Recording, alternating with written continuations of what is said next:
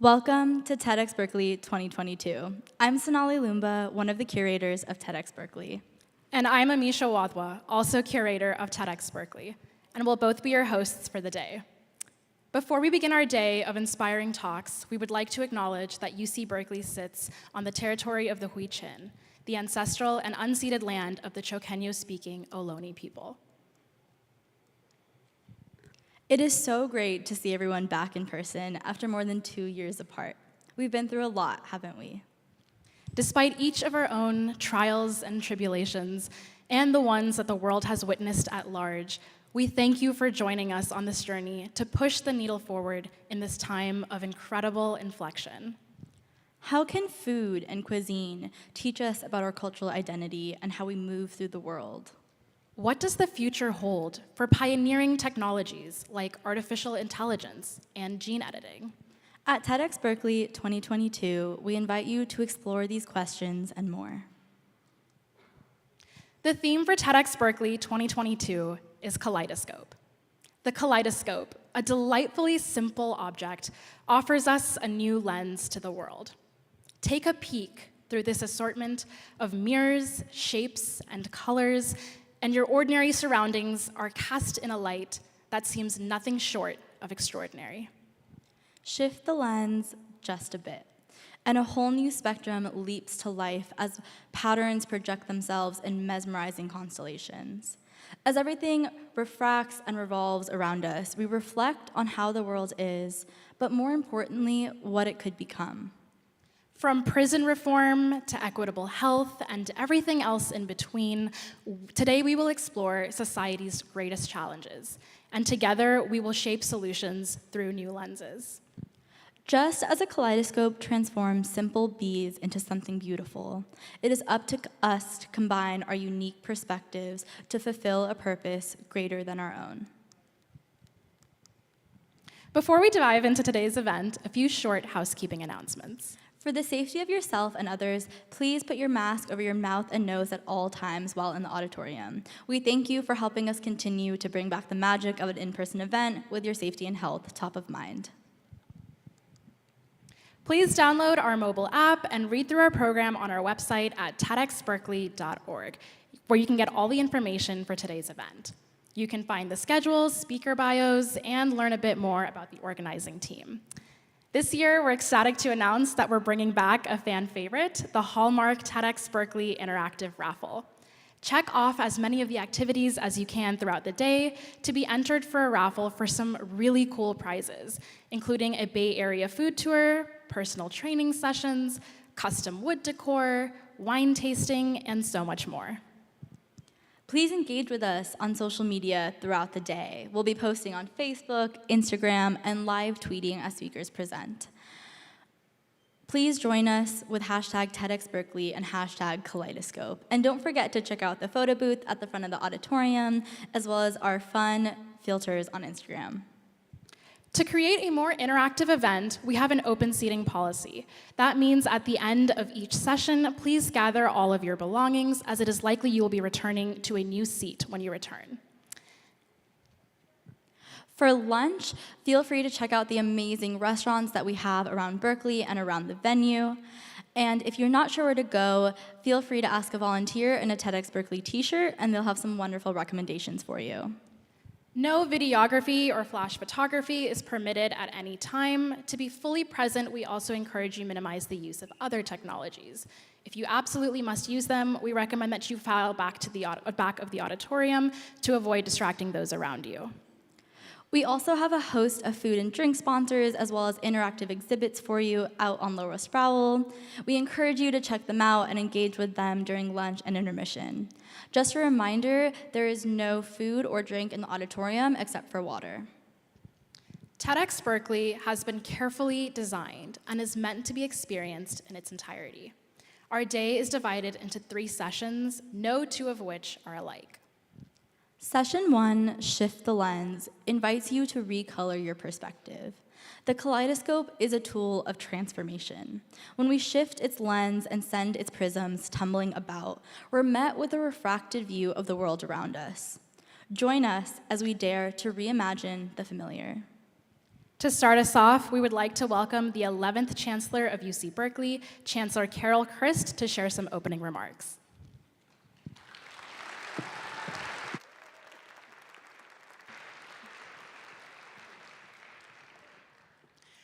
Good morning. Good morning and welcome. It is so wonderful to see you here in person. I'm so glad that this event can be in person. So I really hope you have a wonderful day. I love the theme of this event, Kaleidoscope. I played with a kaleidoscope when I was a child. My children played with kaleidoscopes. My grandchildren now play with kaleidoscopes. And it's really a perfect metaphor for what we try to do at Berkeley, really what's in our DNA at Berkeley. It's to see things new, to question the status quo, to find a new perspective which puts things in a different light. That's the very center of the Berkeley experience. I heard a wonderful talk on Thursday night. It was our faculty research lecture by the immunologist, David Rollet. And he talked about killer cells, which are kind of cells that, he's just recently been working with that attacks invasive agents like cancers or viruses. But he began his lecture, and ended it as well, by talking about what drives research. And he said, what drives research is curiosity. You have to start from curiosity. But he says then you have to be always, always alert to what the implications are in your curiosity-driven research for therapeutic kinds of applications, for medical applications. I know from talking with Jennifer Doudna, who you all know is the discoverer of CRISPR-Cas9 and a Nobel Prize winner, she has the same conception of research. So I hope that here today you think about discovery, you think about the discoveries that curiosity can lead you to, and then you can think about what are the implications for those in the world. I know that today's TEDx program is very much about action, and it's that trajectory from discovery to action that is so central to what we do at Berkeley. We are change makers. So fiat lux, the lux of the kaleidoscope, and go Bears.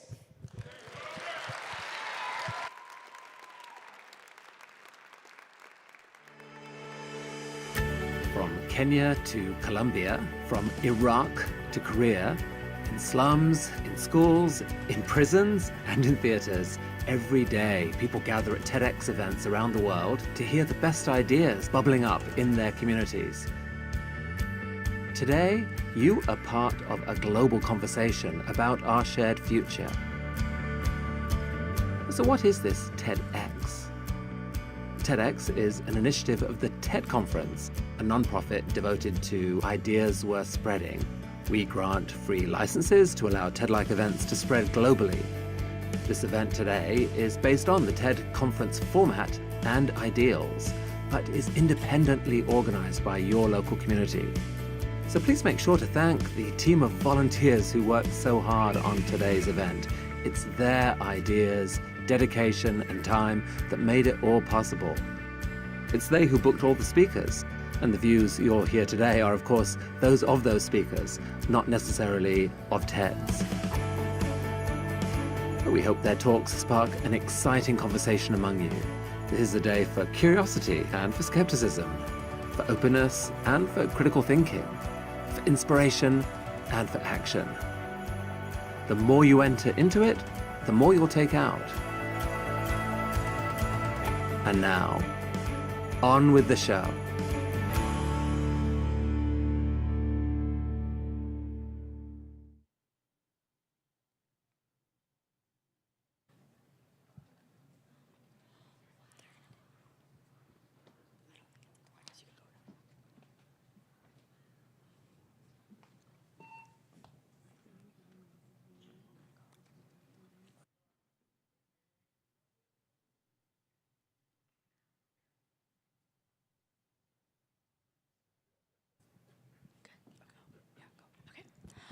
Our first performance of the day, AFX Comp, is a dance company and competitive division of the dance organization AFX. Their name reflects their 3 pillars: aspirations, family, experience. An empowering environment that passes dance culture on to the greater community while uplifting the voices, lives, and experiences of those who have made all of these art forms possible in the first place. Coming to you from dance competitions all across California, please welcome AFX Comp.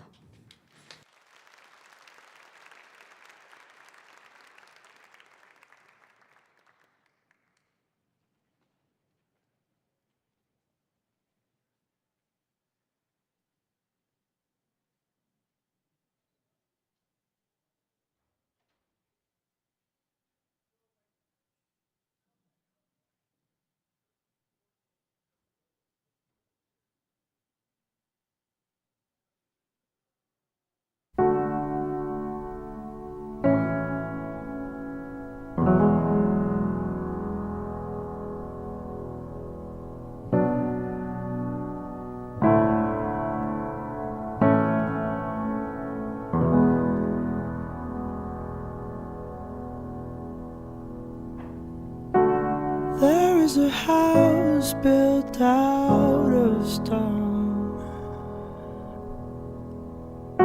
wooden floors, walls, and window sills, tables and chairs warmed by all of the dust.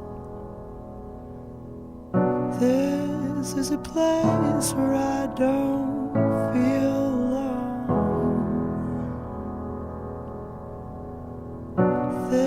this is a place where I feel at home.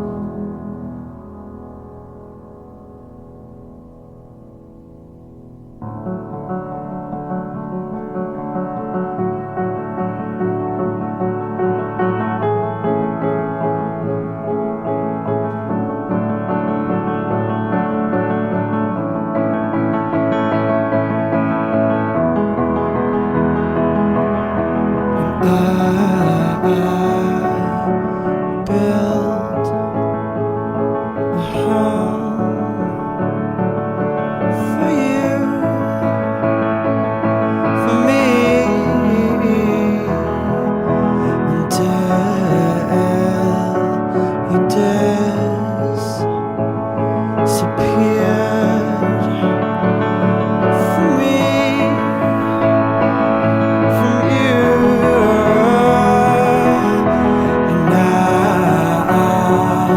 It's time to live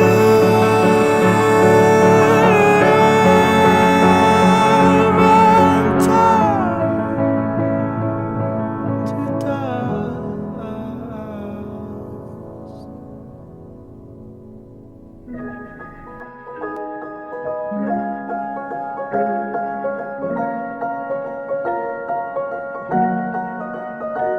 Sit down beside me, stay a while, let our hearts do their parts, with wine and words to meet the hours, so the day never starts. That's who we want, that's what we need.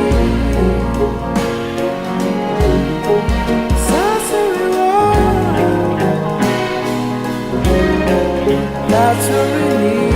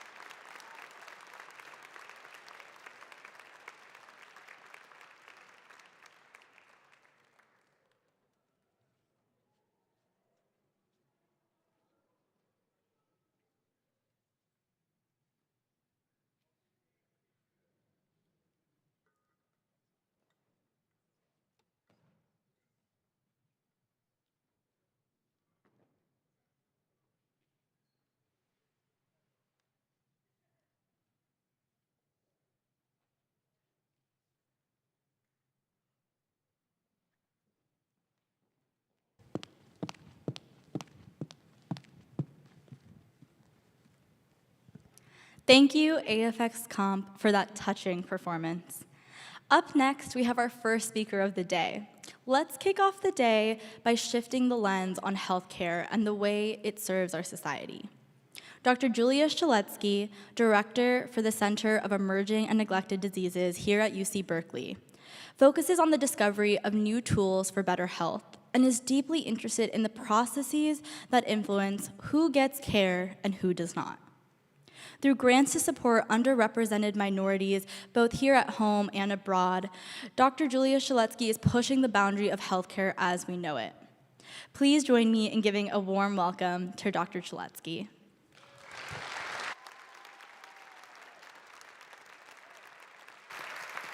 Good morning, everyone. Great to see you here. How many of you have health insurance? Raise hands. A lot. How many of you have seen a medical bill that is too high? Oh yeah, a lot. And you're not alone.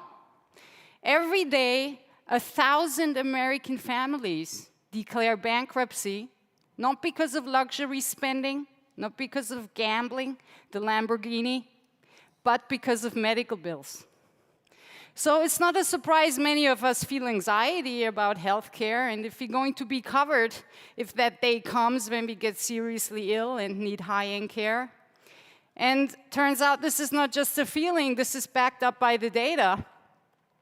As a whole in the United States, we pay the most for healthcare, more than double of other wealthy nations, while we receive on average the least. It's not being said we don't have pockets of real excellence, but it isn't spread evenly across the population. So why can't this be fixed by supply and demand the way we learn about the free market economy? It's because healthcare is not a free market. If you shop for food at the store, you have a lot of options. You can look at things, you can put back what you don't like, you can shop around. If it's too expensive, you go elsewhere. You might not shop at all today. Grow your own. Healthcare is a very different situation. Think about having only one fruit stand with only apples. Each apple is $500, and suddenly your life depends on buying one of these apples. That's not a free choice, but that's healthcare. At the same time, during open enrollment, when you pay if you pay health insurance, you choose a plan, it's like grabbing a mystery bag. You can't really tell what's in it. You will only know when you're sick and you discover what is being covered. And even medical professionals, not even a doctor, can really understand what's being covered. So that makes it really difficult to apply the laws of supply and demand. And the other thing that's happening is, as in healthcare, we all split into groups. We have HMO, PPO, Medicare, uninsured. Everybody is different, and nobody really knows what's going on for the others and what hardships they face. That makes it very, very difficult to advocate as a group for positive change. Today, I want to talk to you about a person who has no insurance. This is a patient I had direct interaction with, and the uninsured are often forgotten because, sometimes you're not in their shoes. So what's her life like? She's a low-wage worker. She makes about $20,000 after taxes, which is too much to qualify for the state-run Medicaid plan, but it's too little to really afford health insurance in the Bay Area. So she goes without. She's young, she hopes for the best. And of course, she gets sick. She gets a skin infection, a staph infection on her leg that rapidly spreads and needs to be treated urgently. She goes eventually to the emergency room. What happens there? The good news is she gets treated. She gets the oral antibiotic she needs, and she makes a full recovery. The bad news is that she also gets a whole lot of unnecessary procedures. She gets an X-ray, a long list of diagnostics. And this, by the way, is happening to all of you when you go see the doctor, too. And the worst news comes in the mail. What do you think that is? The bill. Yes, the bill. And the bill is humongous. It's more than $8,000. It's huge. It's half of her annual income for a very simple run-of-the-mill procedure, oral antibiotic, monitoring of the patients. Any resident could do this in his or her sleep. Very simple basic care, $8,000, half her annual salary. So I saw this bill and I'm like, this is insane, how is this possible? And I talked to a friend of mine who specializes in this area. He's a healthcare lawyer. And I asked him, why is this so expensive? And this is what he said. He laughed and he said, you know, Julia, everyone knows these are fantasy prices. Fantasy prices. They will never get this. No one pays these prices. Well, except the uninsured. So let that sit for a minute. That means the people who can afford it the least actually get charged the highest prices in the system. And how do they do this with the bill? Let's take a look. One way how they inflate the bill is through predatory billing practices. When I took a closer look at this bill, I discovered that our patient, who was an outpatient in the ER, consistently got charged the much higher inpatient rates, leading to about $3,000 overcharge. So now you can contest this and get the bill reduced, but you first need to figure out that this is what's happening. It's not really obvious looking at this. This is hidden in the bill, and you need to be an expert to uncover it. So that's one way, 3K added, through predatory billing practices, preying on the most vulnerable people in society. The other thing that's happening is huge markups on drugs and supplies. I'm looking here at the IV bag, which is saline, just water and a pinch of salt, $325. So I buy this for my lab, and I know this is not $325. I look it up, and indeed, the IV bag is $4 for me, a lot less for the hospital when they buy wholesale. And also the antibiotic, the tool that really cures the patient here, is $8, not $355. So you're looking at markups here between 100 and 1,000-fold on reagents and supplies. Just to compare, when you normally shop, the biggest markup you will ever encounter is around 5-fold and is considered insanely excessive. So this is between 100 and 1,000-fold. This is stratospherical. It's completely off the scale. So what would Medicare pay for this? When I get the numbers, pull all the numbers for these procedures, Medicare would reimburse $274 for this treatment in the emergency room. That's 3% of the bill. Private insurance would pay about $500, and then they would strategically leave some items uncovered for you to pick up. But at the end of the day, Medicare is designed to reflect the average cost of the actual provision of care in the United States. So $274 is close to what it costs to treat the patient. That's 3%. What's up with the other 97% of this bill that's just been added on?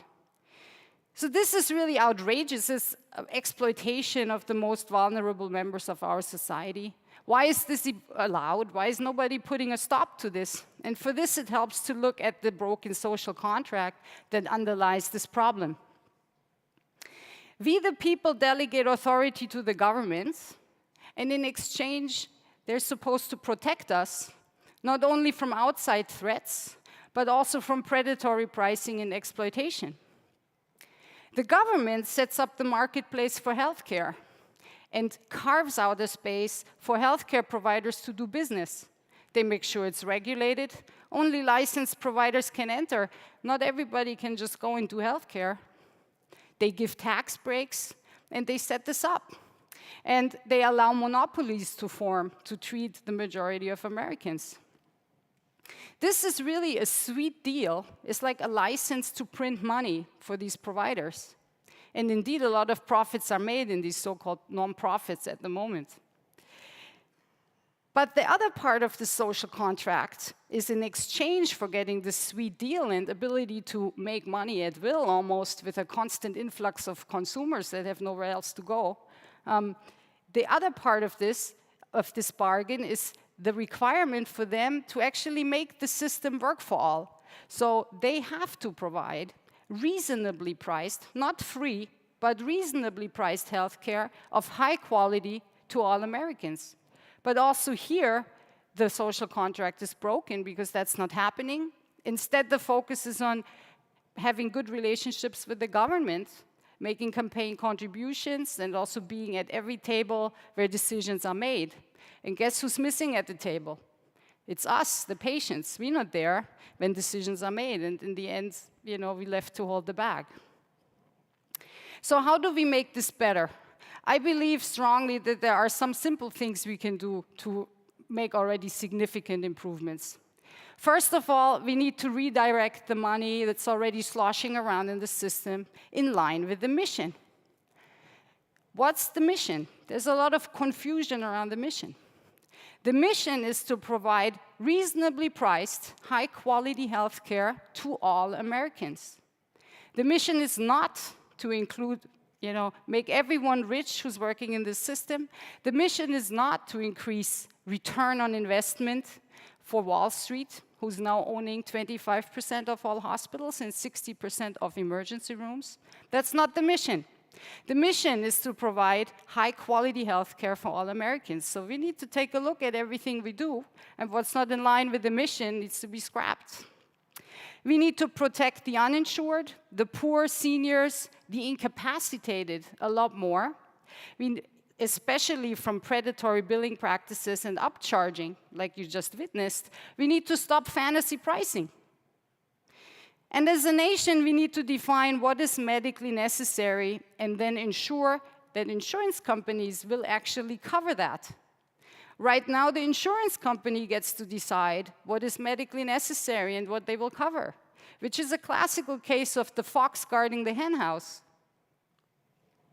And most importantly, we need to preserve autonomy for patients and doctors. The decision-making, the medical need determination, that has to be up to the doctor and the patient together, not to an insurance company, not to a billing department or a hospital administrator. So positive change happened, though. And we got, during COVID, so much empowerment for patients, and some really positive change has happened. And I want to bring this up to everyone, so you know these are changes that are there, and currently people try to push those back. We need to make sure that doesn't succeed and they stay. For example, you can now get telehealth across state lines. If you can't find someone here, you can talk to a doctor in Nevada for half the price. You can go to the pharmacy and get a prescription for a COVID drug. You don't need to first find an appointment with some doctor who will prescribe it. You can go directly to the pharmacy. You can get diagnostic testing ordered for yourself, and you have the right to get the results transmitted to you directly. You don't need to first call your doctor so that the doctor explains the results to you. And also there's a discussion around drug price rebates that will eventually, hopefully, reach patients and not be skimmed off by middlemen called pharmacy benefit managers. So if I can leave you with one thought today, is accountability is more important than adding more money to the system. This system is like a car engine with a fuel line that's leaking in 5 places. And both big parties right now, and always, just fight about how we put more gas in the tank, and how we pay for more gas in the tank, and who's going to put it in.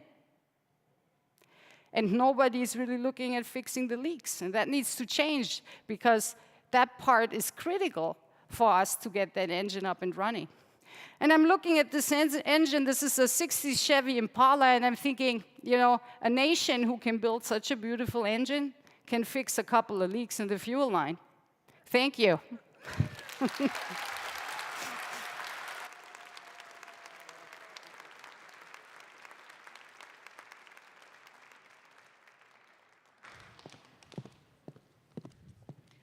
Thank you to Julia for starting our event off with a bang.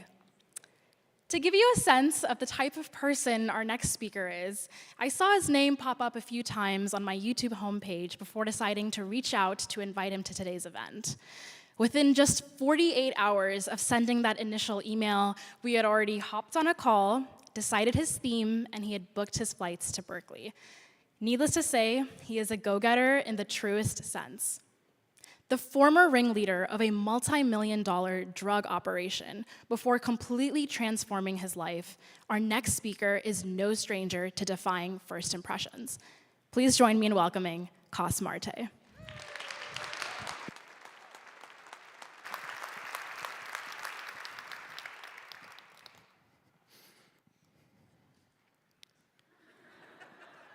Good morning.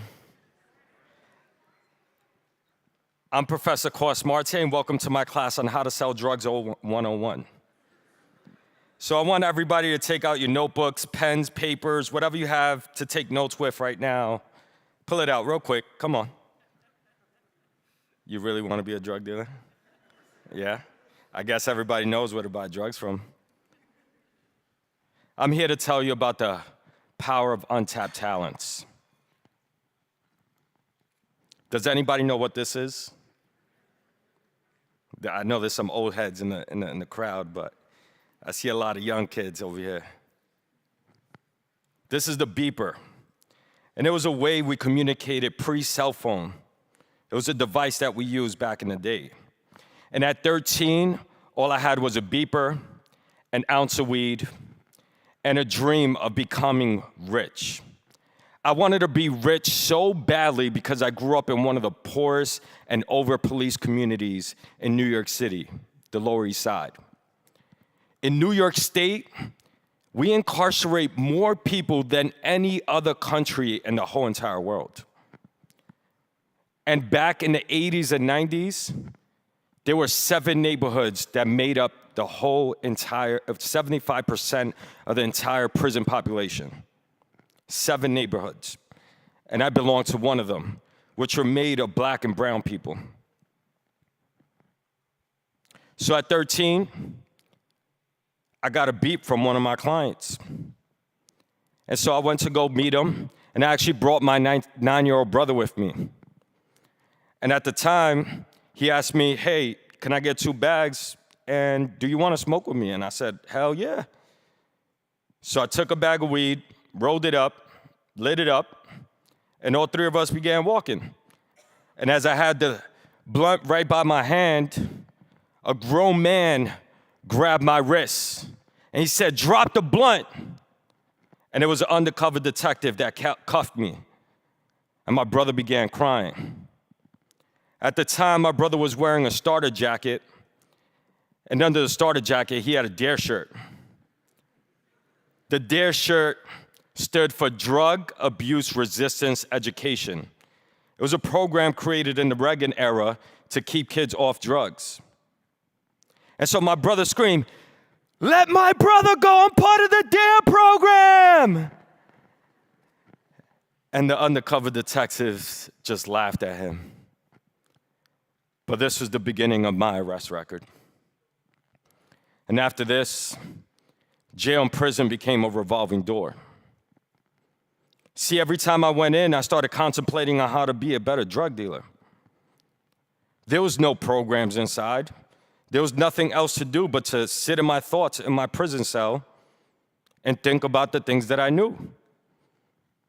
I started selling drugs in a corner bodega sitting on a milk crate. And I quickly changed my strategy up by dealing to high net worth individuals and increased my profit margins by 300%.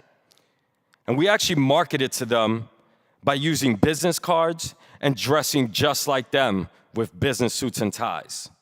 And it blew up.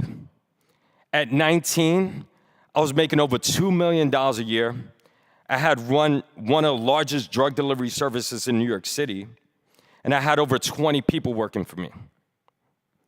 Someone once told me, if I would have been born here in Silicon Valley, I could have been the next Steve Jobs. I don't know about that. But what I do know is that systemic racism is real. And if I would have been born here in a different community with a different skin color, I would have definitely not ended up in the criminal justice system. Today, black and white people use drugs at the same rate. but black people and brown people are 6.5 times most likely to be incarcerated for it. Actually, 1 in 3 black men will be incarcerated in the system today. 1 in 3, compared to 1 in 17 white men. Are black and brown people more dangerous than white people? I have met the most brightest, charismatic, most creative people in prison. Who here knows of anybody that could build a tattoo gun out of a CD player? I bet Steve Jobs can't do that. Or make a whole chessboard out of toilet paper. Or make the best alcoholic drinks with no access to liquor. So my dream when I went inside and I wanted to come out was to elevate these talents to the world. And I started by ConBody. ConBody is a prison-style boot camp where we hire formerly incarcerated individuals to teach fitness classes. And this was derived from my personal experience in prison. See, when I went inside, doctors told me my cholesterol levels were through the roof, and if I didn't eat correctly or work out, I could probably die of a heart attack. And in prison, you don't get the best food, so I started working out obsessively. And I managed to lose over 70 pounds in 6 months, and then I helped over 20 inmates lose over 1,000 pounds combined. Today, we've trained over 70,000 people, virtually and in person. And what I'm proudest of is that we've hired over 50 formerly incarcerated individuals and have a 0 recidivism rate. That means no one has gone back inside. Please meet Sarita Wright, who at 16 years old, 16, committed a mistake and was involved in a robbery gone wrong. I hired her as quickly as she came out from a 22-year prison sentence. Today, she's one of our top trainers, and she's actually going inside the criminal justice space in juvenile facilities, teaching the youth how to live a healthier lifestyle. Sultan Malik, who did 14 years in prison, 7 years in solitary confinement. You think quarantine was hard? Try the box. Today, he's rated one of the top 5 trainers by Reebok across the whole country. And he's coming up with a new fitness business. Think about it as WeWork meets fitness, where trainers rent out his facilities to train their clients. Today, I want you to imagine how you judge somebody coming out of the prison system. What do we see in the surface? Do we just want to judge them for that? Or how about we judge them for their incredible untapped talents? So today I'm actually expanding my mission in a different form, in a different industry in New York State. Marijuana. Well, my old industry that got acquired by the Drug Enforcement Agency. See, since the launch of the cannabis legalization industry across 37 states, 13 states adopted a social equity program. New York State is actually being the boldest now. They stated that the first 100 to 200 licenses are going to formerly incarcerated individuals that have been justice impacted by the war on drugs, specifically cannabis.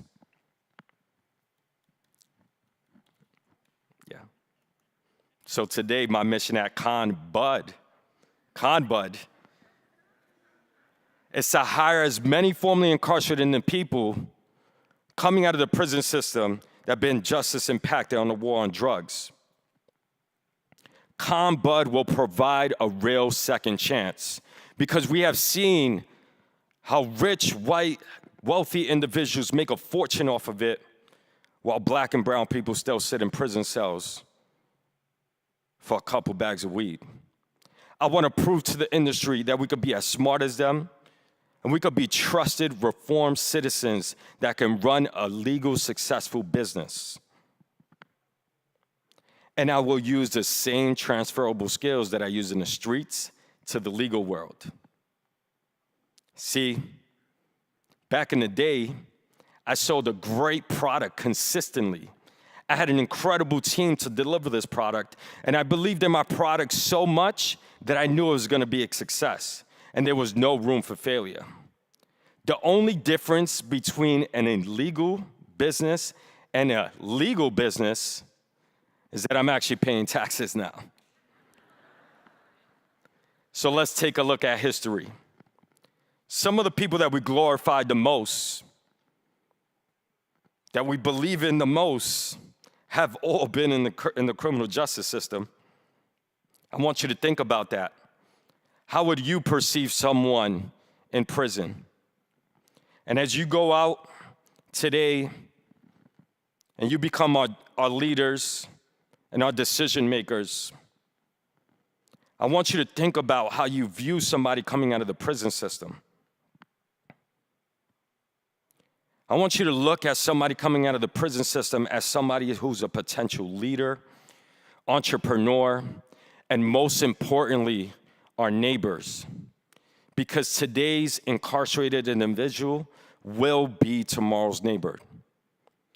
Do you want that person coming out to be the best person they can be?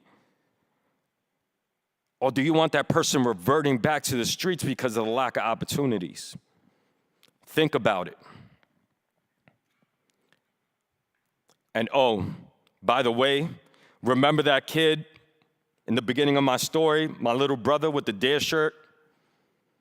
The one that grew up in the same situation as I did? Who could have been part of the same statistic? He's actually New York City City Council member of District 1 now. A real true talent of the Lower East Side. And as I end my discussion today, and I teach you my lesson of selling drugs, I'm gonna close out with this. ABC, always be closing. So I want everybody to take out your phones real quick. Come on, take out your phones real quick. I only got like a couple seconds before they cut my mic off. I want you to click on that app called Instagram. I want you to write CONBUDNY, ConBudNY, and I want you to press follow. As we grow in this industry, I want you to follow us, and I want to really change perceptions and really be the leaders on how we view formerly incarcerated by changing the system and creating an equitable world. Thank you so much. I appreciate y'all. Thank you.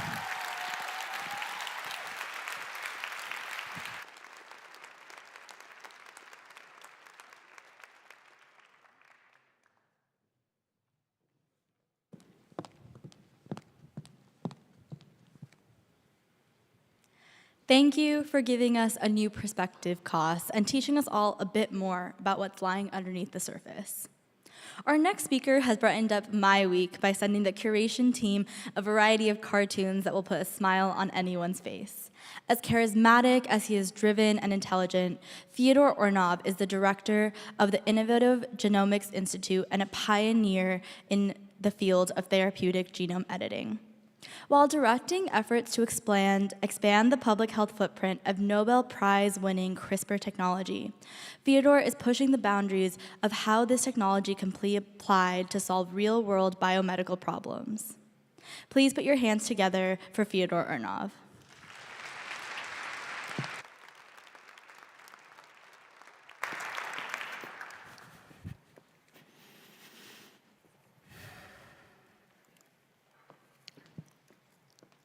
I'm here to offer you a new meaning for this word, rare. And to do this, I need to introduce an acronym that you've heard of, CRISPR. It's a method for gene editing, that's right, changing DNA on demand, that was invented here at UC Berkeley by my colleague, Dr. Jennifer Doudna. She won the Nobel Prize for this and founded the Innovative Genomics Institute, where I work. The new meaning comes out at the intersection between these two words and refers to genetic disease, such as one that is affecting the family of this woman who wrote to Dr. Doudna to say, "I know this is a long shot, but I wanted to reach out to you as all my research into gene editing seems to lead to you. I have 3 boys, and 2 of them have been diagnosed with a degenerative neurologic condition, hereditary spastic paraplegia type 15. It affects not only mobility, but cognitive, bladder bowel control, speech, swallowing. It's extremely debilitating, and watching my sons disintegrate before my eyes is heartbreaking."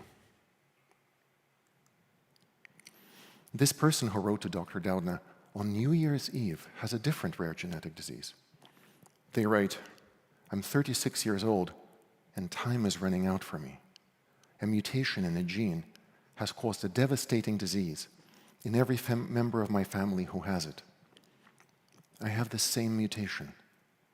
They continue, "I would be a willing participant in a CRISPR clinical trial."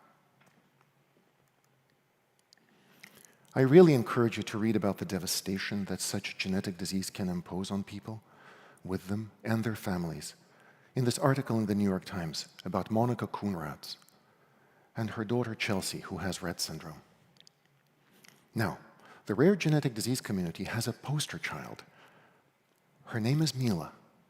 Her mom, Julia Vitarello, led a heroic effort to inspire physicians and scientists to build a medicine, a bespoke therapy just for that gene mutation that was killing her daughter. That's amazing, but that is one disease out of 5,000. What can we do about this? We are not powerless. Let me introduce you to your DNA. This is 12 letters of it, the familiar double helix. Your actual DNA is a lot longer. Here you can see about 0.1% of it. It's 6 billion letters long. Tragically, even a single typo in this long genetic text can cause devastating disease. For example, sickle cell anemia. Miles Davis suffered from it. 100,000 of our fellow Americans have it, and their life expectancy is in the mid-40s. Or bubble boy disease. It killed this child. His name was David Vetter, the original bubble boy. Left untreated, this disease will kill everyone who has it before age 1. And so it is here that I need to inspire in you to revise the meaning of the word rare as it relates to genetic disease. Yes, each such disease is rare individually, but in aggregate, 200 million of our fellow human beings have one of 5,000 different genetic diseases. About 10% of them affect the immune system, such as adenosine deaminase deficient severe combined immune deficiency, that this tiny little human had. And I say had because this baby has been cured by Dr. Donald Cohen of the University of California, Los Angeles, and his team using a method called gene therapy. Along with 49 other children on this clinical trial, this little guy would have died for sure. But Dr. Cohen took a bit of his bone marrow stem cells, then used a virus to add back a normal copy of the gene that was defective, and then put the stem cells back in. And what happened to these 50 children? They were all cured. A magnificent, magnificent achievement for biomedicine and, of course, for the patients and their families. I am sad to say, folks, nobody should be doing a victory lap about this, and here is why. In order to make this life-saving therapy available to all, it was then licensed to a for-profit entity. And then the community watched in horror as that company, exact quote, abandoned it because it didn't represent a viable commercial opportunity. Can you just imagine telling the parents of a 1-year-old child dying of horrible infections that their kid does not represent, quote, a viable commercial opportunity? So it's not all bad. The state of California, through the California Institute for Regenerative Medicine, provided Dr. Cohen's team with $6 million to continue treating children. Sadly, the cold light of commercial reality shines a deeply unfavorable light on the situation.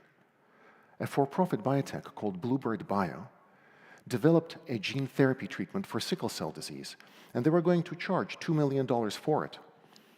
They were unable to get European governments to pay that much, and rather than take a price cut, they just left the European market.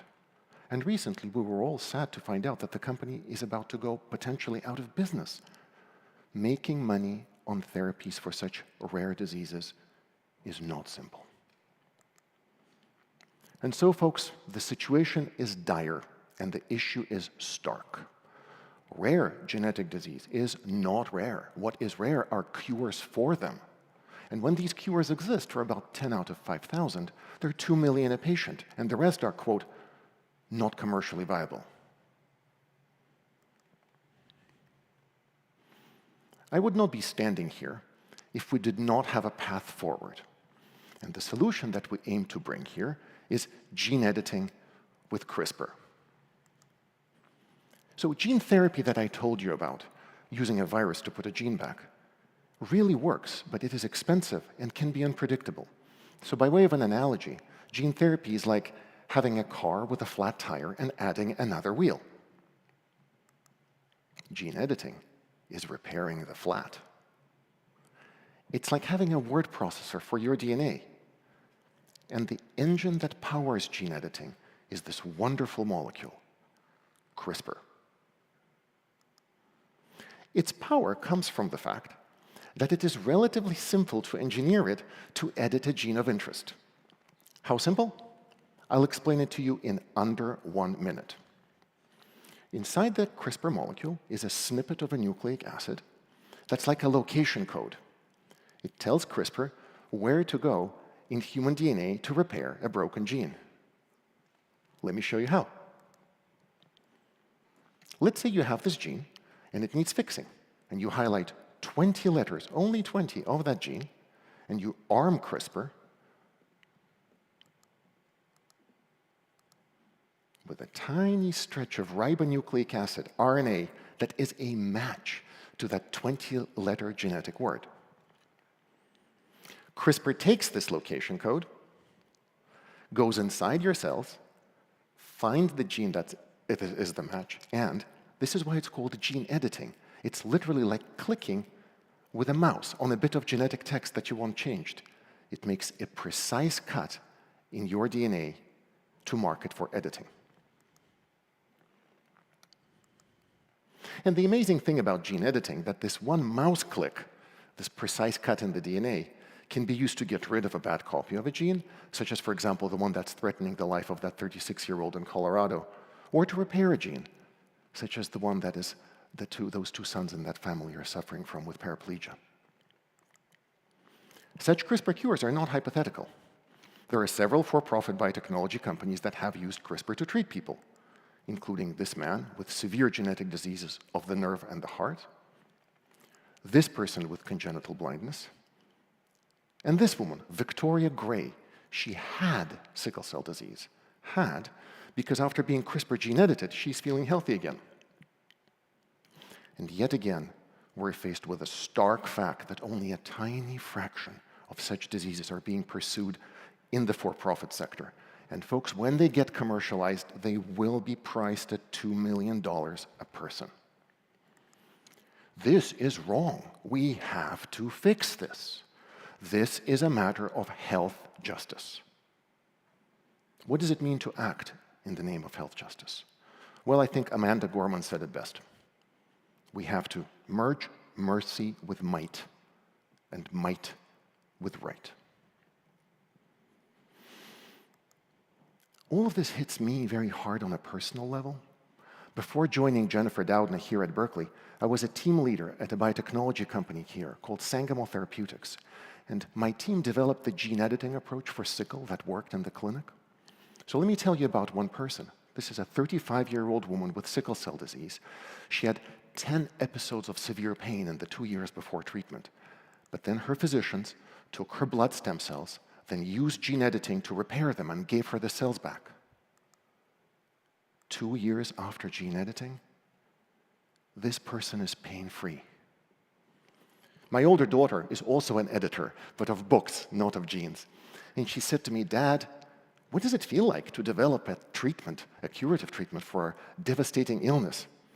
I didn't know what to say, and I thought about it, and I realized it feels like a call to action. We have to make such cures available to all who need them. And so this passion for health justice brought me to the IGI. Its vision, as enunciated by Jennifer, is that we have a responsibility to pursue CRISPR's enormous potential to achieve previously impossible solutions to some of the world's biggest challenges, solutions that will be available to anyone. So at the IGI, we innovate across the entire problem space of building a CRISPR cure, and, this is key, we put them to real-world testing. And all of that's done in what I'm going to call Avengers mode. What does that mean? It means that you bring together superheroes with non-overlapping superpowers. Let me show you some real Avengers. We brought together biochemists, bioengineers, neurobiologists, computational biologists into a team to build a CRISPR treatment for neurodegeneration. We gathered such a team for sickle cell disease. We teamed up with stem cell biologists and physicians to build a CRISPR that would help safely treat ovarian cancer. And with physicians and scientists at UCSF and the Gladstone to build a CRISPR for one individual who suffers from severe autoimmune disorders. We are passionate about putting our innovation into the real world. In fact, the world's only CRISPR gene editing trial that is all academic and all nonprofit is a partnership between the IGI and leading physicians at UCSF, Dr. Mark Walters, and UCLA, Dr. Cohn. Our goal? To develop a scalable and equitable treatment for sickle cell disease. I mentioned that nearly 10% of genetic disease breaks the immune system. We can't have kids live in bubbles. So we teamed up with Dr. Jennifer Puck, Dr. Mort Cowan, and built a team of Avenger-style superheroes in a, quote, "it takes a village to save a child" approach, in building a platform approach to CRISPR cures in immune disease. What does that mean, platform approach? Well, our initial focus, again driven by the cause of health justice, is a genetic disease of the immune system called Artemis SCID. It disproportionately and tragically affects children of the Navajo Nation, in part because of the devastating injustice, the population bottleneck, imposed upon them way back in the 19th century. We cannot right that wrong, but we can build a CRISPR to treat these children. And key to our vision is that the way we're going to do this will be a recipe not only to treat kids with Artemis SCID, but will be a scalable, and this is key, affordable approach to all genetic diseases of the immune system. I want to be clear. This is going to be very hard. We are inspired by the United States Marine Corps, who say, courage is not going into a room full of fear and danger unafraid. It is being afraid and still going in. We cannot do this alone. If you're asking yourself, how can I get involved? Well, whether you want to connect with IGI Science, contribute to it, support it, or whether if your family is affected by genetic disease, you can learn on the IGI website about how CRISPR works, CRISPR clinical trials, and I encourage you to find your own exclamation point of a solution to the equation of you plus CRISPR. Thank you.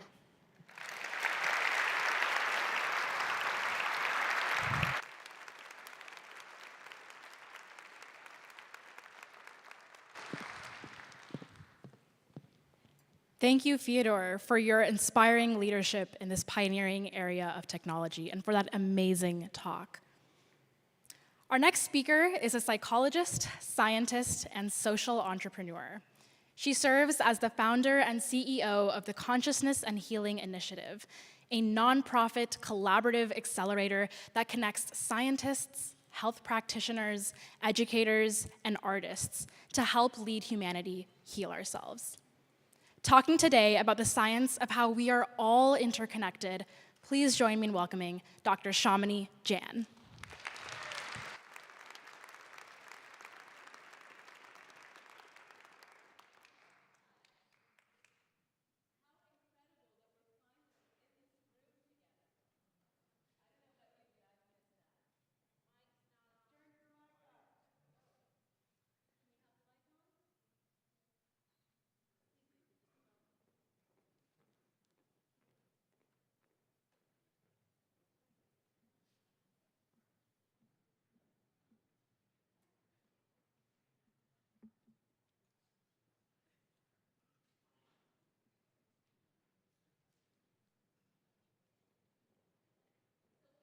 Again, there we go. Woo! It truly is amazing that we're all in the room together once again, and I will tell you, I have certainly missed it. But I think we all know that the social isolation that we've just experienced has also helped us realize how interconnected we really are.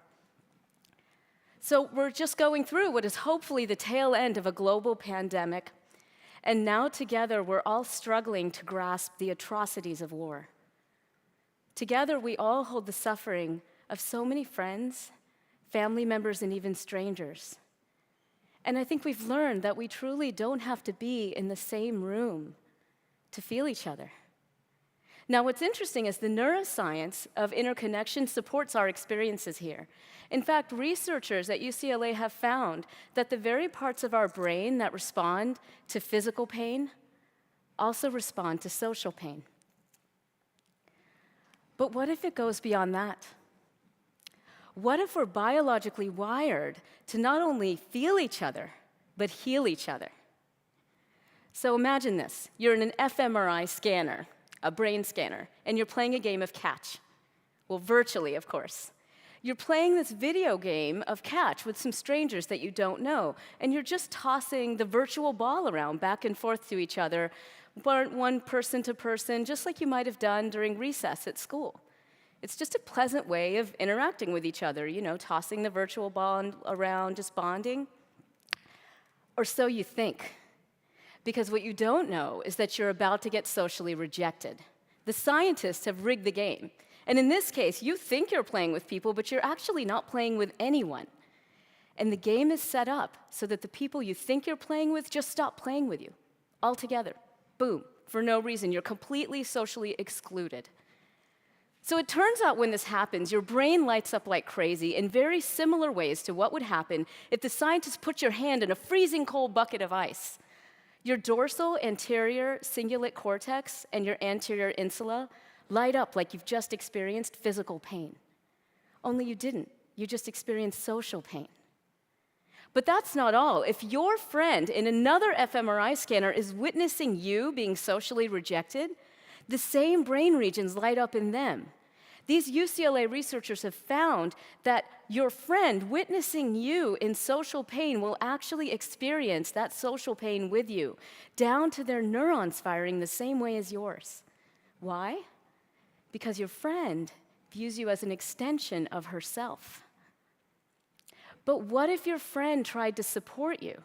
These same researchers have found, for example, that if your friend tries to comfort you when you're getting an electric shock, for example, the brain areas in your brain related to reward will increase in activity, and the areas related to your pain processing will decrease.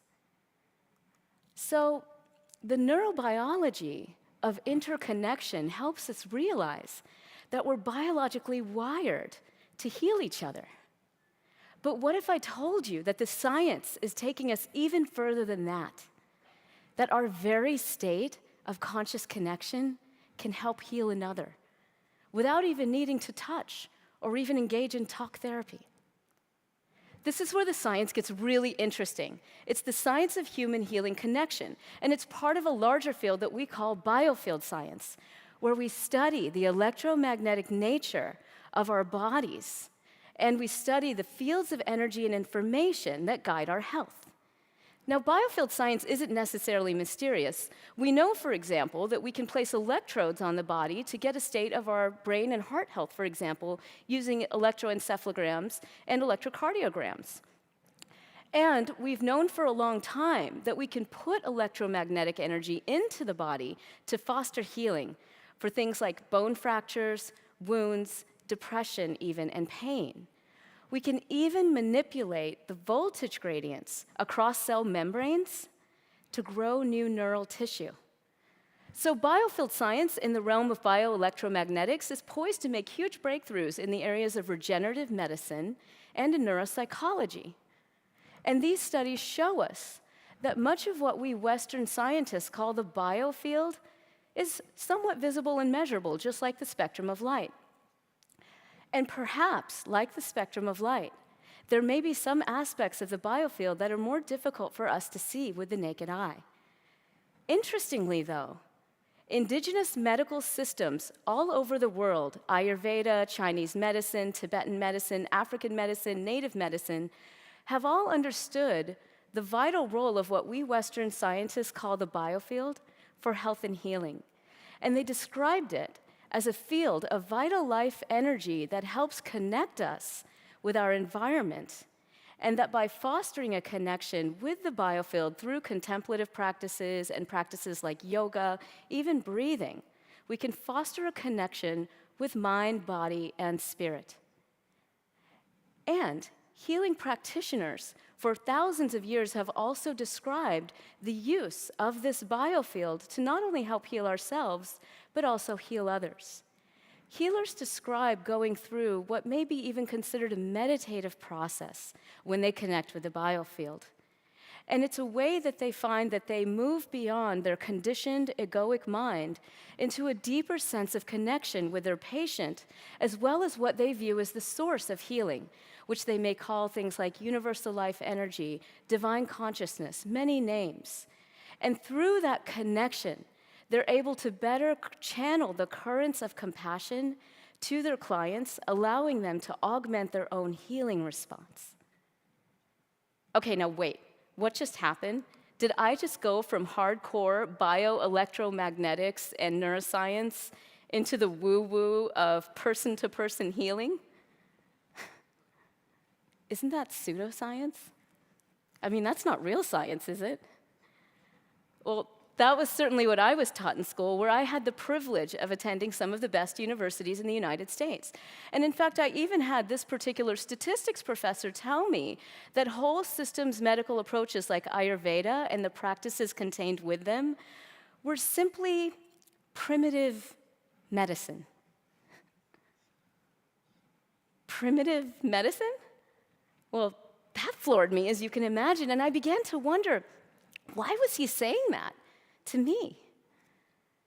I began to understand that for professors who are steeped in a particular worldview, one may even say informed by a monocultural ethnocentrism that has dominated science and medicine for well over a century, practices, whole system healing practices like Ayurveda, Chinese medicine, and the practices contained with them, may be considered to them primitive medicine. But as an East Indian woman of Jain spiritual heritage who grew up in South Carolina surrounded by my Baptist Christian friends, I've always had an instinct to build bridges between seemingly different ways of thinking. So as a clinical psychologist and a researcher in an area called psychoneuroimmunology, I decided to conduct my own randomized placebo-controlled trial of biofield healing connection for cancer patients. Now, how many of you have been touched by cancer? Either someone you know or yourself personally, right? Probably everyone in this room. It's very personal. So you probably know that fatigue is the #1 complaint among cancer patients and survivors. And when I was doing this study, I had calls from survivors all over the country that said, "Thank you for studying this, because I'm so fatigued. I've gone through chemo, I've gone through radiation, and I've talked to my doctor, but he doesn't know what to do. I've told him I'm not depressed, but he's just giving me an antidepressant." So this is why we do these studies. And what we found in a nutshell with this trial was that fatigue survivors who received just 8 sessions of biofield healing connection over the course of a month dropped down dramatically in their fatigue to levels that we would expect for someone walking down the street. But what really floored me was that I saw changes in physiology that I could not explain. The women receiving the biofield healing actually dropped down to levels of what we would expect for women going down the street, but also their cortisol rhythms normalized. That is, the rhythms of their cortisol throughout the day became more regular. And as it turns out, this is extremely important because it's dysregulations in cortisol rhythms that actually are linked to fatigue, depression, and even mortality in breast cancer patients. So these results were surprising, to say the least, but then I was awed to find out that there were a number of other tenured professors at major universities conducting research in biofield healing connection for patients. And in fact, there are over 125 randomized controlled trials of biofield healing connection for patients. And when we pool together all of the data in systematic reviews and meta-analyses where we evaluate the studies for quality and assurance of inferences, we find that these connection practices help mitigate pain, anxiety, trauma, and even behavioral symptoms in dementia. What's more, when we examine the impact of these biofield connection practices directly on physiology, using, for example, cell and animal studies conducted at Harvard, University of Connecticut, and now MD Anderson Cancer Center, we're seeing a pattern in the data where biofield healing connection is actually preventing the spread of tumors in the body, in these cell and animal studies, down to reductions in inflammatory cytokines, changes in cell subsets, and even changes in cell signaling related to tumor spread. In fact, we're still trying to find drugs that can mimic some of these cell actions that we're seeing in these studies. But in these studies, it's not a drug or even a device that's having these effects. It's simply a human connecting with another biological system, channeling the currents of compassion to generate a healing response. Now, these peer-reviewed, published studies are very real. But we tend to kind of ignore them or even discount them. We kind of just don't believe them. They seem too fantastic or magical to believe. You may even be feeling disbelief right now as I'm sharing with you the results of these published studies by major professors who get millions of dollars of NIH, National Institutes of Health, funding for their mainstream work. Well, the disbelief is natural because as humans, we tend to engage in something that we call cognitive dissonance. That is, we set our minds and belief systems a certain way. And when we encounter data that supports that belief, we take it in, right? And when we encounter data that doesn't support that belief, we tend to refute it or ignore it. Sound familiar? We see cognitive dissonance everywhere, right? In religion and politics and debates about climate change, even about the way health and healing works. But being doggedly attached to one point of view doesn't actually serve science and medicine. Healing doesn't happen from just one pathway. Basic biology tells us that. Our inability to see the possibility of multiple ways of healing is rendering us unable to solve the current global health crises that we have today. But here's the good news. We are evolving our understandings of health and medicine. Take, for example, the global pain epidemic, which also became a global opioid epidemic. We're all aware of this, right? Costing trillions of dollars and millions of lives. Why? Because we were so focused on a particular molecular chemical pathway as the only way for healing that we unfortunately augmented addiction, mental health issues, as well as difficulties with life, with suicide. We exacerbated the suicide rates because of that opioid epidemic. But now here is the good news. Thanks to the evidence, we are expanding our understanding of how health and healing works. And the American College of Physicians now recommends as first-line treatments for chronic low back pain, practices including exercise, yoga, acupuncture, and meditation. Why? Because we chose to invest in the evidence, and now we know something about their helpful evidence-based effects. The reason why biofield healing seems so unbelievable to us is because we've been walking around with a very narrow perspective, one may even say tunnel vision, about how health and healing works. Truly, we have to understand that it was only more than 50 years ago, not even 50 years ago, that we thought our brains didn't connect with our immune system, that our emotions had no bearing on our health, and that our environment, our socioeconomic environment, had no bearing on disease. But now, of course, we know differently. So when we view the data from these whole system healing practices, we recognize that we have to peer through the scientific kaleidoscope a different way, from the lens of interconnection, not disconnection.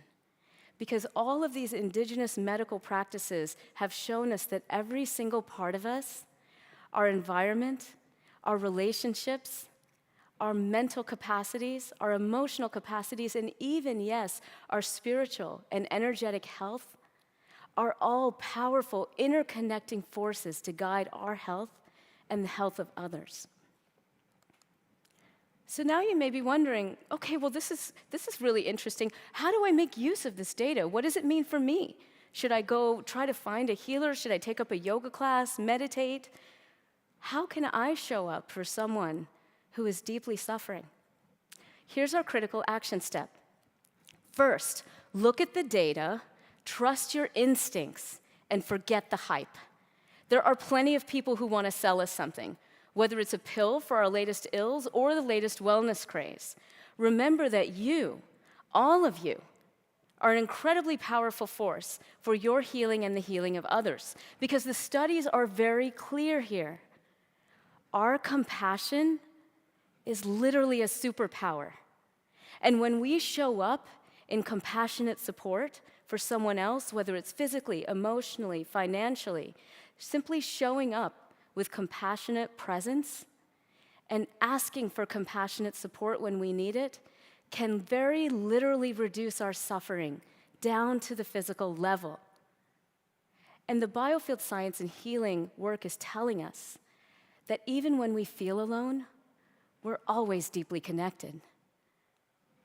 So for me, when I sit with this emerging data in human healing connection, I'm incredibly excited.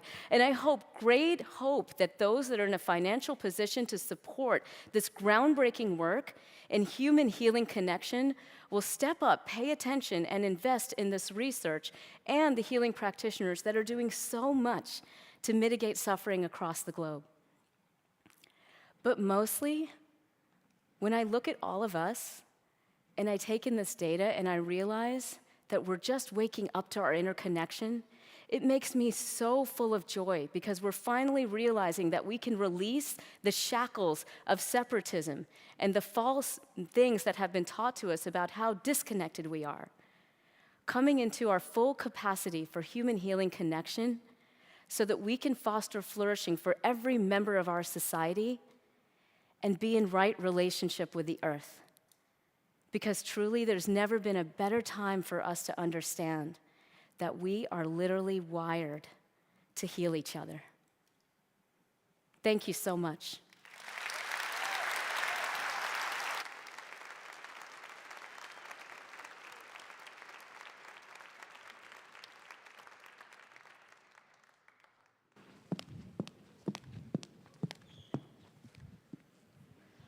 Thank you, Dr. Shamini Jain, for expanding our mindset on the way we view interconnection and medicine. When I told my friends about this next speaker, they were incredibly excited, playing clips of his podcast, giving guesses one after the other about what his talk will be about. I am thrilled to introduce Cole Kushna, founder and host of Dissect, a Spotify podcast that forensically examines contemporary music. A lifelong musician and student of music, Cole has fused his teenage love for contemporary music with the academic analysis skills he learned studying classical composition in college. Listen in as Cole uncovers a new facet of music you may have never heard before.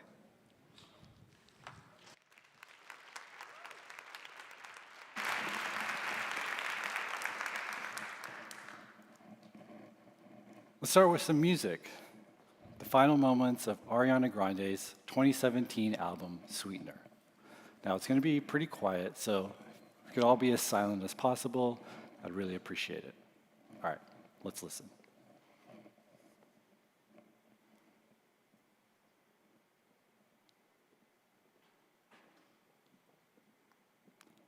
Did you hear it? All right, kind of a trick question. That's because Ariana Grande ended her album with 40 full seconds of silence. And the way that we just experienced that silence, without any context, I'm guessing that most of you didn't feel anything but confusion. But by the end of my talk, we're actually going to play the same excerpt again, and I'm hoping that your experience will be dramatically different. But first, let me tell you how I got here. When I was 12 years old, I saw an image that changed my life. Jimi Hendrix kneeled over his red electric guitar that he just lit on fire. As a 12-year-old boy, this was the coolest thing I'd ever seen in my life. I ended up asking for a guitar for my birthday that year, and my life has revolved around music ever since that moment. Now, I taught myself how to play guitar by learning my favorites by Nirvana, the Smashing Pumpkins, and the little pieces of Hendrix I can actually manage to pull off. But I remember it felt like magic, hearing the songs that I loved coming out of the guitar that I was playing. Somehow it made me feel connected to these artists. Obviously, I was nowhere near Hendrix's level, but those larger-than-life moments as a young kid sure felt like I was. So I ended up joining my first rock band in high school. You're supposed to laugh. And I would end up playing in bands for the next decade or so, writing and recording songs and albums, playing shows, chasing that classic dream of making it big. But about 10 years into this lifestyle, I became exhausted. I was tired of playing in dirty bars. I was tired of sleeping on dirty floors and eating dirty Taco Bell every night. But most of all, I hit a wall musically. I felt like I had taught myself everything that I could, and I was ready for a new challenge. And so, at age 27, I quit my band and enrolled at Sacramento State University to formally study music composition and theory. Now, at the time, it didn't seem like that big of a deal. I had, written hundreds of songs by this point, and I knew how to play guitar and piano. But I barely knew how to read music, and I had absolutely zero experience with classical music, which is what you study at the collegiate level. Now, in retrospect, it was a pretty naive decision. I was suddenly dropped into this brand new musical world. Everyone around me had been formally trained since they were young. I mean, literally everyone was better than me. It was humbling and at times flat out embarrassing. Seriously considered dropping out. But I did end up sticking with it, spending a lot of long days and nights playing catch-up, listening to nothing but classical music, reading books, and even taking online basic music theory courses on the side. And the more that I immersed myself into this new world, the more that I fell in love with it. And I came to love, learning about the techniques that composers like Beethoven were using to write their music. I came to love learning about how the time and the place and the composer's personal lives was influencing their music. But most of all, I really came to love how learning all of this dramatically transformed my experience of the music and deepened my connection to the human beings who wrote it. Now, I'm going to try to give you a taste of that experience right now. Let's listen to a little bit of Dmitri Shostakovich's Fifth Symphony.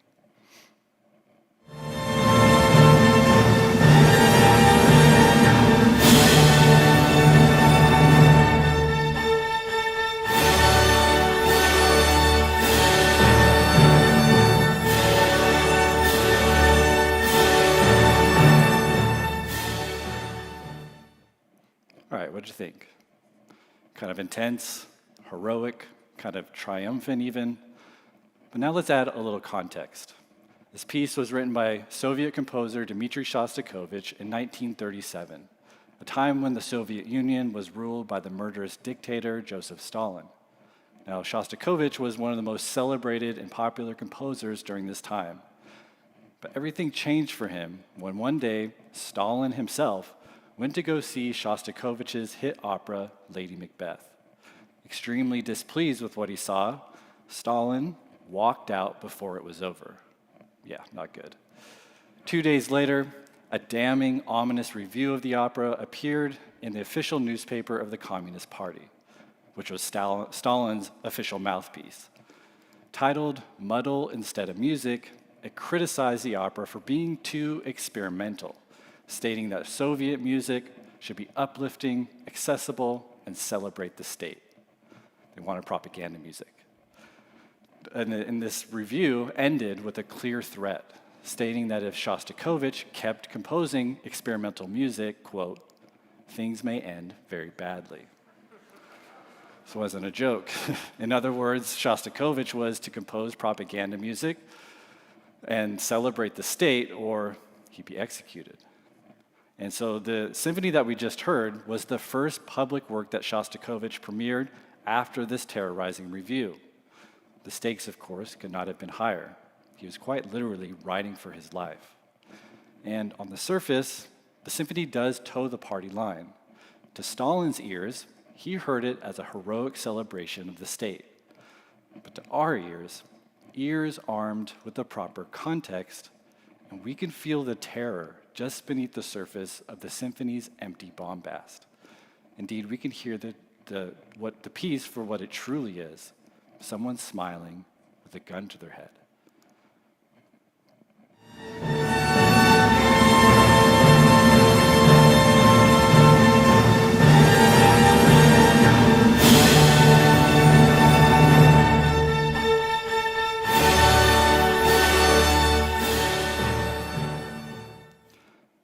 Understanding the context of this piece dramatically transforms my experience of it.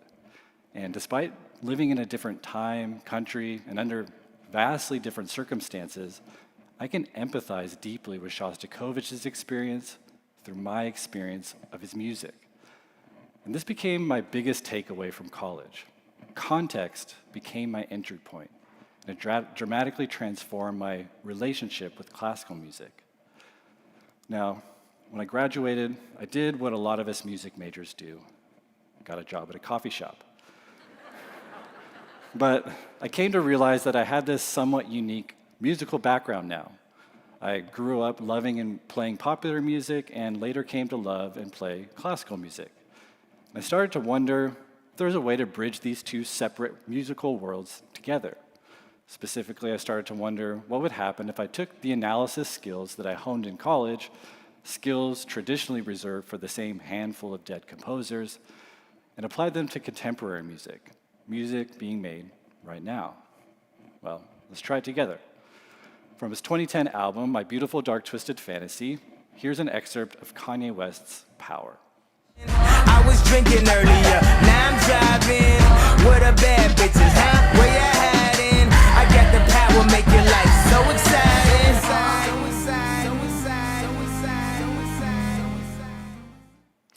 All right, Kanye here says, I got the power to make your life so exciting.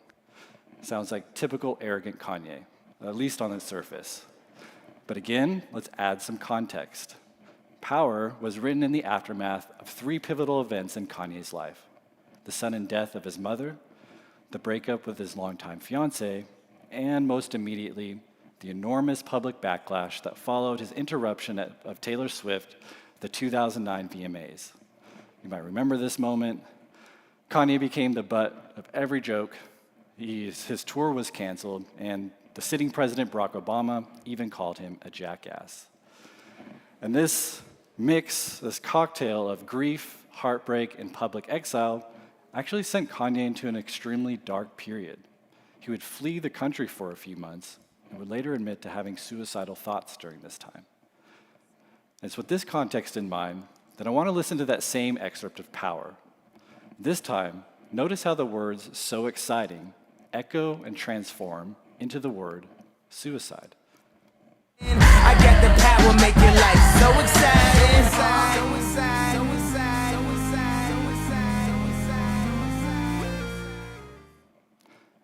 The sudden musical transformation of "so exciting" to suicide mirrors exactly the sudden transformation of Kanye's once exciting life of fame and power, twisting into something far darker in the blink of an eye.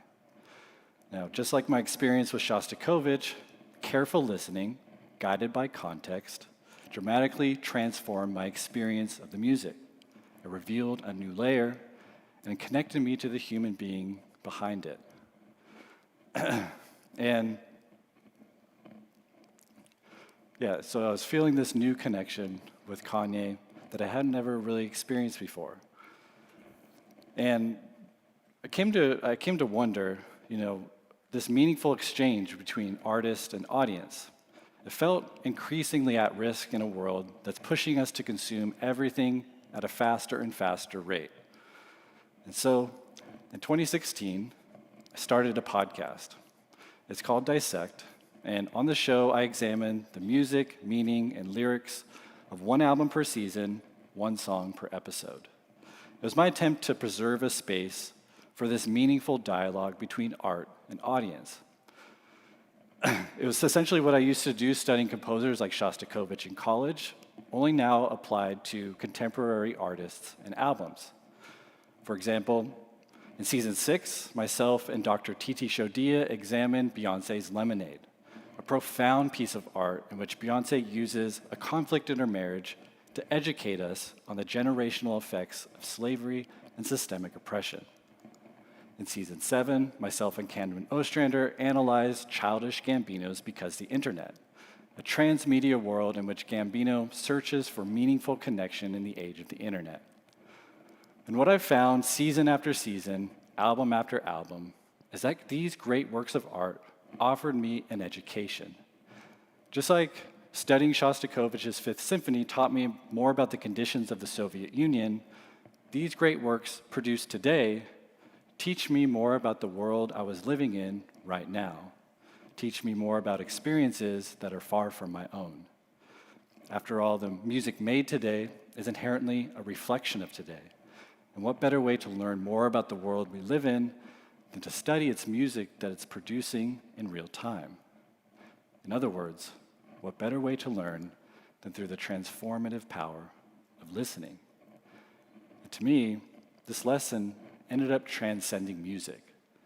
That context and really listening to one another is one of the best ways to cultivate a more dynamic understanding of the world and empathy for the people we share it with.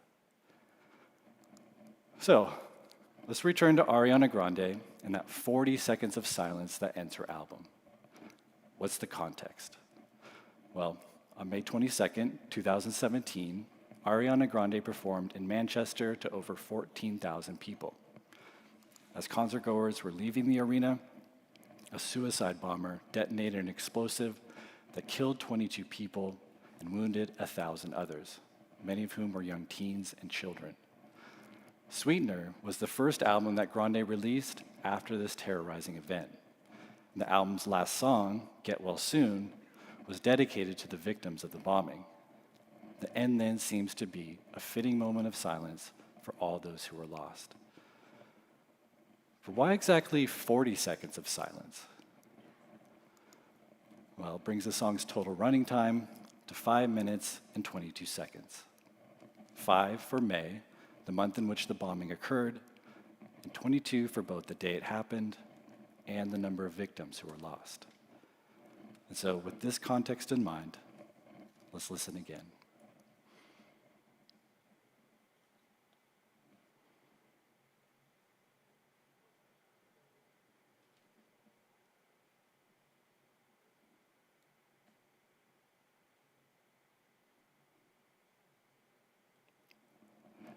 And that's the power of really listening. Thank you.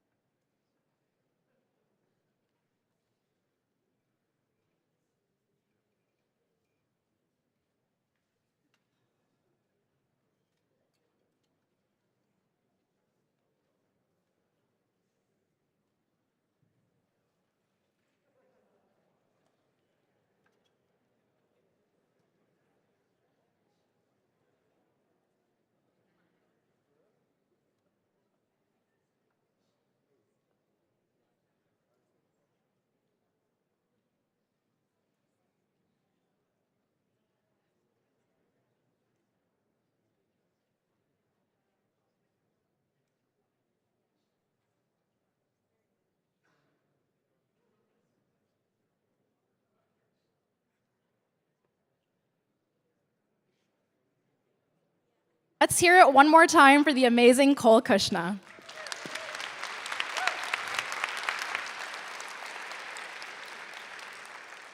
Up next, we have Celli at Berkeley, a chamber ensemble made up of members of the UC Berkeley Symphony Orchestra cello section, as well as cellists in the UC Berkeley student community. Celli at Berkeley has performed modern works by composers in the Bay Area like Michael Nicholas, Daniel Leo, and Anika Galindo.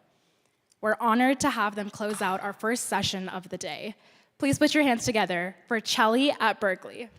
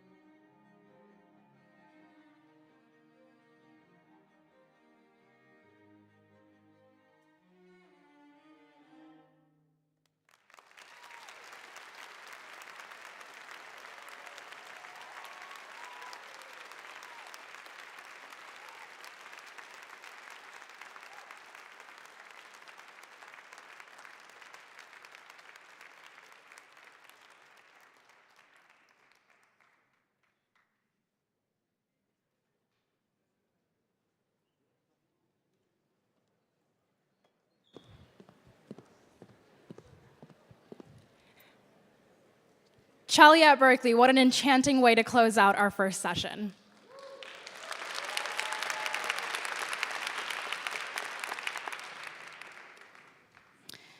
Just a few quick reminders before lunch. First, a friendly reminder that there is no flash photography allowed within the auditorium. Please grab some snacks and drinks from our amazing in-kind sponsors out on Lower Sproul, right as you exit Zellerbach Hall. We would encourage you to engage with our incredible interactive exhibits, including our digital artist Jeremy with a live painting exhibit, as well as a photo booth out in Zellerbach lobby. We also encourage you to download the TEDxBerkeley app and participate in our interactive raffle, which is back by popular demand. Winners will be notified later in the day for you to pick up your prizes at the table right outside of Alumni House at our wine reception. For lunch, there are many delicious options nearby here in Berkeley. We're truly privileged. If you'd like recommendations, please feel free to ask a volunteer that's wearing a TEDxBerkeley t-shirt, and they should be able to help you out.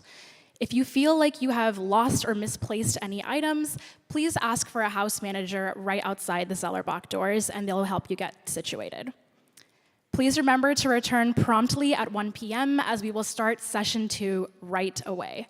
See you after lunch for our second session, Patterns and Perspectives. Thank you.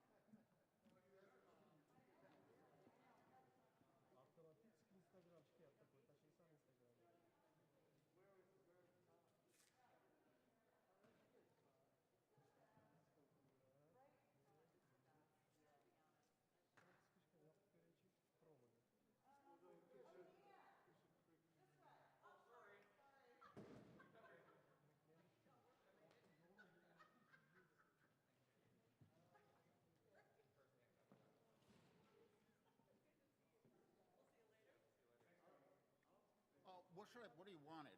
Does it go in the cave? No, it's open because I need 2 mic stands. Oh, okay. Thank you, sir. Sure. Nevada, Petaluma, and Santa Rosa.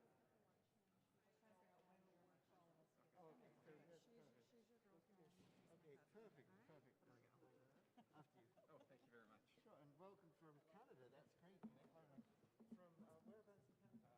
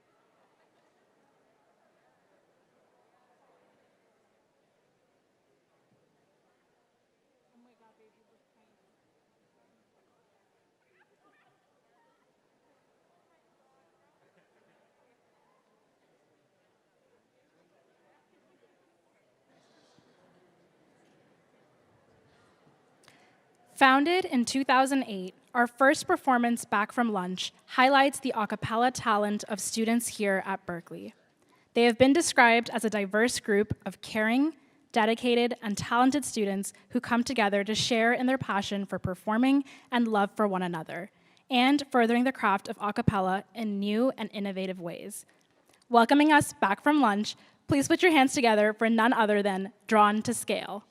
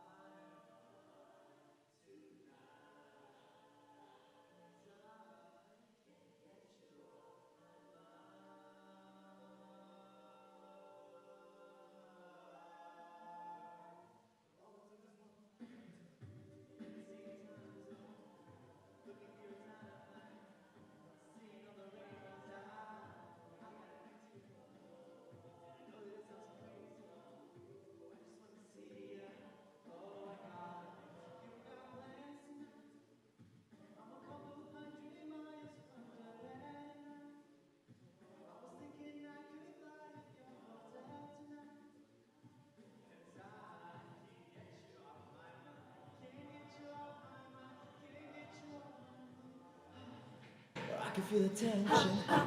We could cut it with a knife. I know it's more than just a friendship. I can hear you think I'm right, yeah. Do I gotta convince you that you shouldn't fall asleep? It'll only be a couple hours and I'm about to leave. Do you got plans tonight? I was hoping I could get lost in your paradise. Cause the only thing I'm thinking about is you and I. Cause I can't get you off my mind. Can't get you off my mind. Can't get you off my mind. Oh, let's get lost tonight. Baby, you and I. Let's get lost tonight.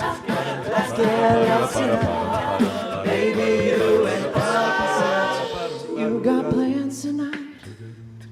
I'm a couple 100 miles from Japan tonight. I was thinking I could fly to your hotel tonight. Cause I can't get you off my mind. Can't get you off my mind. Can't get you off my mind.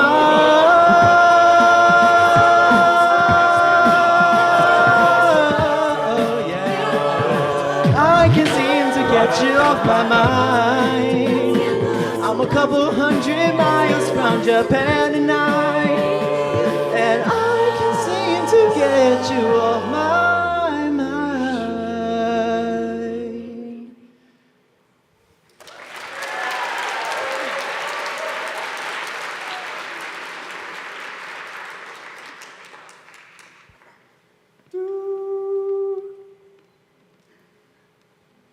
One, two, three, four.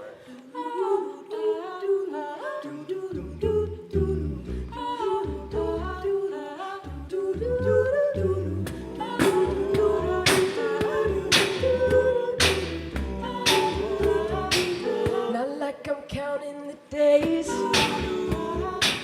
but it's been 25. You're up there killing the game, but damn, I miss you tonight. And I'm out at a party, the playing our song, cry on the dance floor. It's so embarrassing. Don't send me photos you make it worse, cause you're so hard and sold in my feelings. Get a little lonely, get a little more close to me. You're the only one who knows me, babe.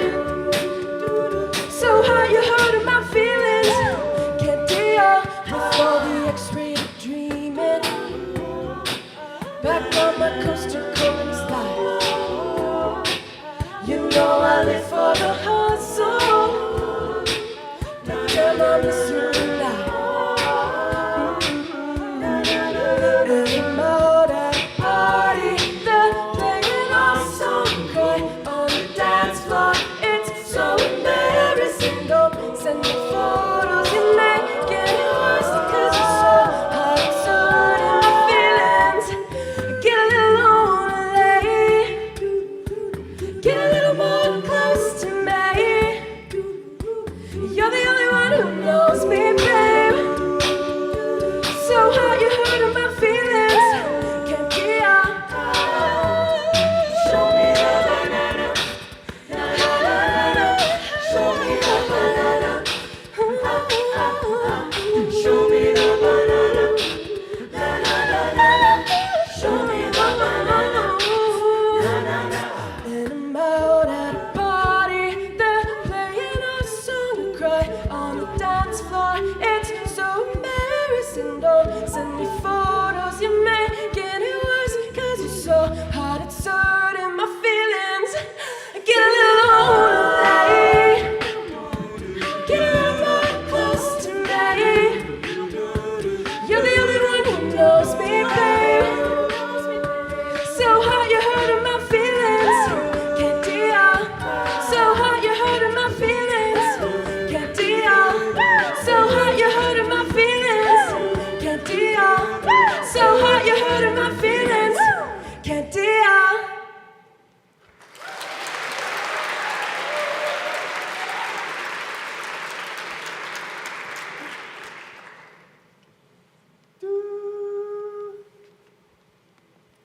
One, two, three, four.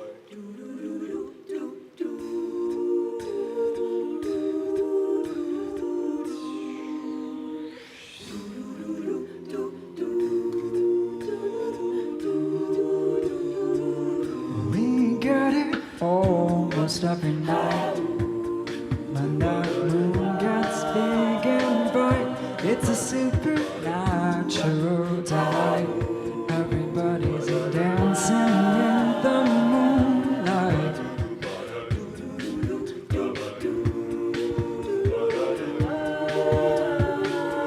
We like our fun and every fight.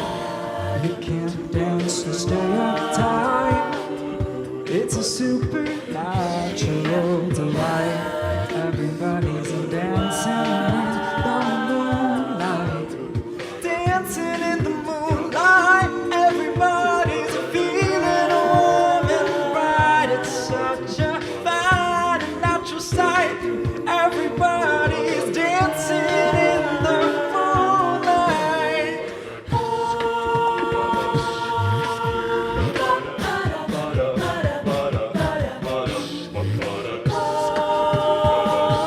Keep dancing on and We get it almost every night.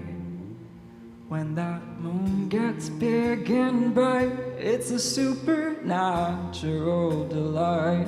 Everybody's dancing in the moon. We get it almost every night. When that moon gets big and bright, it's a supernatural delight. Everybody's dancing in the, dancing in the, oh, we were dancing, dancing in the moonlight, feeling warm and bright. It's such a fine and natural sight. Everybody's dancing in the moonlight.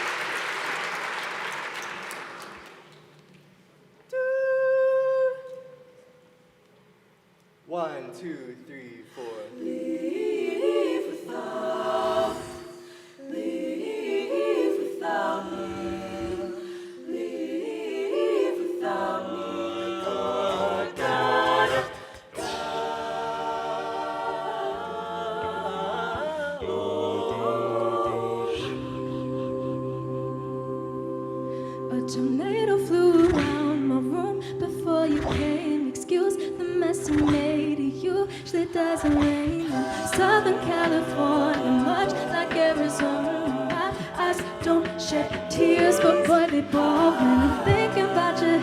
You know, no, no. I've been thinking about you. You know, no, no. I've been thinking about you. Do you think about me still? Do you? Do not think so far. Cause I've been thinking about forever.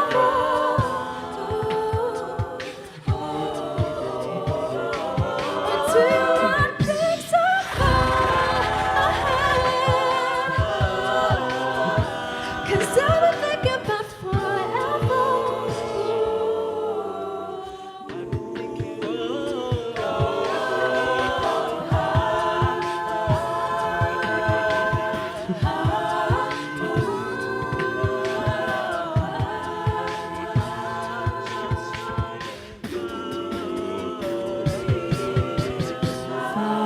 You when your heart was broke. I filled your cup and then it overflowed. Took it so far to keep you close.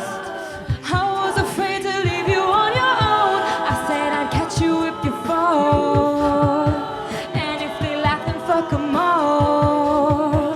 And then I got you off your knees, put you right back on your feet, just so you could take advantage of me and tell me how's it feel sitting up there, feeling so high. Does it ever get lonely?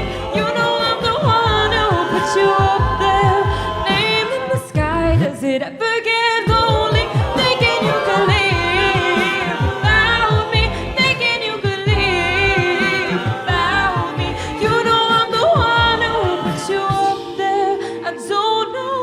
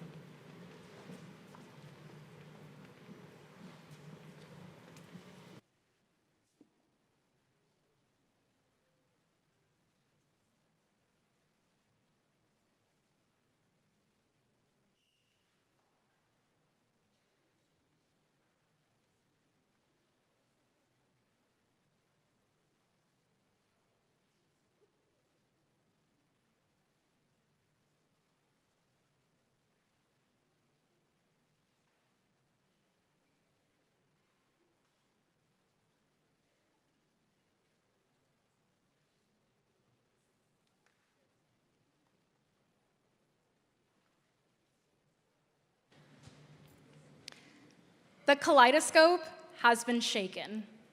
The pieces are in flux. Soon, they will settle again.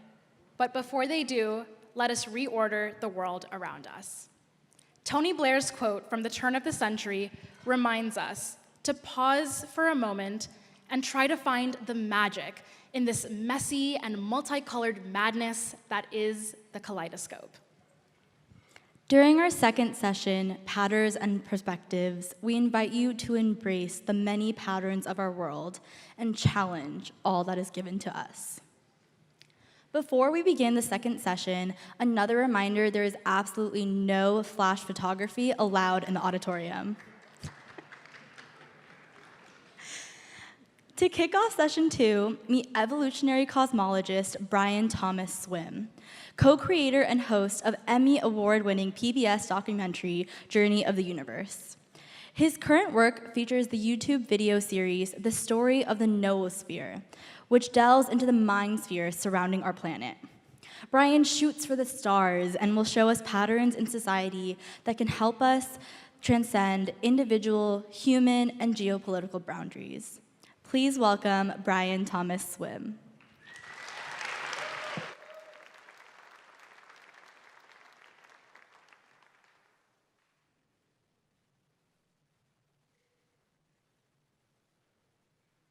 Laws would last until I got out here, but I should have run. Hi, everyone.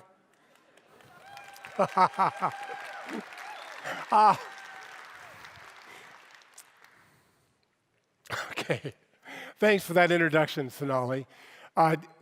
So we're going to look at the big story of the universe, third story of the universe, and this image right here tells the whole story.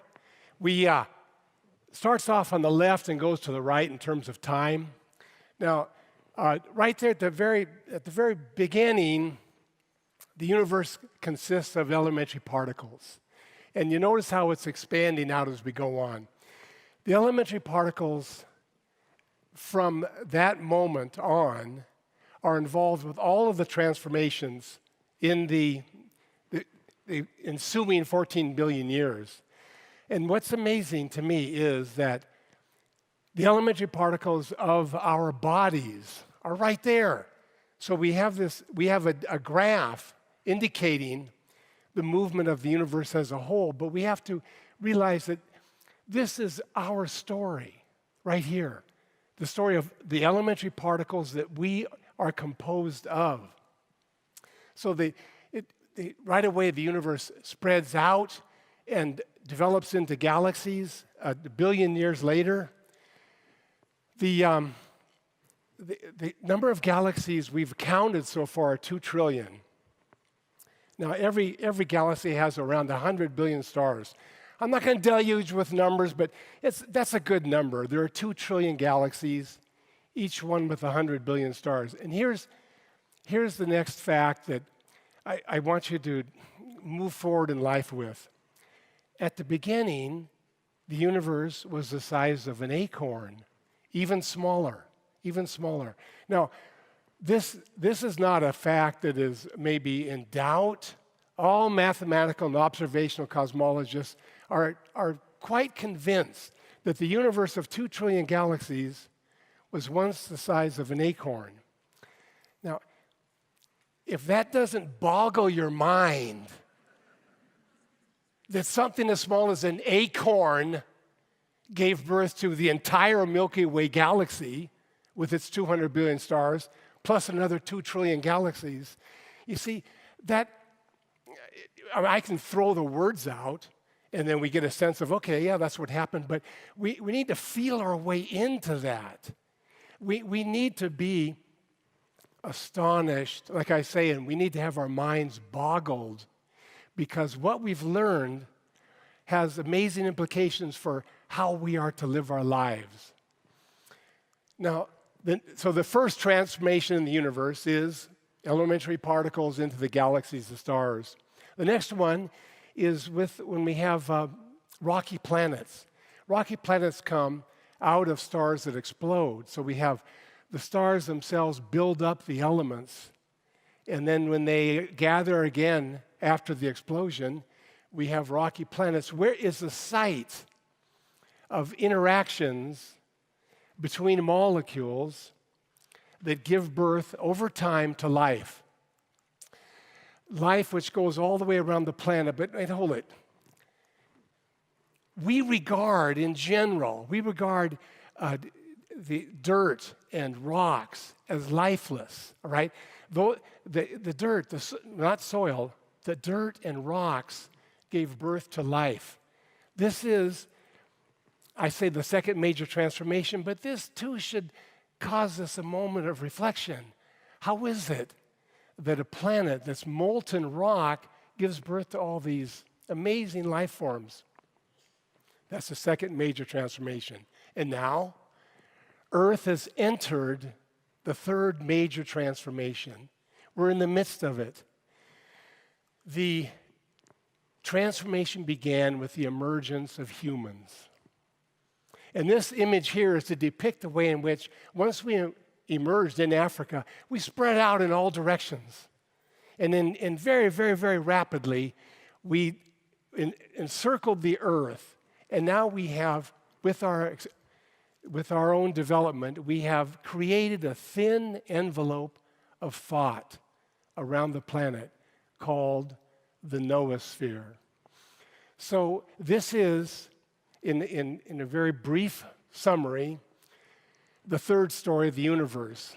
The universe began 14 billion years ago as primordial plasma. It developed through stars and galaxies into, at least on one planet, the emergence of the noosphere, the thinking layer of Earth. Now, in this story, then, humanity has a cosmic meaning and mission. The cosmic meaning and mission is to develop a planetary mind that guides Earth's evolution. Now, I've probably irritated, some of you, so I need to be clear on this. I am not saying that humanity is more valuable or important than other species of life. Not in the least. What I am saying is that humanity has brought something new to the evolution of Earth. And this change is characterized by some scientists in a way that's quite helpful. Anatomically, we are just another primate species. But in terms of our mentality, we are like a new phylum of life. That's the way the evolutionary biologist will put it. A new phylum of life. The last time a phylum appeared in Earth's evolution was 500 million years ago. So what these scientists are saying, if we want to understand humanity, we have to have some kind of idea of how our significance matches 500 million years of Earth's evolution. One way to get a feel for this is to go back and reflect on our time in caves. Now, some humans lived in caves, for sure, but I'm not talking about those caves. I'm talking about the caves that were deep in the earth and that had nothing to do with habitat. These were places we visited over and over again. And why? The question you have to ask is, why would we do that? Now, I ask the question from a personal standpoint because I suffer from claustrophobia. I could not go on my back with a rock wall like 2 feet away from me and climb, a half a mile into the earth. It'd be impossible. Why? What was happening? What was so thrilling that they kept doing this over and over again? And what we know is that they sat there and stared at straight and curvy lines on the rock walls.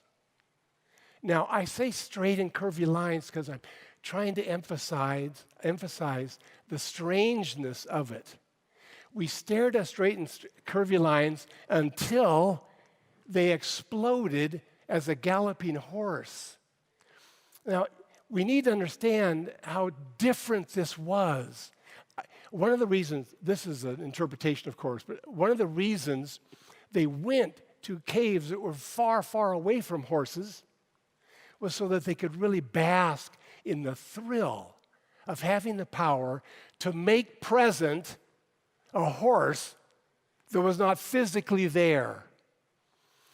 This capacity of humans to do this is called, by modern-day psychologists, as conscious recall of a personal event. The capacity of mind is called the reproductive imagination. We could reproduce in our imagination a former event.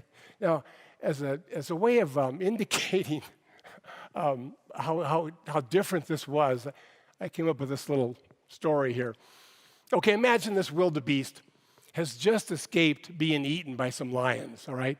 So you have to imagine him kind of hurt and limping, and he goes back to the herd, all right? And the thing is, he has figured out a way to avoid being captured by lions. And I'm imagining, he's just dying to tell his friends, I've got it. I've got the way to do it. I've got the insight. But he can't tell them. His friends look at him and go, some bad stuff has happened to him, but, I don't know what's going on here. And so they don't benefit from his insight. That's the difference. We do. So we have a power, starting with squiggly lines on a rock wall, to embed our best insights in forms that endure through the centuries, so that we have an accumulating knowledge, we have an ongoing developing mind. This is what enabled humans to explode in their power. Here we have the story of the humans leaving Africa, and they got stopped by the ocean. They couldn't get to Australia.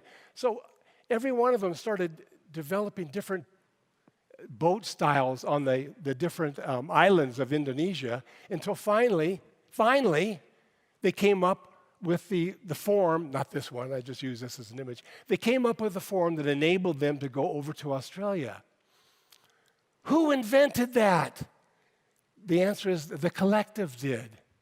Now, scientists have not settled on a deep understanding yet of what the noosphere really is. The noosphere, this knowing sphere around the planet.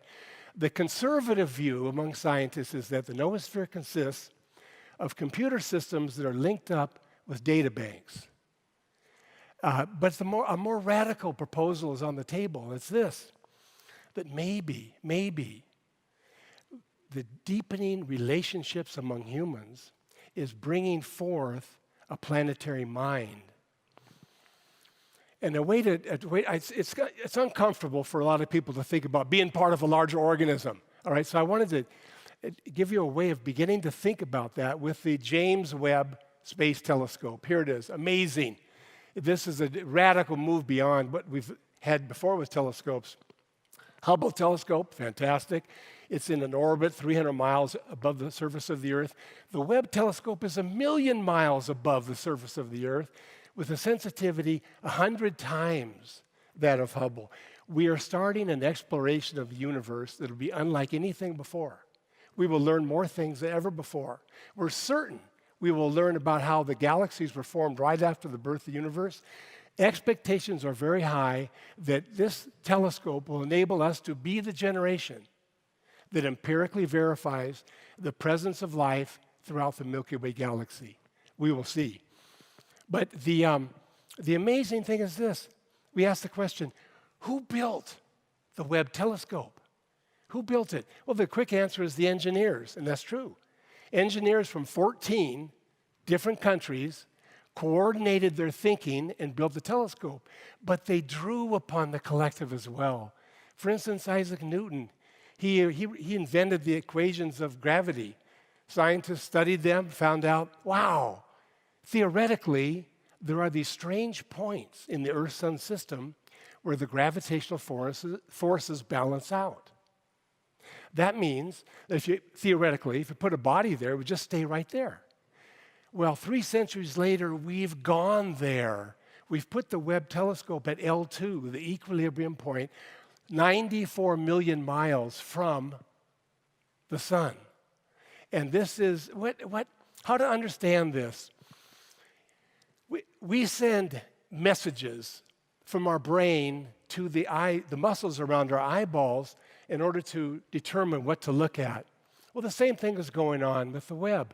Technicians at NASA are sending electronic signals to the sensitive instruments of Webb. Webb is the eye. Humanity is the mind. We have this spectacular example of what is possible when humans unite around a common aim. In this case, it was the aim to know, but we have other aims. The aim to cure, the aim to help, the aim to educate. As we learn to unite around the deep primordial aims of humanity, we will empower the noosphere to transform an ailing planet into a vibrant Earth community. Whew. I got 9 seconds, 8. Well, like my granddaughter says, that's it.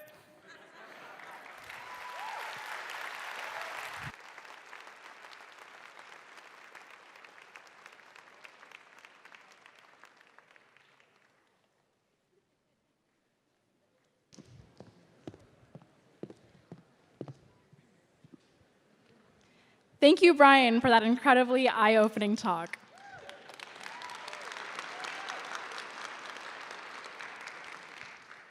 Our next speaker shattered glass ceilings by becoming the first South Asian woman to ever win Miss America. When I was 12 years old, I remember my dad sitting my sister and I down in front of the TV, and I remember feeling, for the first time in my life, truly represented on the big screen. In many ways, having her here on stage is a very personal, touching, and kind of a full circle moment for me. Our next speaker's most recent venture combines the network she has cultivated, her love for advocacy and disrupting global beauty standards by producing her new documentary, #Complexion. All the way from New York, please join me in giving a warm welcome to the inspiring Nina Davaluri.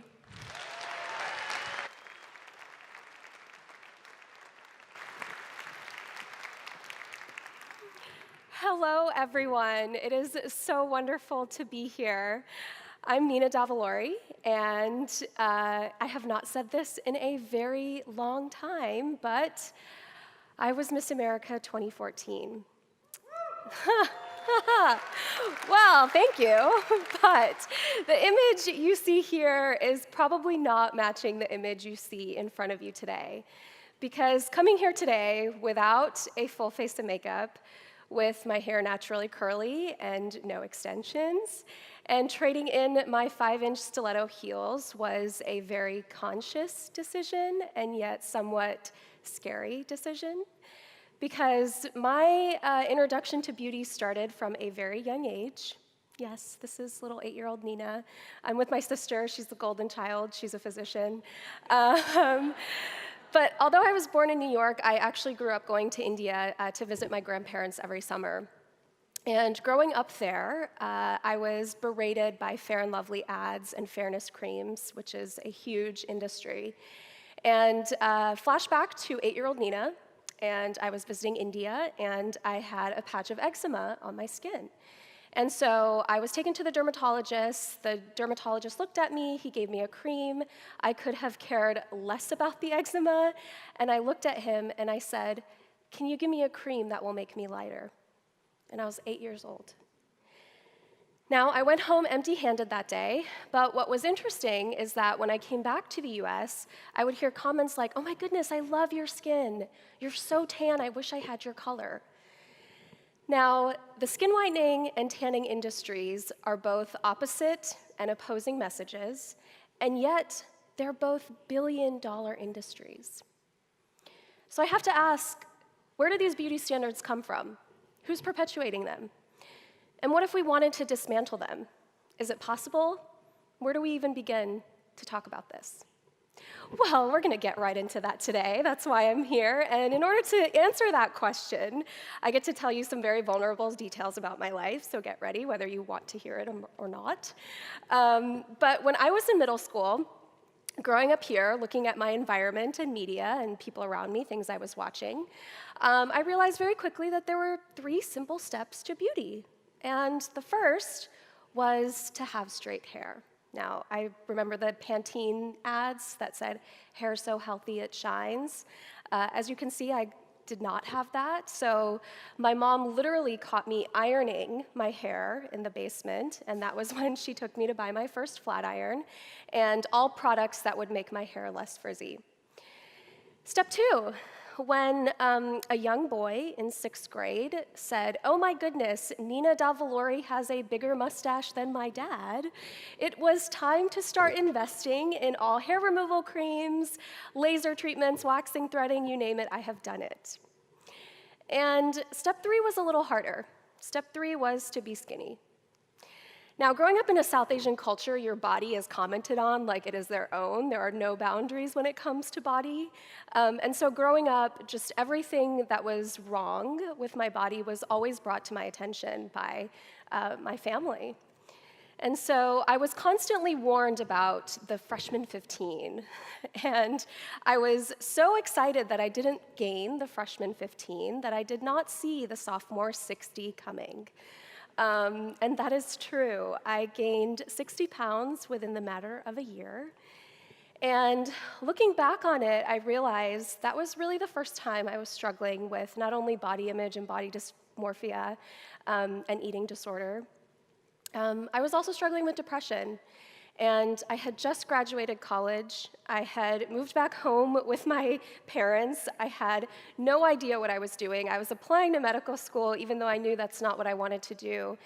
And unfortunately, mental health, again, in a large part of the South Asian community, is something that is not often talked about. And my parents' generation really didn't have the tools or resources to open uncomfortable and difficult conversations in our home. And so that was a time period that I had to go through everything I was battling with on my own. And I know it's crazy because I'm sure you're wondering, where does Miss America come into all of this? And I know how this sounds, but in a lot of ways during that time, Miss America kind of felt like an out for me. I'd always known that I'd wanted to be a performer. I'm a dancer, I'm an actor, I continue to love being on stage. And with the talent portion of competition, Miss America was something that I was drawn to.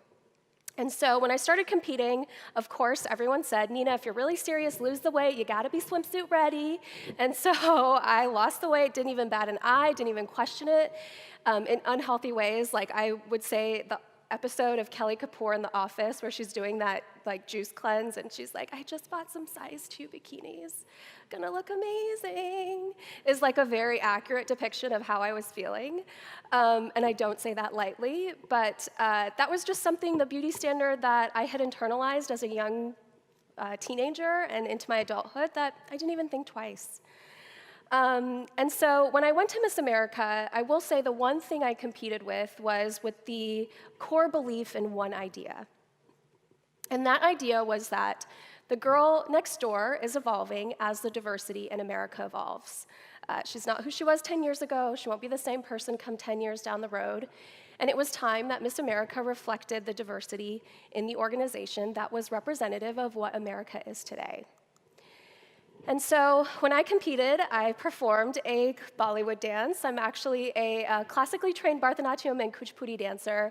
And so when I competed, I knew that that was going to be my talent. And I can't tell you how many people said, "Nina, if you're really serious about winning, change your talent because Bollywood will never win. You're too Indian, be more American. People just don't understand you." And I will say that I thought about changing my talent, but ultimately I knew that when I laid my head on my pillow at night, that I had to represent myself, who I was on the inside, truly and authentically. And being Indian was something I was just not willing to give up. And so ultimately, I'll always say winning Miss America was never about me. It was about that young girl who I knew was watching that night, and for her to finally be able to say, this year, Miss America looks like me. And to this day, I do believe that intention was achieved, but I have to ask, at what cost?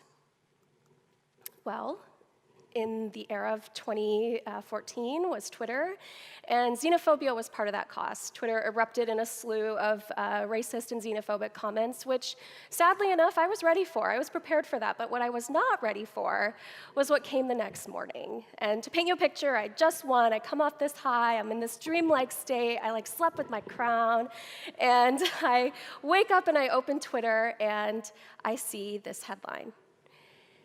Is Miss America too dark to be Miss India?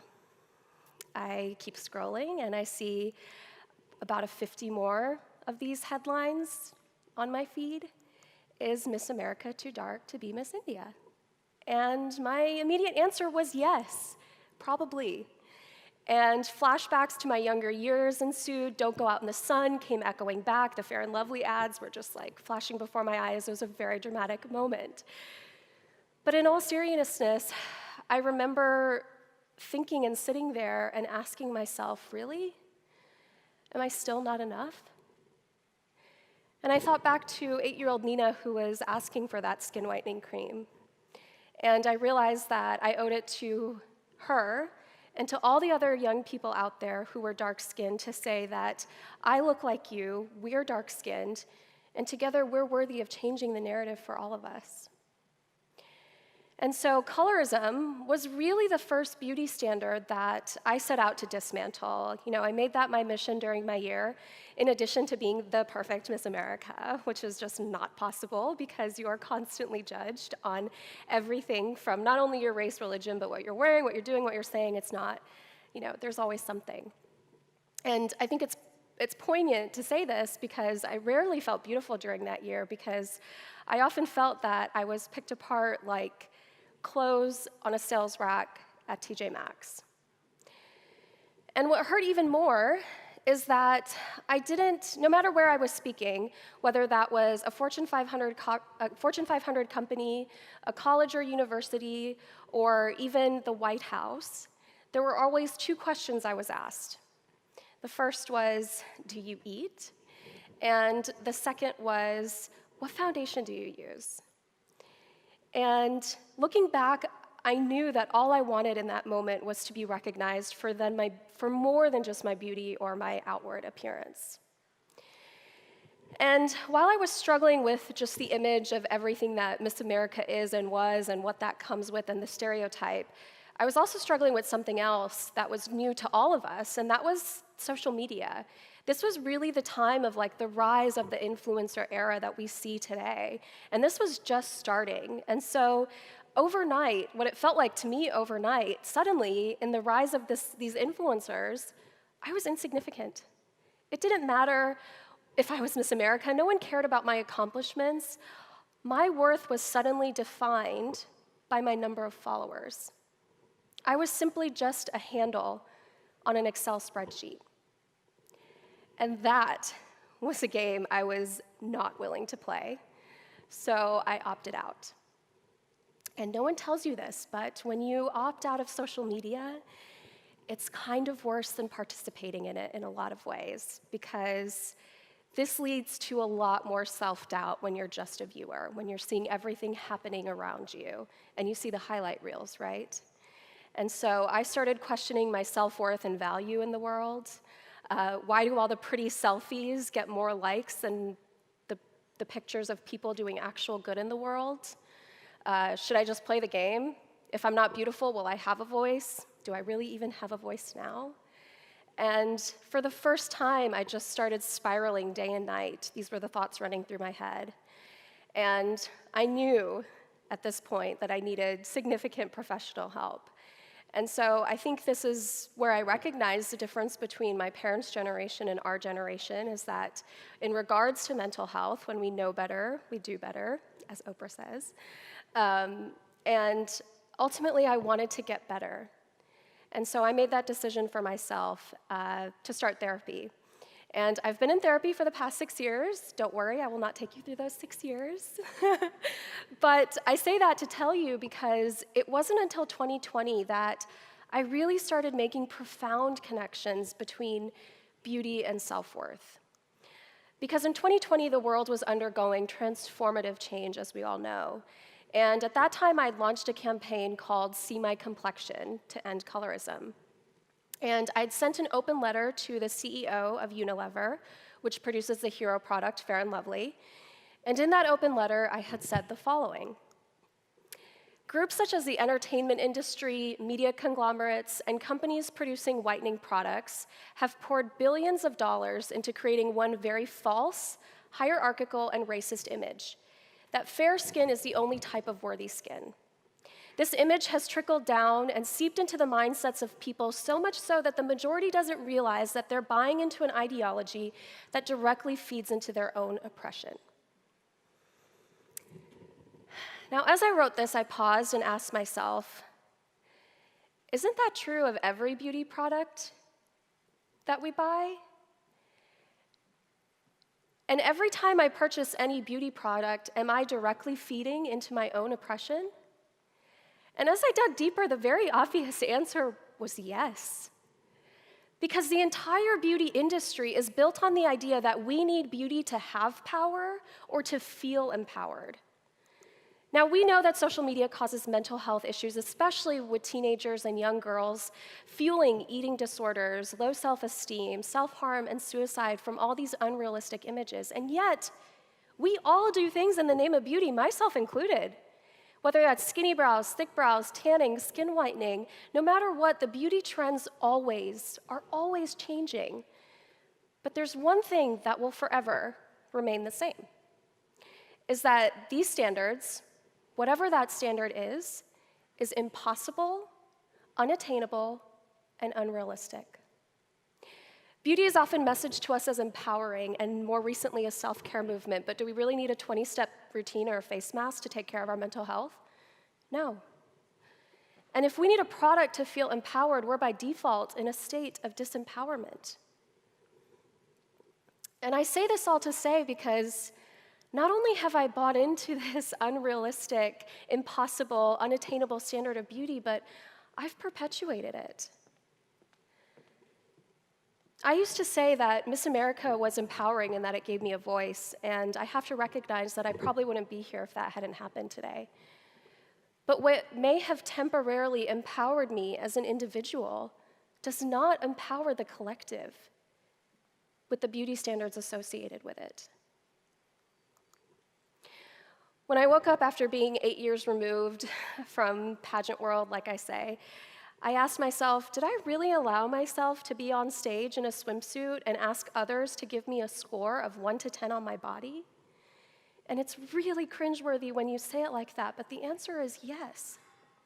And why did I believe that beauty was the only way to empowerment and that it was the only way to have my voice heard?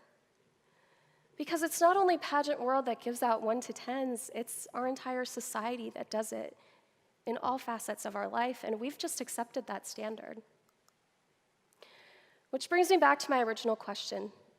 How do we begin to dismantle these beauty standards when, in the real world, beauty is literal power? And I think we all know examples of what I mean by that statement. And I think one thing is very clear. We must all push back against these standards. And pushing back against beauty culture starts with each one of us sharing our truth. Because our truth is our power. So for the official record, I'll go first and share my truth. I played the game. My entire life, I believed if I adhered to the rules set by the standards of beauty that were created by the patriarchy, colonialism, capitalism, and white supremacy, that I was going to feel beautiful, empowered, and confident, and deem myself worthy. And I won the game. I won Miss America. And the hard truth is that I wasn't promised any of those things. In fact, it's cost me many years of my mental health, ranging from a lifetime of eating disorders to anxiety, depression, and addiction. But in learning this hard truth and during my recovery process, I will say I also discovered that there is hope. Because I know that these beauty standards can't survive if the collective culture rejects them. And we are that collective culture. Institutions can't profit from these unrealistic, unattainable, impossible standards if we as a collective culture aren't buying into it. And so in sharing my own truth on beauty standards today, I hope you'll join me in sharing your truth. Maybe at first, it just starts with yourself. Maybe then it trickles down to you sharing with your close friends and family. And then eventually you'll see the effects that it has on your community, and then hopefully the world. Because believing that we are enough as we are is the greatest power we can give ourselves. Thank you.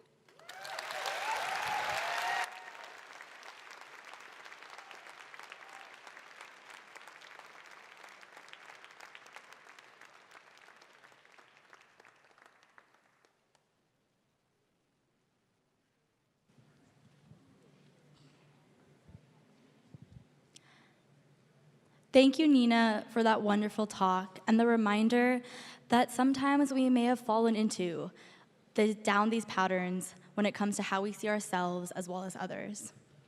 Our next speaker is on a mission to create customizable materials using 3D printing and artificial intelligence. After receiving her PhD and MS in mechanical engineering from MIT, Dr. Grace Sku now leads the GU Research Lab. She forges a path forward for on-demand materials in this ever-expanding world through smarter and more sustainable 3D printing. Join me in welcoming Dr. Grace Sku.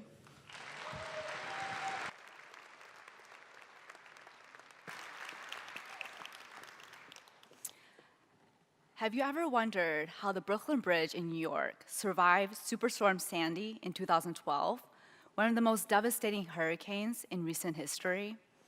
Or how the Golden Gate Bridge survived the 7.1 magnitude earthquake in 1989? Well, these bridges were built from one of the strongest engineering materials we have ever created, steel. Let's take a look at a cross-section of one of the cables supporting the Golden Gate Bridge. As can be seen in this close-up image, the steel cross-section is actually quite large and requires a lot of material to build. Did you know that if we were able to make these cables out of, let's say, silk, created by the spider that occasionally shows up in your room, we can make the bridge equally as strong with just a fraction of its weight? How is this possible, though? It all comes down to its structure at the small scales not visible to the naked eye. So we take a microscope and put it onto a spider web. We will see this sophisticated architecture and pattern not seen in typical steel or titanium materials. And the thing is, it's not just spider silk. Nature is full of these amazingly complex architectures. Take our bones, for example. At first glance, they seem fairly ordinary. But if you zoom in, you'll see this complicated architecture within that allow bones to be both strong and light. How about the mako shark? On the surface, the shark skin seems smooth. But if you look at it through a microscope, you'll see these rough, tentacle-shaped structures that enables this animal to be the fastest swimming type of shark out there. Again, it all comes down to piecing together and designing the structure in the right way.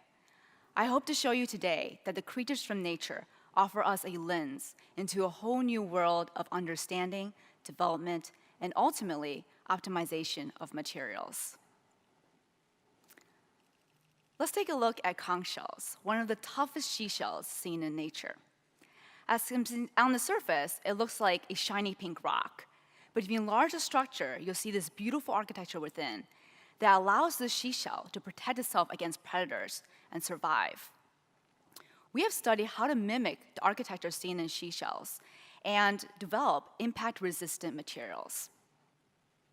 We first create a virtual model, say in the computer, seen here, to then translate into a physical sample. Using 3D printing, we are able to mimic the detailed features seen in real conch shells. using synthetic materials such as rubber and plastic.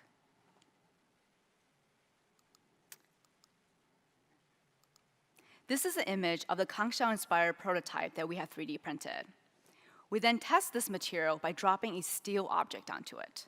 First, we test on a traditional simple material, shown here.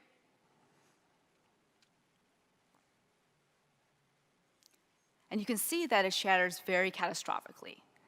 Next, we test on our Kangxiao-inspired sample, which is shown here. And you can see that a steel object actually rebounds, leaving very little damage on the sample itself. Now, from experiments, you can see that this sample has failed and this other one did not. But the very important question is, why? To help us answer this question, we created a computer model to understand mechanisms.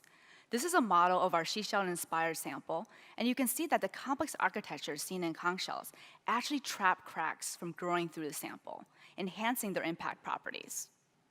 Imagine the next generation of helmets that can absorb energy and impact, or body armor inspired from seashells seen in nature. This illustrates how bio-inspired materials can improve our lives.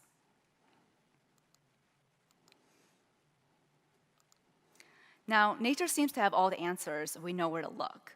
But nature has answers to nature's problems, which aren't necessarily the same problems that we face in our modern world. So where do we turn to if not nature? We create our own technologies. Take, for instance, airplanes. As both a passenger and observer, planes feel like the most majestic birds in the sky, with their broad wingspan and unmatched endurance. But a plane is not a bird. Planes, by nature of their purpose, are much heavier and bigger, and they fly much faster. If we were to make a functional airplane that exactly mimicked a bird, it would be far too costly and too inefficient. So even if we cannot directly make a plane from a bird, is there a way we can make our own materials and structures in the lab that will make current planes to be more fuel efficient and lightweight, for instance? In my lab at Berkeley, we are looking into optimization techniques and artificial intelligence, or AI, to design and manufacture cutting-edge materials for modern challenges. I started working on this problem as a graduate student at MIT when I was really curious about how truly optimized nature is. So I wanted to create my own structures and materials in the lab, but I was faced with some challenges that I would describe here. Let's just say we have this huge pile of Lego pieces to work with, and I need to go from this pile to this optimized state. We can assume here that the Lego pieces are different materials, and this optimized state represents our dream material with the properties that we are looking for. Well, for this problem, I need a method to go from this pile to this optimized state. One method is just to brute force and try every single random assembly out there, but this may take billions of years to solve. Luckily, when I was working on this problem, machine learning and AI, especially in the context of Facebook tagging friends and asking questions to Apple's Siri and Amazon's Alexa, were making headlines. This made me start to think, could AI be used to design materials? Now, in order to do so, we require a way to represent a material in the digital world. One way is through an image that can be translated to zeros and ones. This is the language that computers understand. And this is where we had a eureka moment. To access this astronomically large design space through the eyes of machine learning, it came to us that we can represent a material as an image of zeros and ones, with the different numbers corresponding and mapping to different types of materials, whether it be different polymers, metals, or ceramics. This mapping was a breakthrough we really needed to apply AI to our materials design problem. Now, in classic image recognition problems, AI has been applied to classify whether an image is a dog or a cat based on color and texture extracted from images. We learned that AI can also be applied to design materials based on structural features extracted from our material images. We found that properly formulated machine learning architecture can be used to design materials for properties of interest, such as strength, such as impact resistance, at a very accelerated pace, especially compared to brute force methods. This is a project where we designed a structure that was originally inspired from bone and then optimized using our AI algorithms. Let's take a look at a test of a very traditional structure shown here that's seen in several real-world applications, such as the Bay Bridge.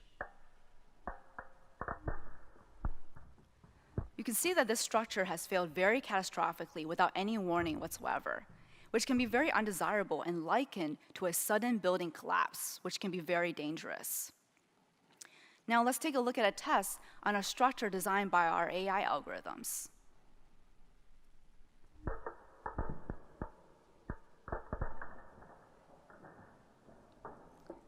You can see that the failure is much more gradual and the structure is still standing in the end. Now, this could be a life-changing difference between a sudden building collapse and a building with small and gradual cracks that will give people advance warning and time to evacuate and repair.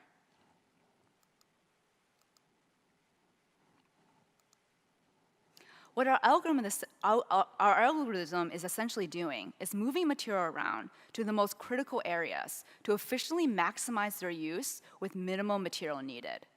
This shows the potential of AI to improve future materials and structures for extreme environments. Not only can we use AI to design materials and structures, but also to improve the manufacturing processes that make realizing these materials possible. I've been fascinated by the potential AI offers in manufacturing materials, particularly in 3D printing. Can we make 3D printers smart if they are driven by AI? By combining sensor technologies and AI, we show that we can automatically detect and correct for printing imperfections in real time, resulting in high-quality parts and components. Imagine these AI technologies helping us manufacture chairs or desks in very challenging environments, such as Mars in the future.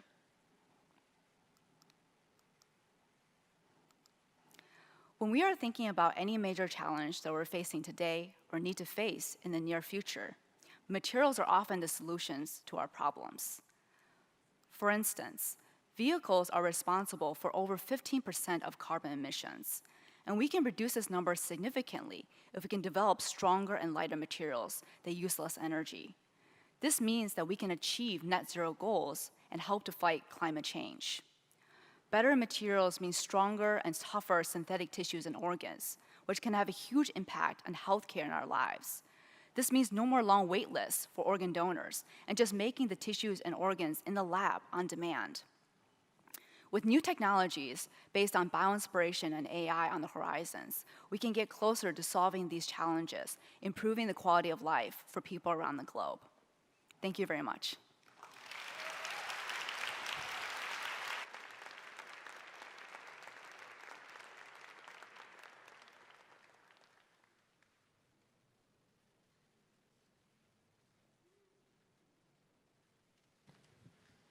What a fascinating talk at the intersection of artificial intelligence and materials design. Can we hear it one more time for Professor Grace Gu?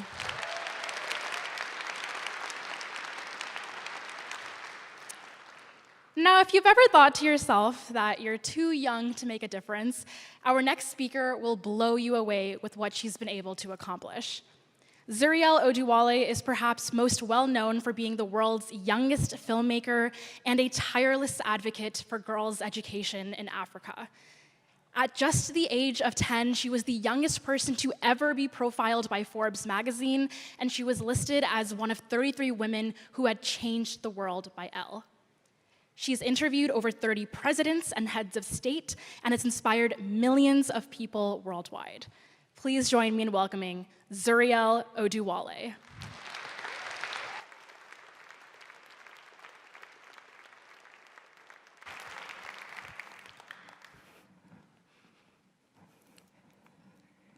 There are two kinds of doctors. The first is the one that you go to when you're not feeling too well. Now, they take a good look at you, prescribe some medication, and then send you on your way. The other kind of doctor is the one that looks at you many days earlier. Now, they're the ones that tell you if you continue on the path that you're on, you could get sick or ill in the future. In other words, the first kind of doctor treats you after you're sick, and the second kind of doctor warns you before you get sick. The world that we live in today perhaps needs a very different kind of doctor, because we, the global citizens, are going through a lot of changes and challenges. Can you guess what this third kind of doctor should be? My name is Zuriel Oduwale. I'm a 19-year-old filmmaker and girl education advocate. I was born and raised in Los Angeles, California, and when my schoolwork allows it, I also lend my voice as a global peace envoy in areas such as across the African continent and the Middle East. No, I didn't invent anything. I didn't create anything, I don't sing, and I'm not an entertainer. So, what do? Well, I dream, sort of. Here's a short story that I want to share with you all, and it's actually my very first time telling this story. On May 25th, 2013, a 10-year-old girl, followed closely by her 8-year-old younger sister, were navigating their way around the new $200 million African Union headquarters building in Addis Ababa, Ethiopia. Now, they were by far the smallest in size and the youngest in age out of everyone in that complex. A building that was swarming with over 70 heads of state. So presidents and prime ministers, 54 from the African continent, and others from places like Brazil, Jamaica, and leaders from the European Union. Now, they had all gathered to celebrate the 50th anniversary of the African Union. So why were these two girls there? Well, it was because they believed, as small and as young as they were, that they had something to say. And they had serious questions to ask in order to better understand the world around them. That 10-year-old girl was me. While in Ethiopia, I'd set up 5 meetings over a course of 3 days. My first meeting was with President Uhuru Kenyatta of Kenya, who was actually just sworn into presidency a few days prior to our meeting. I then met with President Jorge Fonseca of Cape Verde. President Salva Kiir Mayardit of South Sudan also agreed to sit down with me. I had some ideas to share and talk about with President Goodluck Jonathan of Nigeria. And my last meeting, the most profound, and also the only woman leader, was with President Ellen Johnson Sirleaf of Liberia. Now, that last meeting, that's the story. President Johnson Sirleaf said something indelible and eternally profound. She said, if your dreams don't scare you, then they are not big enough. Now, here I was thinking I was doing something special, setting up meetings with 5 different presidents, and she hits me with this amazing speech about if my dreams don't scare me. I knew then that I had to do something more, and maybe perhaps a bit differently too. So I began to raise my hand until someone noticed and asked me what. Heavy as it can feel, and painful as it may be after a while, I've been raising my hands ever since and keeping them up for as long as possible until someone asks me what. I first did this when I was 13. It was at the United Nations in New York, and at the time I'd found out that Guyana and Venezuela were on the brink of military conflict over the disputed Essequibo oil territory. So I first wanted to sit down with President David Granger of Guyana to talk about this issue. I raised my hand here because I thought as a girl, I had a vantage point of simplicity that adults didn't see. I wanted to talk to him as a girl, as a teenager, and on behalf of all the girls in this country who probably didn't have a say as to whether or not they went to war with Venezuela. I again raised my hand at a climate change summit because I wanted to ask a question that no one seemed to be looking at. Why did I raise my hand here? Well, because I saw a confluence between climate change and girls' education, and I wanted others to see it too. I raised my hand again when I was 14. This time, I was talking about US policy and the ways that it could affect the well-being of girls around the world, in places like the Caribbean and the African continent. Soon after that, I met with Secretary of State John Kerry, and he listens to what I have to say. Then again in 2018. I was 16 at the time, and I learned that Mozambique had one of the highest rates of girl marriage in the world, according to UNESCO. I raised my hand because I wanted to sit down with their president, Felipe Nyusi, to show myself as an example of what an educated girl can do, and also talk about the importance of letting the girls in this country stay to school and not get married young. Guess what? Just 16 months after that first meeting, and with the help of many others, Mozambique formally outlawed girl marriage in the country.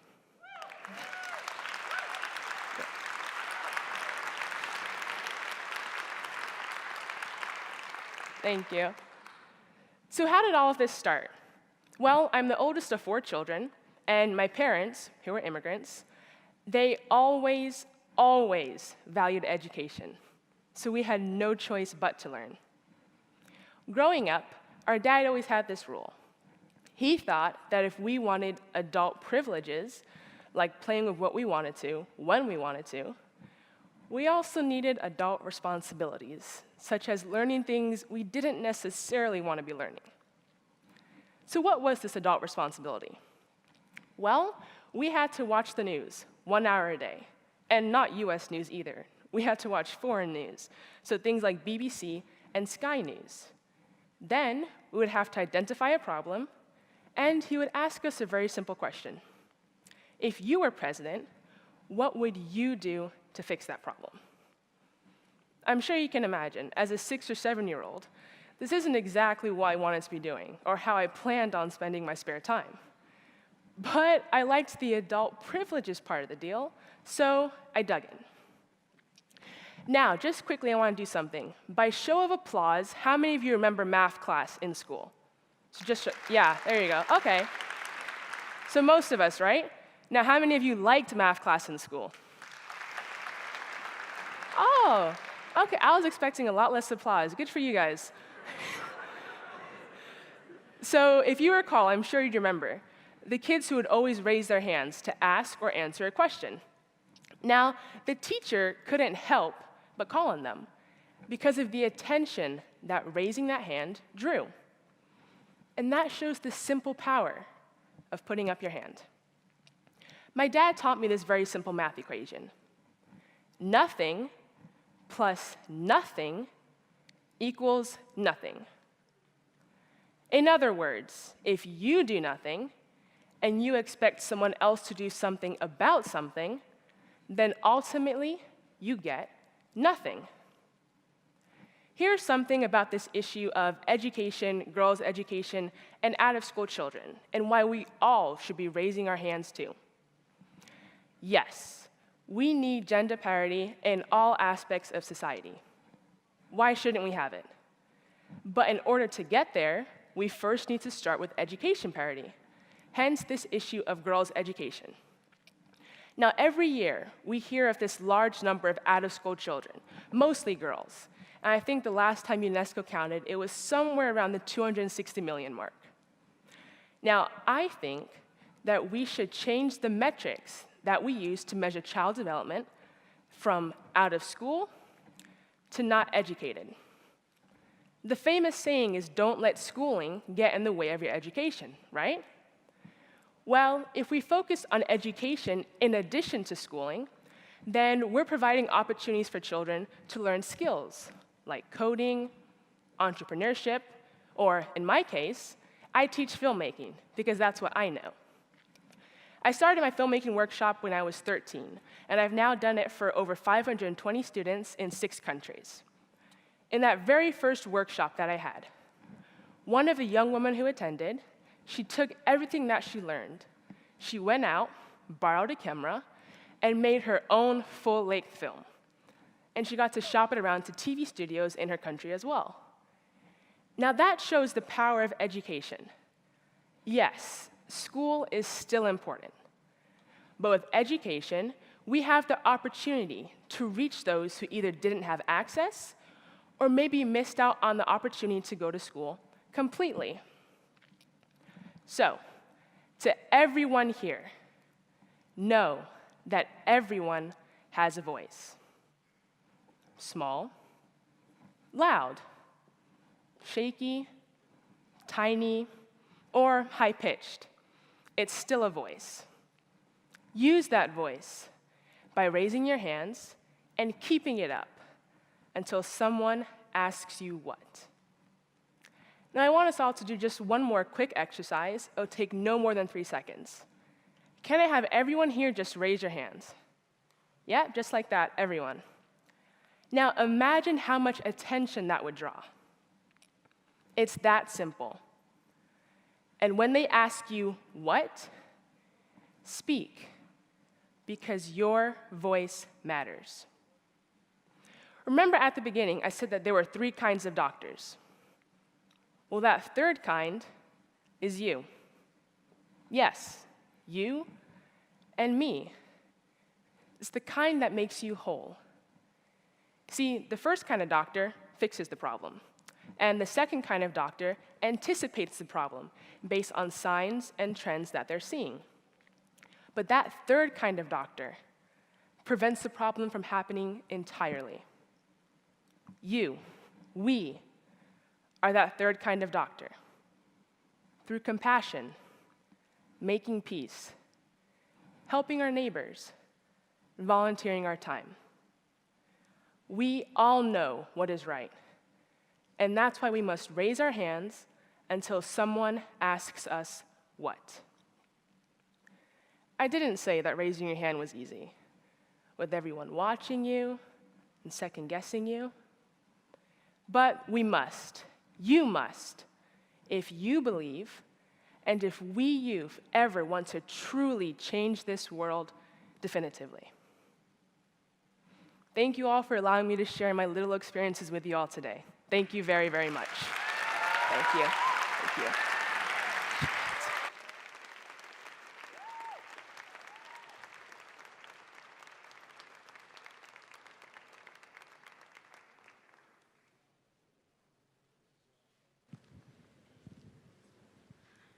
Thank you, Zuriel, for teaching us how we must and have to raise our hands high.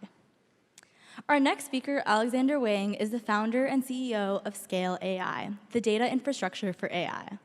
Alex founded Scale while at MIT. Studying mathematics and computer science, he discovered the potential of AI and decided to start a company to help customers build long-term AI strategies by providing the highest quality AI data and tools. Alex has now founded Scale and grown it to a $7 billion valuation. But prior to enrolling at MIT, Alex worked at Quora and Edipar, where he noticed the inefficiencies of developing AI infrastructure.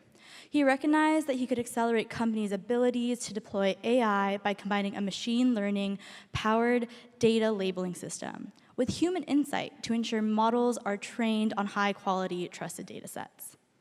Again, under Alex's leadership, Scale has grown to a $7 billion valuation, serving hundreds of customers across industries from finance to e-commerce to US government agencies. Please join me in welcoming Alexander Wang to the stage.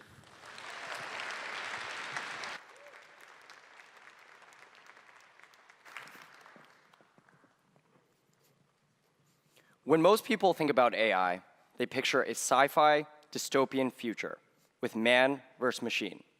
Terminator, Skynet, Black Mirror, Blade Runner, Westworld. But as someone who is working on the most ambitious AI projects in the world, every day, I can tell you that is far from reality. To me, it's the contrary of that. AI enhances and even supercharges humanity. Let me explain why. There are many reasons why AI will never replace humans. AI always has, and always will, rely on humans. That's one of the reasons that I was actually inspired to start an AI company. That and my background have had a huge impact on me and why I started Scale. My parents were brilliant scientists at Los Alamos who accomplished a lot in advancing their field. That inspired me to use science and technology to have a real impact on the world. My dad was a physicist, and my mom was an astrophysicist, both at the top of their field, who made meaningful contributions to plasma fluid dynamics and the beginnings of the universe. Their scientific work will have meaningful impacts on how we understand and perceive our world. And I wanted to work on something as impactful or even more impactful than that. That's why I decided to become a programmer, so I can make a difference in the world. Growing up as a programmer, despite how powerful computers are, you quickly realize how limited they are. In particular, they lack judgment and intelligence. Programming is the art of giving clear, robotic instructions to computers to accomplish simple objectives. It's all black and white, and there's no gray area. As I learned about AI, it was clearly transformational. It changed the game. It equipped computers with intelligence, and I knew I wanted to be deeply involved. I was studying AI at MIT and slowly became more and more excited about all the potential applications of AI for solving more nuanced problems. For example, there was one class project where I worked on applying AI to human emotions. The goal was to take pictures of human expressions and ultimately identify and understand the emotion through very subtle signals in facial expressions. Using AI, we built an algorithm that was able to detect intent with 80% accuracy and efficacy. We were extremely proud of that. It was the start of using AI to do entirely new things using computers. That's when I realized the implications of AI and how it could tackle all the gray areas that involve judgment or intelligence. You see, AI needs humans to teach it individual values, nudge it to find thoughtful outcomes, and ensure that human intentions and values are aligned with the AI. It was a revelation. Before, coding was like a black and white film versus watching in Technicolor. What's more, AI has the potential to take away the repetition in our lives, meaning that new and fresh ideas will matter more and ultimately enable us to be more human. But to power AI, you need powerful data, which was especially hard to come by at that time in 2016 while I was at MIT. I realized that nobody was building anything with AI outside of school. It's unusual for MIT students to not be building something. Mechanical engineering majors are building catapults in the lawn, electrical engineering majors are building robots, and computer science majors are building apps for their friends to use. But nobody was building anything using AI. That's when I discovered what a bottleneck data can be to building meaningful and powerful AI systems. You can't treat data as an afterthought. Bad data or lack of data results in bad AI. I even realized this in my personal life. I put a camera inside my fridge to gather data to tell me when to refill my groceries and what I needed to buy. That's when I realized just how much data I needed to actually be able to successfully predict what to purchase. There's no way I could create enough data to be successful with the algorithms on my own. But it did help me discover that my roommate was stealing my food. At that point, I realized that this was going to be a pivotal problem for AI, building large-scale, high-quality data sets to power every single application. This was the impetus behind starting Scale. Quality data to create reliable AI outcomes requires human insight and guidance. If you think about the core setup of AI, the algorithms need data, and data needs humans. To ensure data is accurate, an expert human is often required. Only humans can understand the context and nuance to properly annotate the data to be fed to algorithms. Humans are the ones who teach the algorithms what to do. They're the ones making the decisions. They guide them. If something happens, here's what you should do, and the AI learns from that and replicates it. We are teaching the AI our individual values and nudging the AI to find thoughtful outcomes. Machines make mistakes. We have to teach them and incentivize them to tell the truth. This is why teaching the AI human intentions and values is so important. It's through this process that we will ensure that AI will have fair, ethical outcomes in line with human values. It's this alignment that we must solve for.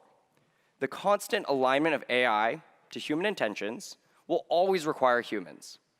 And human ideas and creativity can actually matter much more with the power of AI behind them. The long tail of real-world problems and the fact that there's always unknown unknowns means that humans will never be fully removed from the AI development lifecycle. For example, I remember back in 2016 when chatbots were first starting to become a big thing. It was right when we were starting Scale. We were all thinking, there's no way to build a fully automated system. There's so many different conversations that can have so many different pathways. It's hard to build AI systems that can properly handle all these possibilities. For chatbots to work, there are humans behind it who make the decisions once, and from there, the chatbots can replicate that over and over again. That's again why it's impossible for AI to improve or change without human input. Let's take you to the front lines of AI. The things that AI automates first are not what you might expect. An unintuitive example is the weather. Humans have tried for many millennia to crack the code of how to predict the weather. It's especially hard for meteorologists because there's so many different small things that can cause massive impacts on the weather. It's the butterfly effect. Different elements react to one another in unexpected ways. There's so many inputs that affect the weather, way more data than any person would be able to comprehend on their own. That's why we need AI to analyze the vast oceans of data and provide more accurate, nuanced, and comprehensive analysis. At the moment, AI can already provide extremely accurate short-term predictions, including for critical storms and floods. So it's not what humans perceive to be the simplest task that AI will automate first, but rather where we have the most data. The use cases the brightest minds are focusing on are much more positive than what you might think. Much more so than Terminator or Westworld. That's again why I think AI will be a supercharger for humanity. Unlike the movies, AI developers aren't focusing their attention on building replacements for humans. They're building tools to help free up our time and energy to focus on what humans can uniquely solve. A good example about how AI can be used in practice is healthcare. According to the Association of American Medical Colleges, the United States could see an estimated shortage of between 38,000 and 124,000 physicians by 2034. AI could save doctors time with rogue tasks and ultimately enable them to serve more patients and help more people. Healthcare is full of repetitive tasks which are ripe for AI. When a patient is sick, they go through all kinds of tests which produce all sorts of data: blood tests, imagery, lab results, x-rays, etc. Doctors then analyze all this data to make decisions about a case. AI can analyze all this data proactively and go through a list of possibilities by cross-referencing against all prior data and cases. It can identify when something isn't right long before a physician can and flag it to a physician if it requires more attention. With AI, doctors are still integral to the process, but it takes less time to get a diagnosis. You don't have to wait several weeks for your case to go from one doctor to another. The AI will supercharge finding a diagnosis faster. Similarly, in the field of drug discovery, it's all about using complex data, experiment data, patient data, protein simulations, and far more, to guide a more efficient process of solving disease through new drugs and compounds. Recent advancements in AI have dramatically sped up the scientific process by allowing us to process and make use of more data than ever before. Another good example, and potentially more concrete, is the Russia-Ukraine war. We've all seen the images of tanks lining up, ready to enter Kiev. AI can help assess satellite imagery with superhuman speed and precision, so Ukrainian forces can respond faster. At scale, we're using our platform to do damage assessment in key areas affected by the war. We've rapidly analyzed over 2,000 square kilometers of Ukraine, identifying over 370,000 structures, including thousands not previously available via other datasets. We focused on Kiev, Kharkiv, and Dnipro, in which we provided some data directly to government end users. We also made the data publicly available to the broader AI community via Scale. We can also use this data to maximize allocations of resources, people, or commodities. It's clear satellite data can be extremely useful in these types of situations. Thanks to satellite data, AI can analyze if planes or tanks have been moved from one place to another. This is called change detection. Algorithms can constantly be monitoring for this kind of data, and if it notices a change or movement, it will alert a human to further investigate, otherwise known as predictive modeling. AI can also help us understand the economic impacts of war. We can use AI to track farmland in Ukraine and measure the agricultural damage in real time. Ukraine is a major food supplier for much of the world. Understanding these impacts is absolutely critical. In conclusion, AI is not something to be feared, but it's a tool that can be used to better understand, that needs to be better understood, and has the potential to transform our lives for the better. AI enables us to make use and sense of massive amounts of data that has historically been beyond human capacity. It allows us to add intelligence and nuance to automated systems that will dramatically improve humanity, areas like healthcare and agriculture. This then allows humans to do what they do best: take this information, put it into context with sensitivity, to strategize and act in a timely manner. AI is a supercharger for humanity. When AI is better than humans, it makes humans better. AI will automate repetitive tasks that don't require constant human judgment or creativity, which frees us up to explore and focus on fresher, newer ideas. AI will enable us to be even more creative and more idea-driven, which I personally find incredibly exciting. It allows us to embrace the generative aspects of human nature so we can run faster with ideas and build better and more powerful solutions to the world's biggest problems. That's why I believe that human-led AI is the path forward, and I'm proud to usher all of us into a future with human-led AI. Thank you.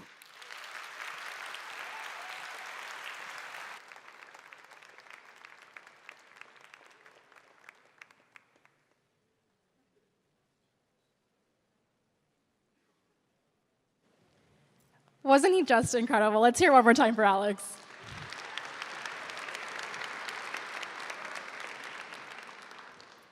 Up next, we have a real treat for you. He's a Billboard charting hip-hop artist, music tech professional, and creative entrepreneur who's challenging the status quo. His music covers a myriad of sociocultural topics that derive from his own life experiences, including the need for diversity and equity in the workplace, mental health struggles, the first-generation immigrant's dilemma, the challenges of building generational wealth, and so much more. Over the past few months, I've had the privilege of calling him a close friend.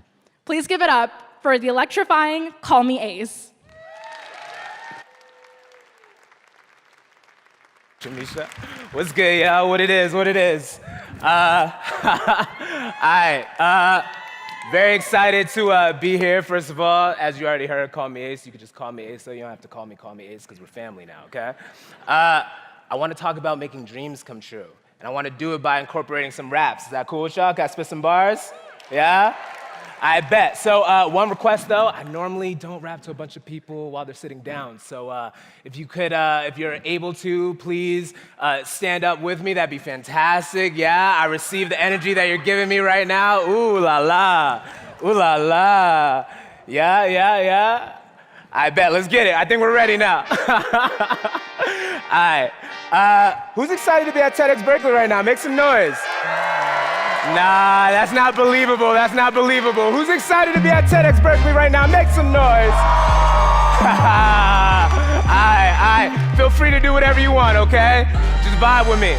Look, I worked my whole life just to feel like this. Ice cooler filled to the brim. Another goal crossed off the list. Come help me celebrate. My baby's such a lady in the street, but even she popping like, yeah. High key felt like light years trying to reach the sky. Persevered through light years, kept the dreams alive. Don't idolize my timeline, time to rise and grind. Plus, prayers to the Lord, cause prayers open doors. I just pray they open yours. I'm related to the maker, I'm created from the source. Super Saiyan with the force, activated through the pores. High grade is the grinding, like table is a club. Like acres is the horse, like papers to buzz. Haters hate without an audience, cause haters get ignored. That's how you know you living right. Nice how I'm feeling like. I know they gon' feel a type. That's how I know I did it right. Listen, what it is. Message to the brethren, what it is. Turn it up high so we can get how we get what it is. Love to my loved ones, what it is. Prayers up high so we can live how we live, what it is. Popped up in the spotlight, what it is. Turn it up high so we can get how we get what it is. TEDxBerkeley, how you feeling? Like what it is. Ha, great. Check it, I flip the next chapter, ain't no going backwards. Growth spurt going berserk, we moving faster. They can't keep up, they don't know what I'm going after. They like, now you an actor, going for SAG-AFTRA? Can't label me, baby, I'm breaking through the package. Box me in, I'm hopping out the casket. Laughing, all about my business, that's why I got my masters. I'm a businessman, what you thought I was a rapper?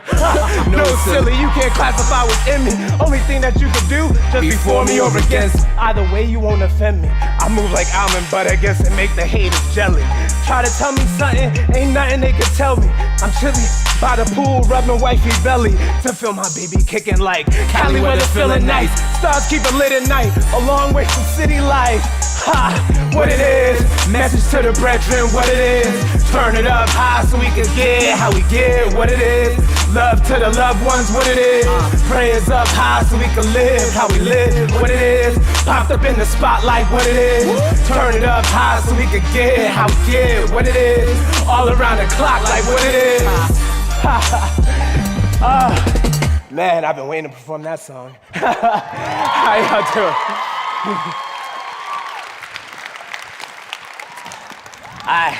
If you're able to, keep standing, that'd be fantastic. But I understand if you're not, okay? So, I've been simultaneously growing my music career for the past 5 years while working a full-time corporate job. After I graduated with my MBA from UC Berkeley Haas, I went into strategy and operations consulting. Go Bears. I went into strategy and operations consulting at Deloitte. Then I went to consumer marketing at Facebook. And now I'm at music partnership enablement at YouTube. Simultaneously, as you heard, I got to hit the Billboard chart. I got to headline shows in the Bay Area. I've got to star as myself in commercials. I've had my music in video games. Patrick Mahomes, NFL star, share my music. Cool stuff, right? Also, simultaneously, literally, I'm getting fans all around the globe thanks to the internet. I'm getting messages from people from India, Japan. I'm translating online, you know? South Africa, UK, Brazil, Canada, San Francisco, you know? And not only are they saying, keep going, Ace, you the GOAT, and all that, right? But the ones that touch me the most will be like, because of what you do, I became a certified yoga instructor. I graduated from college and I'm working in marketing. I got my first home. I became a paratrooper. I'm like, I helped you become a paratrooper, really? Like how, right? The thing is, I didn't wait for anybody to validate my music career. I validated myself. Before all the fans and the accolades, I believed it was possible. And then I went after it. No one told me I could be both a businessman and a hip-hop artist. In fact, many people told me the opposite. But it's this self-validation that I believe inspires others to go for their dreams. But it's not enough to dream, you gotta work for it, you feel me? I mean, look at me. So, I invite y'all to work with me, all right, on this next song. The chorus is very simple. Y'all are TEDx attendees. I have no doubt in my mind that y'all get this, all right? So, it's a call and response. I do the first part, and then the next part, you say, but it don't work like that, yeah? Then I say the next part, and then you go, but it don't work like that. Now I'm gonna do it again. I'm gonna switch it up. Don't worry about what you're just gonna say, but it don't work like that, yeah? We're gonna test it out. I'm seeing some confusion. All right, so, they ask me why you work like that. Take a break, why you work like that? But it don't work like that. They watch the grind, but don't work like that. They wanna shine, wants to work like that. But it don't work. I keep it 10-10s just like that. They try to blend in just like that. See, I told you y'all get it. All right, let's go.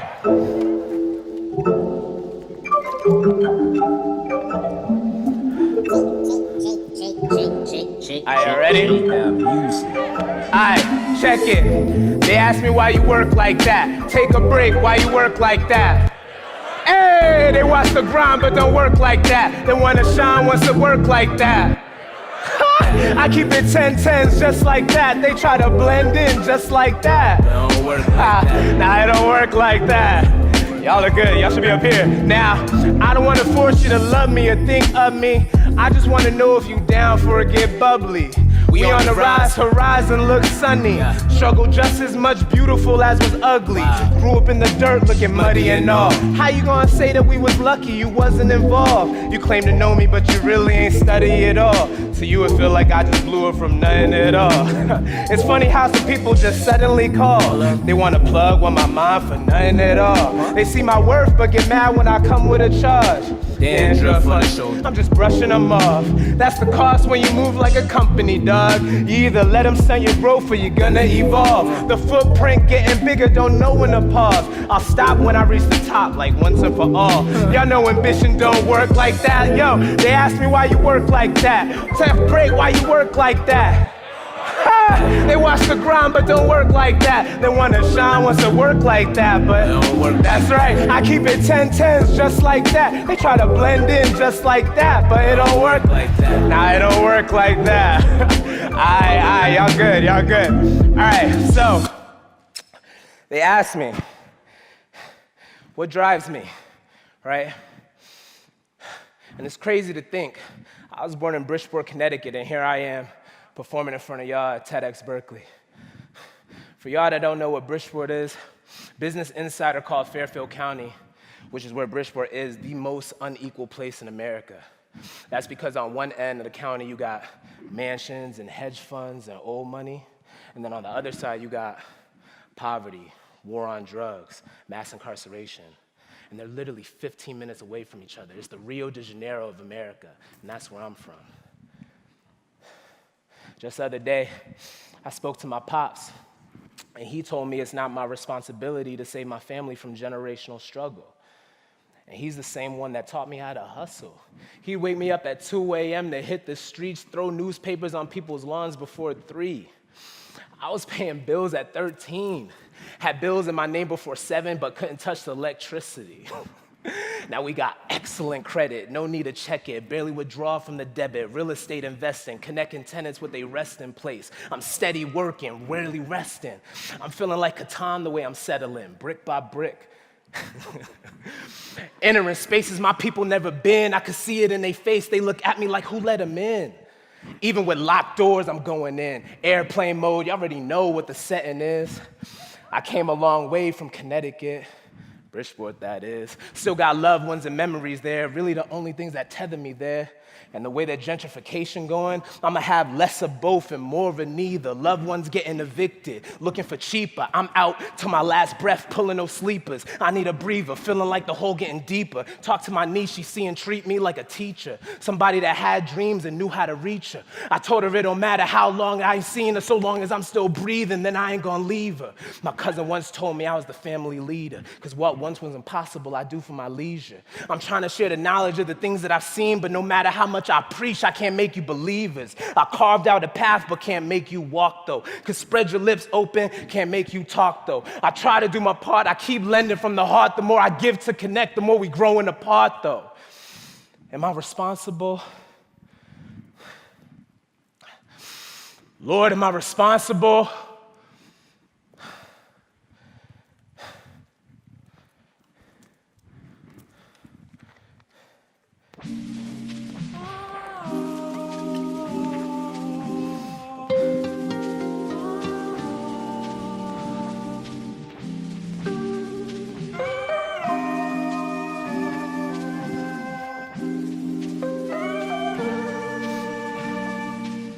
Nowadays, it hurts more when I leave you, cause next time ain't promised. Feeling paranoid if I'm honest. I know God got it, just don't want him take it too. In this room, wondering why I ain't made this move to come back home. Spend time with my niece before she get more grown, and make new memories instead of rewinding the time in my mind that we had in the past. I'm reminded of why I should never look back. When I do, I feel stuck like I can't move forward. Just wanna give up, all my breaths getting shorter.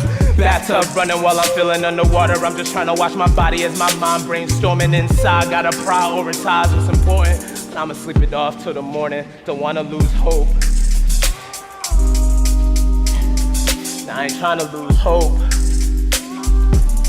I know the world getting darker, don't wanna lose hope. They say high grade, you gotta have hope. I wonder if the tears in my heart are the same tears now I can picture down your eyes.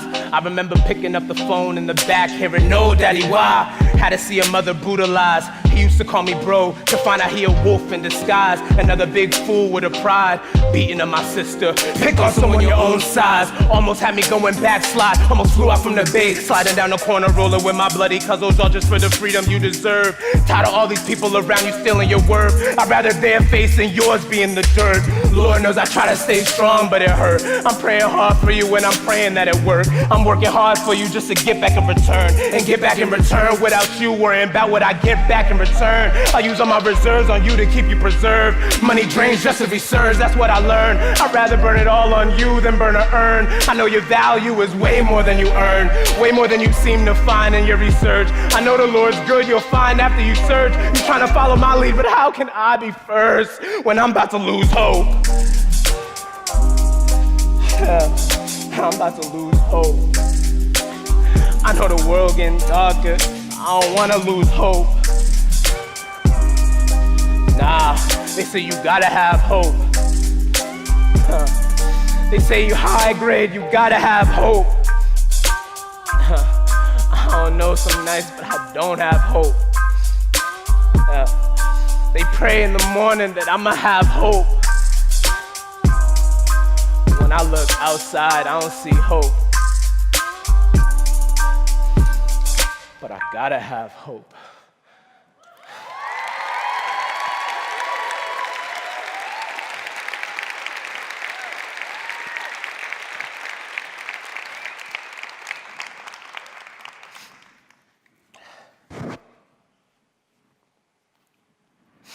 What drives you?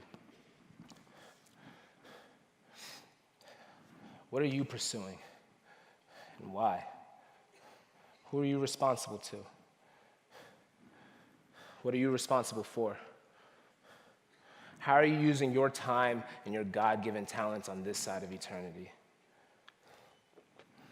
I invite you to meditate on those questions, give them answers, review those answers regularly, make sure they're still true. Before I perform this last song, just one more thing. Define your dreams. Don't let no one else define them for you. Let's go.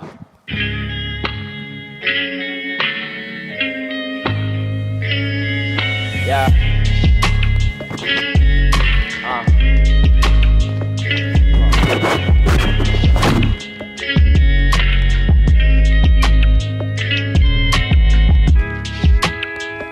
True, but words till the words start scrambling. Grab the inspiration, gotta write it as I'm rambling. Cut and trim it down like I'm sampling. 3 a.m. bouncing off the walls with adrenaline. Wifey trying to sleep, dreaming about me being a family man. I barely seen her all week. Past issues with abandonment. High grade light up in the nighttime like I'm driving in the ambulance. No coincidence, trying to relive who I am again. Past accomplishments in the present start vanishing. Biggest fear in life is to live like a mannequin. Look good on the outside, but really just standing there. Ain't going nowhere, it's less about embarrassment, more about the fact that every blessing I inherited, I barely even cherish it. Yo, it's gonna be a long night. I had a dream, so I've been working all night. And Lord knows I've been pushing for a long time. It might not show up when I want, but it's on time. Yeah. Yo, it's gonna be a long night. I had a dream, so I've been working all night. Lord knows I've been pushing for a long time. It might not show up when I want, but it's on time. Listen, you gotta bet on yourself, true, but come to think about it, that's so American. Don't need no therapist, I know you hear me, you could be a good Samaritan. But I don't wanna stress you though, I'ma keep performing though, I hope you like the flow. This ain't Hamilton, but I'm rapping history for show. Ain't many comparisons, they might rap like me, but don't handle what I'm managing. Don't mean to be arrogant, but all this with no management. Lighting my own candle, man. Oh, I'm making corporate moves while butchering my grandma, man. Did this with no manuscript unless you count the Bible. I prefer being evangelist instead of being idle. I run experiments, interpreting data like an analyst. Can't nobody tell me what I can or can't, cause if I can, I am. Since I am, I can. You don't understand me, man. Let me stop, look. Yo, it's gonna be a long night. I had a dream, so I've been working all night. And Lord knows I've been pushing for a long time. It might not show up when I want, but it's on time. Yeah. Yo, it's gonna be a long night. I had a dream, so I've been working all night. And Lord knows I've been pushing for a long time. It might not show up when I want, but it's on time. Yes. TEDxBerkeley, I appreciate y'all for the time and the space. Call me Ace. Have a blessed night. Let's stay in touch. Let's stay in touch. You can find me wherever. You already know. Peace.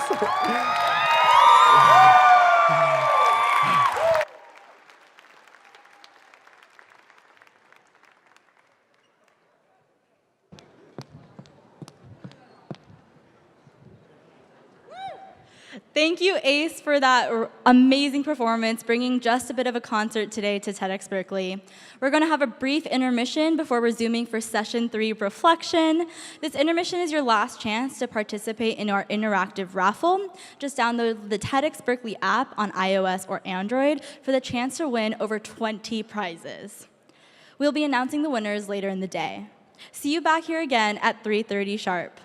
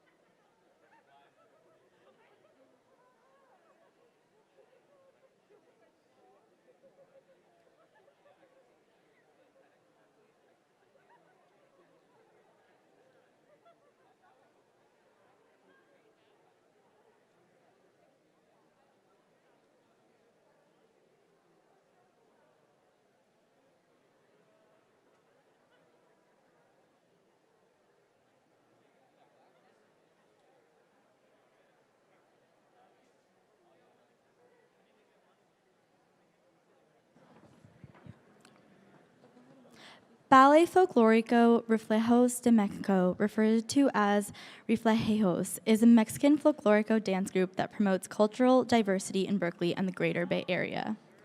Each region of Mexico contains its own interpretation of this type of dance, including specific footwork, posture, music, and dresses. Ballet Folclórico's mission is to educate the university and the community and the Mexican and Latino culture through music, art, and dance. Welcome, Ballet Folclórico.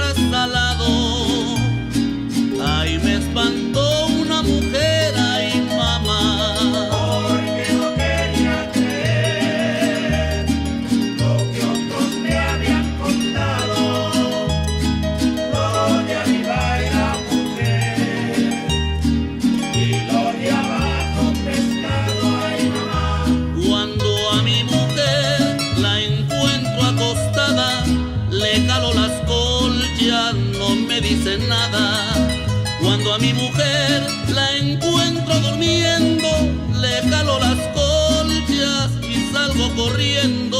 Ay, dígame y dígame usted, ¿cuántas criaturitas se ha chupado usted? Ninguna, no sé, ando en pretensiones de chuparme a usted.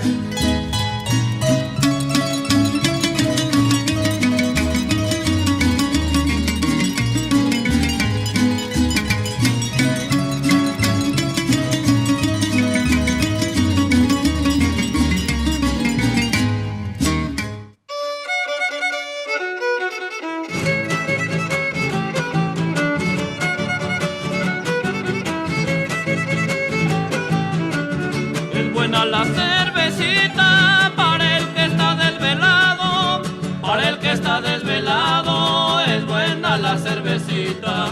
Yo prefiero un tequilita, que es lo mejor para lo hinchado, que es lo mejor para lo hinchado, y hasta los panzón se quitan. ¡Que reque! ¡Que reque! ¡Que reque! ¡Que reque!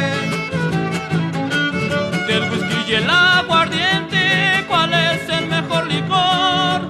¿Cuál es el mejor licor? Del whisky y el aguardiente. Yo digo que el aguardiente porque es emborrachador, emborracha al presidente, también al gobernador. ¡Que reque!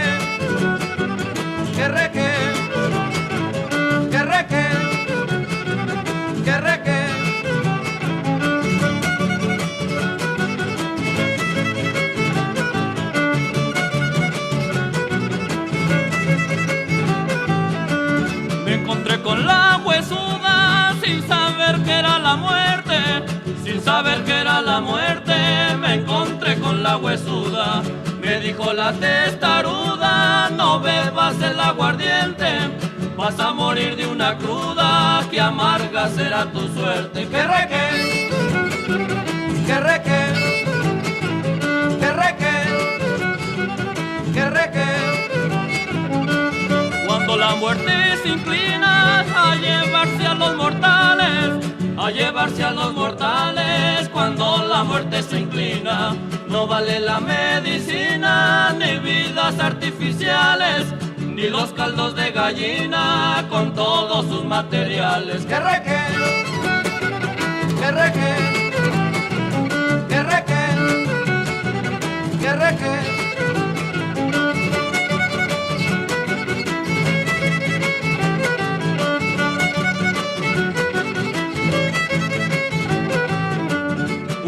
Que en un estero cantaba desesperado, un guerre que en un estero, y le dijo un carpintero, hombre vive con cuidado, que siendo yo carbonero, una vieja me ha tiznado. Que reque, que reque, que reque, que reque. De todo soy descendiente cuando me pongo a tomar, cuando me pongo a tomar, de todo soy descendiente. Mi padre es el aguardiente, mi padrino es el mezcal, el refino es mi pariente y el pulque hermano carnal. Que reque, que reque, que reque, que reque.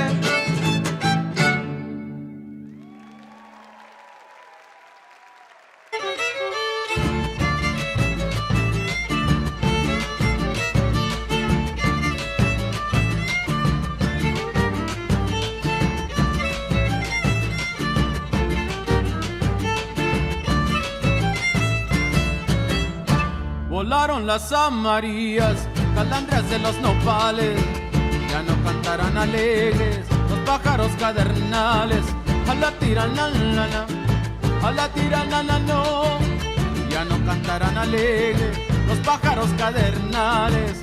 Árboles de la alaveda, porque no han reverdecido, por eso calandrias canten, o les apachurra el nido. A la tiranana, a la tiranana no, por eso calandres canten, o les apachurra el nido. Eres chiquita y bonita, y así como eres te quiero, pareces una rosita en las costas de Guerrero. A la tiranana, a la tiranana no, pareces una rosita en las costas de Guerrero.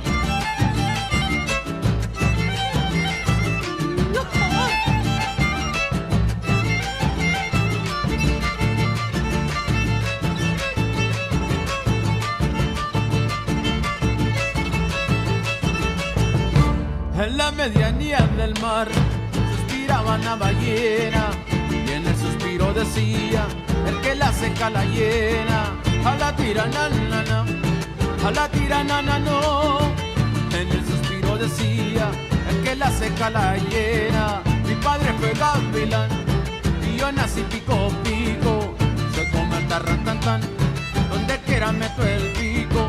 A la tiranana, a la tiranana no, todos dan su despedida, pero como hasta ninguna. A la tiranana, a la tiranana no, todos dan su despedida, pero como hasta ninguna. 4 por 5 son 20, 2 por 7 son 21, 4 por 5 son 20, 2 por 7 son 21, 4 por 5 son 20, 2 por 7 son 21. A la tiranana, a la tiranana no.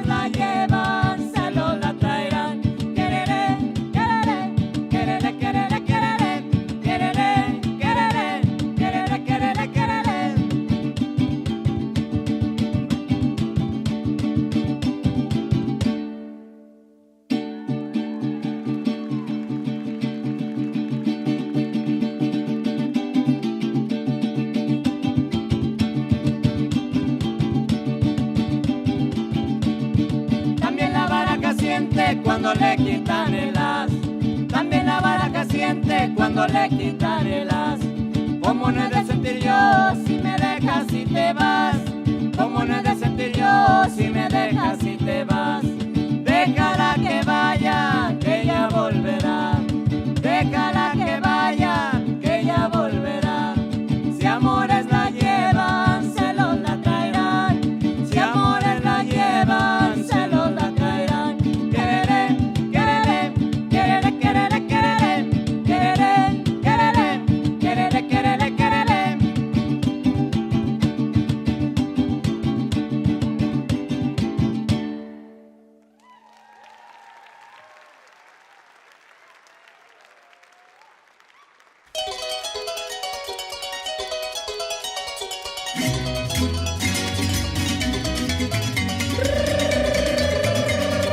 ¡Ay!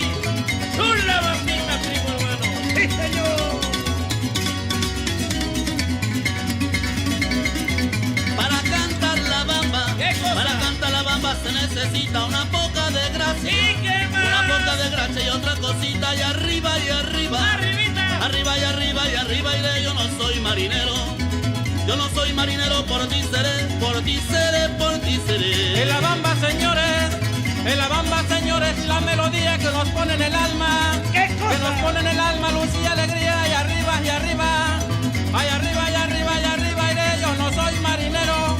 Yo no soy marinero, por ti seré, por ti seré, por ti seré. Hoy les canto la bamba, hoy les canto la bamba con sentimiento, melodía que naciera en el sotavento y arriba y arriba.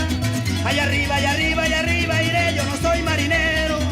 Yo no soy marinero, por ti seré, por ti seré, por ti seré. Cuando canto la bamba me siento ufano porque sé que es el himno, porque sé que es el himno veracruzano. Arriba y arriba, arriba y arriba y arriba iré, yo no soy marinero, yo no soy marinero, por ti seré, por ti seré, por ti seré.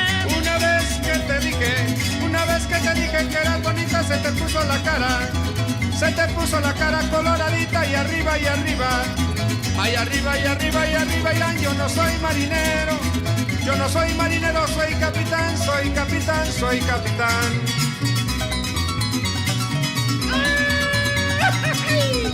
Solo Veracruz es bello.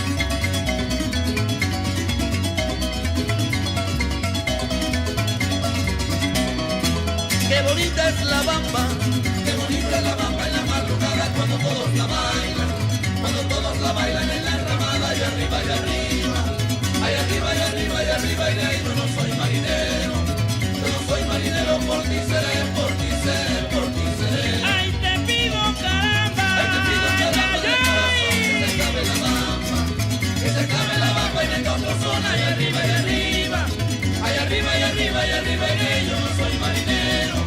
Yo no soy marinero,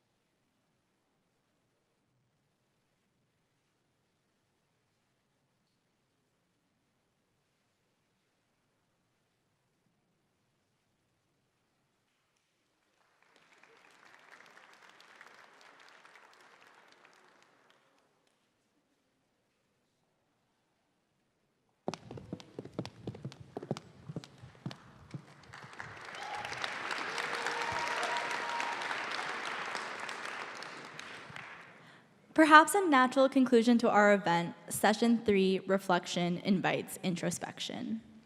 As light bounces off around us in sparkling new dimensions, what do we learn about ourselves, our past, and the world around us? How can we find the courage within ourselves to bring about a better tomorrow for all of us?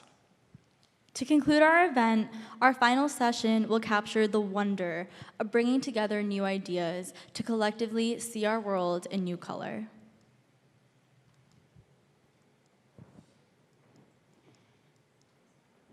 Our next speaker is a renowned scholar of post-colonial studies, ethnic American literature, and critical theory, with a special focus on viewing history through a lens of gender, sexuality, race, and empire. She's one of my all-time favorite professors at Cal, so it's a real pleasure to have her here today. Please join me in welcoming Professor Paulomi Saha.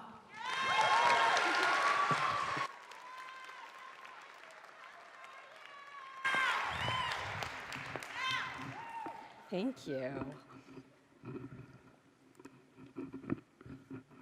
When you hear Indian spirituality in the United States, what do you think of? Maybe it's yoga, practiced by 40 million Americans with the promise that your downward dog and pigeon pose is a part of a timeless repetition by countless people over countless years. Or maybe you think of the great guru boom of the 1960s and 70s as part of the countercultural movement, which made celebrities of figures like Mahesh Maharishi Yogi, seen here with Mick Jagger, Swami Prabhupada, and Krishna consciousness, Allen Ginsberg in that photo, or Sri Rajneesh, now of Wild Wild Country fame. These gurus brought a new vision of spirituality to the masses, disillusioned by post-war consumer culture and a crisis of faith in institutions like the government. Or maybe you cast your historical eye further back still, to Swami Vivekananda, who claimed to introduce Hinduism to the United States in his 1893 address to the Parliament of Religions in Chicago. But what if I told you that the story goes much further back? That it is embedded in the earliest American imagination? What if I told you that the fixation on Indian spirituality is at the heart of the creation of the United States? It would change everything, right? It would shape everything that came after. Long before Americans spent $20 billion on yoga paraphernalia and chanted Om on the Lululemon mats, long before free love communes offered an escape from straight-laced Norman Rockwell normativity, the allure and the danger of foreign spirituality captured the imagination of a much earlier America. So how does it all begin? How exactly does Indian spirituality sit at the heart of the American nation? Well, the story goes something a little like this. In 1814, before Ralph Waldo Emerson and Henry David Thoreau turned ancient Hindu scripture into the poetry of transcendentalism, John Adams wrote to Thomas Jefferson that he had become fixated on Oriental history and Hindu religion. Having served as the second president of the United States, Adams spent the latter half of his life in correspondence with lots of public figures, but especially Jefferson, who had been a dear friend and his vice president before defeating him in the 1800 election. The men actually don't talk to each other for 12 years after the election, and after this icy silence breaks, they write all the time about all manner of things, but especially about philosophy and spirituality. Jefferson and Adams, like Benjamin Franklin and James Madison, many influential figures of the time actually, are deeply influenced by deism. Deism is the belief that God exists, but doesn't appear in human life through things like miracles or even in the form of formal religion. So unbound from more conservative Orthodox Christian beliefs, Adams and Jefferson were voraciously curious about faith.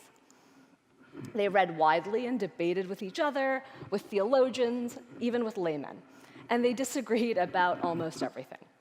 But the one thing they did come to agree about was a basic universalist credo that they recognized as rooted in the oldest known Sanskrit text from roughly 1500 BCE, the Rig Veda.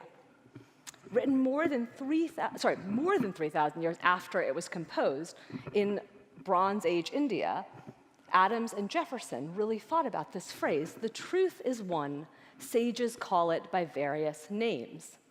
This phrase went viral, amongst these men who helped to set the stage for the conquest and expansion of the United States. Because these men had actually never traveled to India, they had to rely on the writings of American scholars of religion, who, alas, also never traveled east, nor did they themselves read Sanskrit. So they relied on British translations of Sanskrit philosophical texts, like the Rig Veda, the Upanishads, the Bhagavad Gita. These books arrived on these shores in the 18th century as part of a trade route that combined the two great holdings of the British Empire, the East Indies and the American colonies. So when these colonists turned independents, saw texts about and from India, they saw a kinship between those ancient philosophies and an American political future. The American ideal of the individual is one in which there is a sovereign being, fully contained, identifiable, and self-governing. That being is the building block of a settler colonial motto that you know too well: life, liberty, and the pursuit of happiness. Happiness, which in the 18th century actually meant property, is inextricable from the person who can acquire that property. And in the 18th and 19th century, that person was white, male, and free. He is a man who bows to the whim of no other being, who acts only through his own free will. So at the very same time that in America, the idea of the individual is becoming the essential part of political and social life, we have some of the most prominent individuals of the time entranced by a philosophical vision that is exactly the opposite.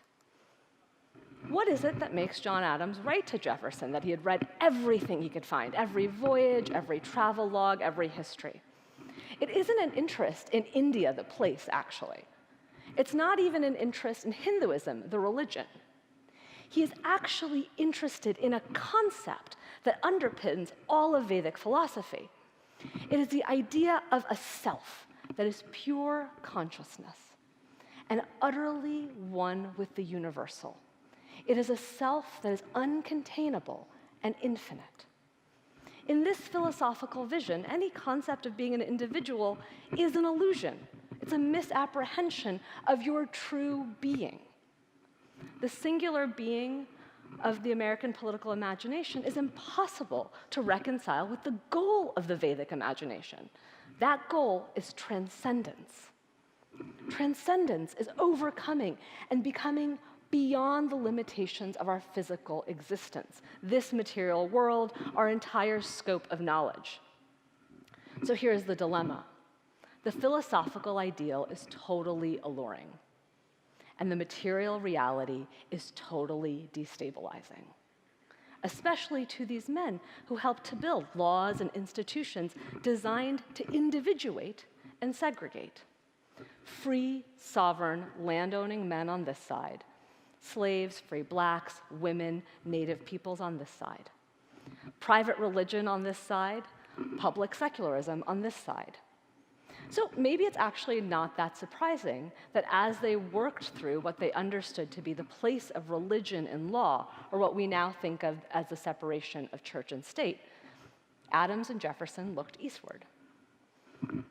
This is what they said. This is Adams writing to Jefferson. "I dare not look beyond my nose into futurity. Our money, our commerce, our national and state constitutions, even our arts and sciences, are so many seed plots of division, faction, and rebellion. Everything is transmuted into an instrument of electioneering. Election is the grand Brahma, the immortal Lama, I had almost said the juggernaut. For wives are almost ready to burn on the pile and children be thrown under the wheel. Here we have two former presidents, drafters of the Declaration of Independence, now both old men, fretting about the future of the country they helped to see into being. And the terms of their fear they articulate in the rituals and rites of a Vedic imagination. Its promise of liberation that they were so interested in also supplies the terms of their vision of tyranny. These days, we can see how American elections are playing out Adams' prophecy of sowing division, faction, sedition, and rebellion. The sedition born out of elections that Adams feared isn't quite what we saw on January 6th at the Capitol, but it's not that far off. Elections, the living practice of democracy, are for Adams all-powerful, like Brahma, and potentially catastrophic. The rolling juggernaut crushing children under its wheels was a favorite image of British colonialism. The word juggernaut is the anglicization of the word Jagannath, meaning Lord of the Universe, the name given for Brahma. Colonial administrators were obsessed and horrified by the annual Rath Jatra, a celebration of Jagannath, during which massive chariots are pulled through towns. That bodies might be crushed under those wheels, where masses pulling and watching are too lost in a religious fervor, too lost in an all-encompassing moment, was proof for British authorities of the savagery of Indian idolatry. When John Adams describes a potential threat of electoral politics as the rolling juggernaut and the widow burning on the pyre with her dead husband, he's recognizing the enormous danger of a self that can be disappeared, whether into a group, another person, or even that limitless Brahman. The same Vedic imagination that produces transcendence also appears to produce in India, especially through the eyes of British colonialism, the crushing, uncontrollable force of mass psychosis. When we think of Indian spirituality now, we inherit this history of fear, fascination, and longing, whether we realize it or not. We see it in the warm reception of Swami Vivekananda in 1893, and yes, we see it in yoga. We also see it in how often groups and figures who cite Indian origins are greeted with suspicion, criminalized, called cults. Why do these groups who espouse ideals of transcendence also seem to evoke fears of illegality and exploitation? This is a question for scholars like me, but also for the millions of people who find themselves obsessed with popular cultural representations of cults, particularly so-called Indian ones. Everywhere you look, Netflix docuseries, blockbuster films, true crime podcasts, and journalistic exposés. Pop culture is all over intentional communities, charismatic leaders, and secret rituals. They traffic in a delicious kind of fear because we keep going back, watching, reading, listening. We want to know about these secretive, dangerous groups that seem to offer so much and might potentially take away even more. My own fascination, as it were, draws back to a childhood in New England, where I was warned away from Hare Krishnas on the street with the threat that they might kidnap me, when at home we had a small altar with the very same icons that those dangerous people also worshipped. No one could quite tell me the difference. But even as a child, I had an inkling. It wasn't quite what they wore, ochre robes instead of blue jeans, or that they sang and danced in public. It was that blissed out look in their eyes. You know the look, right? They were lost in something that set them apart. Apart from me, apart from you, apart from the rest of normal America, right? I've been trying to figure out what that thing actually is, though, for decades now. And what we can see, actually, from this long view of history is I'm not alone. Written into the very fabric of American life is a shared longing, fascination, and suspicion with an Indian-inflected spirituality, which might offer to loosen that stranglehold of this singular individual These forms of spirituality reveal the fiction that America had to have become this, a settler colonial nation of individuals constantly just seeking independence from one another. It might have been otherwise. So we go seeking, like early statesmen and poets, transcendence. And we're terrified of what might happen if we find it. Thank you.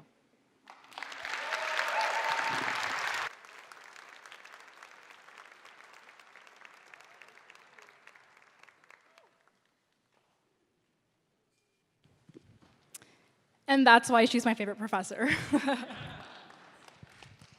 Now, I know that many of us, by nature of spending our Saturday here watching TED Talks, are always looking to make the next big change in the world, hungry to leave our legacy. But is this mindset always healthy, especially when it comes to how we view ourselves, our work, and our identity? Many of us in the audience may deal with imposter syndrome or feel like we are never good enough. Our next speaker takes us through his own personal journey, even as his career success was ramping up. He's the former creative director of Jubilee, which has garnered over 1 billion views. Talking about the importance of radical self-acceptance, please welcome to the stage Ian Chi.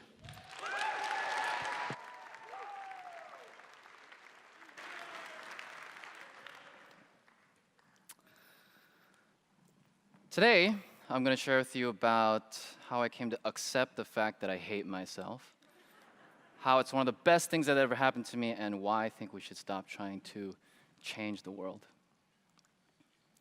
Ever since I was a child, it was my dream to change the world, to do something truly incredible with my life. I was born a pastor's kid. My father is one of the most idealistic people I know who served the church and all people through the unconditional love of Christ. And my mom, one of the most amazing artists and singers I know, and one of the most committed and responsible human beings I know who gave her life to our family and the church. As the child of my parents, I took on both of their characteristics: idealistic, artistic, hardworking, responsible, and most of all, I wanted to change the world to make it a better place. So when I discovered a deep passion for filmmaking in 7th grade, it became a powerful life mission to challenge, empower, and unite people through the profound power of meaningful filmmaking. If Jesus came to earth today, he would be a filmmaker, is what my dad told me all the time, because Jesus always spoke through the power of story and parable of life's most profound inner truths. He also told me that one sermon could reach 100, couple hundred people. A film could reach tens of thousands, maybe millions of people around the globe. You will do great things, my son. I am so proud of you, he told me all the time. As I grew older, I became more and more determined to become the world's greatest film director, to make the world a more loving, just, meaningful place, and to bring inspiration to the global masses. My hunger was insatiable. I gave every project my all. I always felt like I could do better and better. I was the quintessential, voraciously passionate young artist who always thought he could top himself, never satisfied with his own work. When I was in college, I made an incredibly ambitious short film about a man striving to live at his highest potential in the last 5 minutes of his life, which ended up winning the world's largest student film festival. A couple years later, I made a showreel about the divine interconnectedness and depth of life that ended up winning gold at America's largest advertising competition. A few years later, I became the creative lead of a company called Jubilee, whose mission was to spread a message of radical empathy to millions around the globe. And throughout all these years, I understood that to create good work, it started with me being a good person. I constantly worked on developing myself as a human being to be the best human being that I could possibly be. I had a remarkable growth mindset, a passionate desire to actualize my full potential. I could always work harder. I could always be more committed, more loving, more capable, more talented, more something to improve. The only problem was, as years went by and I accomplished more and more, I began to wonder to myself, when will I actually feel like I fulfilled my full potential? When will I actually have made a positive enough impact on the world? When will I be able to pat myself on the back and say, good job, Ian, you did amazing? I never quite felt like I could say that to myself. because I always knew there was more work to be done, more to serve, to become better.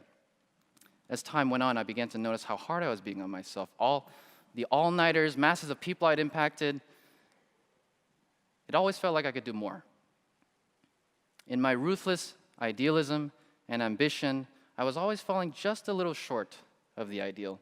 The thing is, I knew that this way of thinking wasn't good for me, and that I was being hard on myself, but I didn't know how to get over it. I asked myself, how can I actually be truly fulfilled? How can I actually feel like I love myself, and how can I get rid of this anxiety from all this self-judgment? How do I do this? I read tons and tons of books, did therapy, traveled to India, Chile, and France. I did LSD, I did shrooms, I even joined a half cult, and so much more. But at the end of the day, it would just give me an emotional high that I would always come down from. I couldn't figure out for the life of me, how do I love myself? How do I feel fulfilled? And how do I stay positive and feeling good and stay there?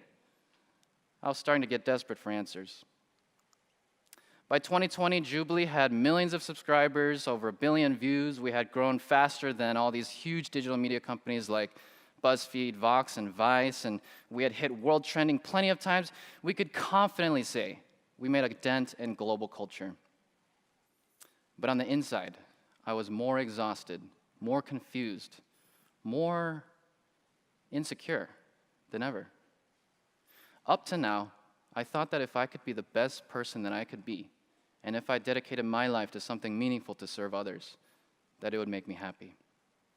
I had gone everywhere, done everything. I had exhausted all possible options to try to be the best person I could be, and I led a team to impact millions of people around the world in a positive way, but how the hell was I more anxious than ever? Why was I even harder on myself than ever? I couldn't understand it. How do I truly love myself? For another handful of months, I tried to be positive, to be more committed, more passionate, more gung-ho, and after trying so hard for such a long time, I just couldn't bring myself to do it anymore. I was tired. I was exhausted. I was beyond exhausted. And eventually I reached a breaking point. One day I quit everything. I left Jubilee, no idea what to do next. I left all my friends, left LA, and I moved back in with my parents. No idea what was next. Zero plan. I felt like life had just completely defeated me. I was tired of putting in all this effort all the time to be a better person, to make the world a better place, and it was just exhausting. I wondered, maybe all this change the world stuff is just a load of youthful, naive bullshit. Everything just seemed pointless and exhausting. Long story short, I was jaded.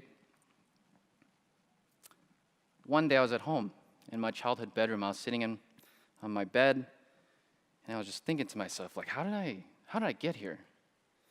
When a gentle thought presented itself to me. It was like a mysterious presence just kind of lightly tapped on my shoulder and asked me a question. And that question was, Ian, what is the definition of insanity? I contemplated for a long time. And I remembered sometime in the past I'd heard a quote that said, insanity is doing the same thing over and over again, expecting different results. Then that gentle presence tapped on my shoulder again and asked me, Ian, what same thing have you been doing over and over again, expecting different results? In all the reading, the therapy, the travel, the half cult and psychedelics, like what's the common denominator among it all? What's the common denominator? I was thinking about it for a while. I didn't really know. The only common denominator I could think of was that I was trying to change myself. Among all the crazy, diverse things that I had done all over the world, this was the only thing that united everything. But as I sat with this, it slowly began to sink into me that I was doing the same thing over and over again, expecting different results. I was trying to change myself. Over and over again, I was trying to change myself. And then it dawned on me, what if, instead of trying to change myself, I don't try to change myself at all? What if, instead of trying to change myself, I accepted myself for all of who I am with zero change? What if I accepted that I struggle deeply with anxiety and my anxiety may never go away? What if I accepted that I struggle with self-hate thoughts, and they might never go away? As I sat with this for a good minute, I slowly came upon another realization. The reason I was trying to change the world was because I couldn't accept the world the way it was. And the reason I couldn't accept the world the way it was because I couldn't accept myself the way I was. I had been projecting my desire to change myself to the outside world. Instead of looking within and seeing what was there, I'd been running away into the idea of changing the world as a way to run away from my own feelings. Everybody talks about changing the world. Everybody talks about becoming a better person. But I feel like everyone is skipping step one. And step one is to see yourself exactly as you are, with no change and with no judgment, no matter how seemingly ugly. Years ago, when I was in Alcoholics Anonymous, we used to introduce ourselves by saying our name and then saying that we're an alcoholic. My name is Ian, and I'm an alcoholic. It's a radical acceptance of oneself and the powerlessness of your own willpower to overcome addiction through your own individual understanding. It's a surrender of the lower self, because too many times before, our own ego failed us. Within each of us is a lower self and a higher self. The lower self is always busy being right, judging, looking at things and how to make it better, to find a solution, built on a weak scaffolding of pride and insecurity, hardcore willpower to change itself in the world outside of us. The higher self is a more expansive, spacious consciousness, never judging, witnessing with unbearable compassion. It sees, accepts all part of who we are, no matter how prickly and no matter how ugly. In the past year and a half, I've been surrendering my lower self more and more, surrendering into my higher self, clearly seeing all the warts and imperfections without judgment. Sometimes I still feel bad, and I can't stand here and honestly tell you that I'm 100% okay with all parts of who I am. But the more I work at it every day, the more I feel a deepening clarity, joy, and effortlessness. Moments here and there, I get glimpses of a wide, amazing space where all things belong and all flaws are part of who I am. My name is Ian, and I struggle with self-judgment and self-criticism. I'm 30 years old, I still get pimples, I have crooked teeth. In the past, I've struggled immensely with porn addiction and substance abuse. In my romantic life, I have severe anxiety and trauma. I've never been in a long-term relationship. I've learned that if you struggle with self-love, the answer isn't to try to love yourself harder. Love isn't a matter of effort. It's a matter of awareness. It's not a matter of trying harder. It's a matter of letting go of all trying. It's to radically accept all things you're judging yourself about, even that judgment itself, to create abundant space for all the prickly things you see, to surrender all willpower, to be in this present moment without any labels or judgments. As crazy as it sounds, my struggles with self-hate have been the greatest gift from the universe, because every day it is teaching me how to love myself at deeper and deeper levels and share it with others. When it comes to the world, don't get me wrong, I'm not saying that we shouldn't try to make the world a better place, but if it's coming from the lower self of judgment, of hating what you see, of forceful change because you don't like what's in front of you, it's like trying to put out a fire with more fire. To change the world for the better, to make the world truly a better place, we must start with radical self-acceptance of who we are, no matter how flawed it looks. We must start with a radical acceptance of where the world is right now, where other people are in this very moment. And if you're able to radically accept yourself, the world, where other people are, without any labels, you'll start to realize that the meaning of changing the world is a little bit different than we thought it was. Thank you.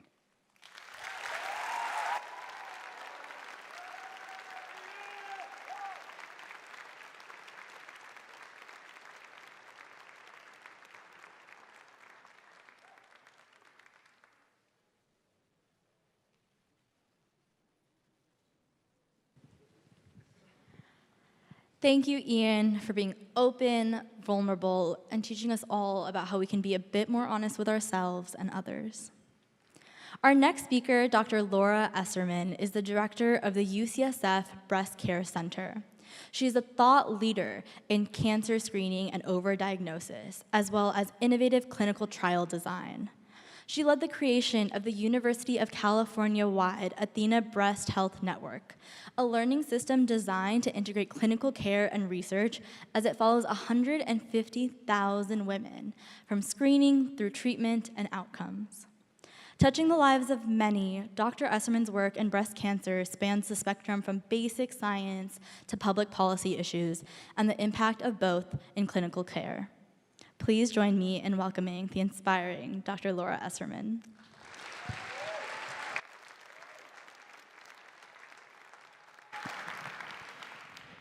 Thank you so much, Sonali, and good afternoon. One size fits all, said no woman ever. And it turns out that cancer is no different. Back in the 1980s, we all thought that breast cancer was one disease. Women got treated the same, mostly mastectomy. If they had a tumor that was a centimeter, they got chemotherapy. They weren't given any choices, their care was fragmented, and they were angry. It was about that time that I decided to devote my career to creating comprehensive care for women. And as I built the center, I wanted to add that essential ingredient to learn and improve at every juncture. Continuous improvement, always. That has always been my vision for medicine. And what has influenced me most are the people I've cared for, their stories, their experiences, and their outcomes. I listened. I want to tell you about Linnea. Linnea is someone I met in her early 30s many years ago. She was an incredible person. She was vibrant. She was a graduate student right here at this university in sociology at Berkeley. She loved to travel. She was a fierce Scrabble player. I'm sure she would have been a champion at Words with Friends. She was the first in her family to go to college. She was adored by her friends, by her mother, Evelyn, and her grandmother, Eartha. Linnea had lots of dreams and hopes, but they did not come to pass because she died of metastatic breast cancer before her 38th birthday. Now, Linnea's death was so, so hard for me. Every death, every bad outcome is hard. But it drives me. It drives me never to settle and never to say that what we have is good enough, because it isn't. We did not have the right drug for the right time for Linnea. But it inspired me to start a new kind of trial, a platform trial to continuously learn, to accelerate the pace of change. Now, it turns out that what we used to do was we used to operate on people, or in fact, that's the traditional way. Surgery first, then give systemic therapy. But especially for these aggressive cancers, when you do that, you have no idea who's responding to what. And you can't figure out how to personalize care. So by flipping the order and starting with the systemic treatments first, we were able to learn who responded to what kinds of drugs. And in the past decade, we have tripled the chance that we could make tumors go away and bring new drugs in, and that has led to cure for these women. And today, maybe Linnea might not have had to die. But we need to know who's at risk for those kind of aggressive cancers, or any kind of these cancers. We did not have that for Linnea, and we don't have it today. Now, each of you may know someone like Linnea. There are hundreds. I know hundreds, thousands.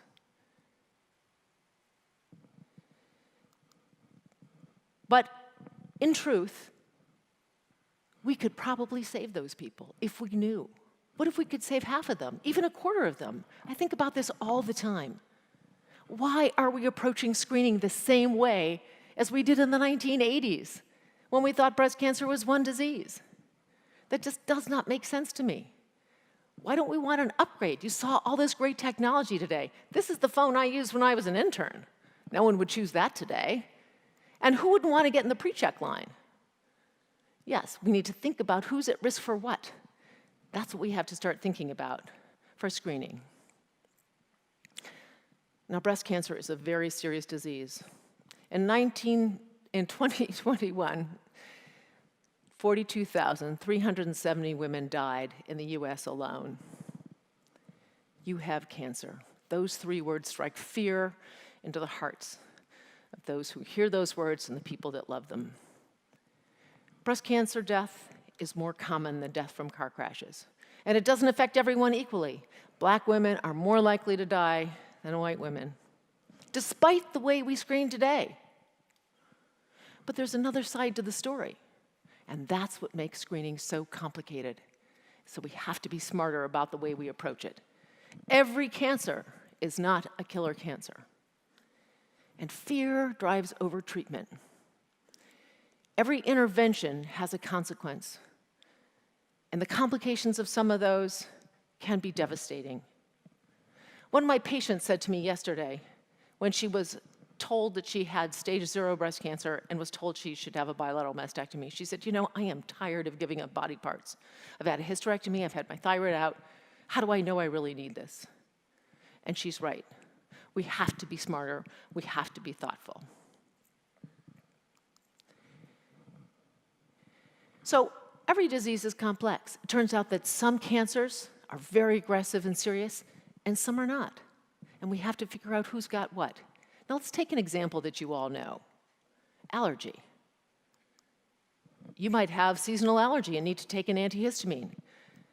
You might have an asthma reaction to ragweed and need to take an inhaler. Or maybe you have a fatal reaction to a bee sting and need to carry epinephrine with you.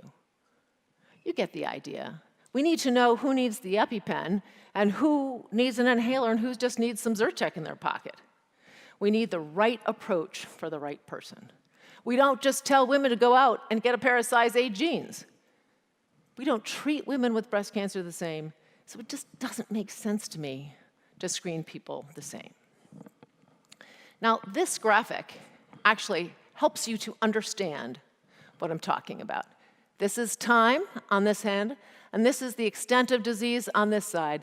You can see that this very fast-growing tumor, it's really hard with this screening each year to catch this tumor in time. And we used to blame women for coming in with these bad cancers. Oh, you let this go. What's the matter with you? But in fact, it's bad biology.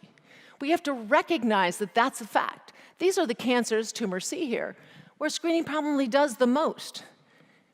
But these cancers that are really slow growing and maybe wouldn't come to clinical attention, we have to be careful not to overtreat these. But you get the idea. More for the biggest risk and less for those who do not. And then there's the issue of callbacks. When you get called back for a screening, you think maybe that's nothing, but not to the person who gets called back. I had a patient yesterday also who called me up last night and said, oh my God, I think I have metastatic disease all over my body. She was called back for a biopsy, and she had had cancer in the past. But she had something really minor. And it turns out that 3/4 of the things that we recommend biopsies for are false alarms. And sometimes if people have 2 or 3 of these examples, they won't come back for screening. Or worse, they'll think they need to have a bilateral mastectomy, and people will do that. Now, that is not to say that we shouldn't be doing these things. I'm just trying to say there's a cost and a consequence. We have to be smarter. We have to be thoughtful. The things we do have an impact on people. You heard about all this great technology. Why can't we apply it and be smarter? Screening is a challenging problem. We need to know who is at risk for what so that tomorrow can be better than today. And how can we do that? We can upgrade and make improvements by putting everything that we've learned in the last decade or so to work. For example, there have been advances in cancer prevention that we're not applying because we're not routinely assessing people for risk. There have been advances in risk assessment, like breast density, like understanding your genetic makeup. It turns out that there are 9 genes that you can inherit. If you have an error in one of these, you have a really high risk for breast cancer. But they're not very common. And then there's a bunch of other genes that by themselves don't mean much, but together, many polygenic gene risk, polygenic risk, they can actually upgrade or downgrade your risk quite a bit, and that can be very helpful. And it turns out that there are legal changes that make it so that you don't have to worry about discrimination from genetic testing.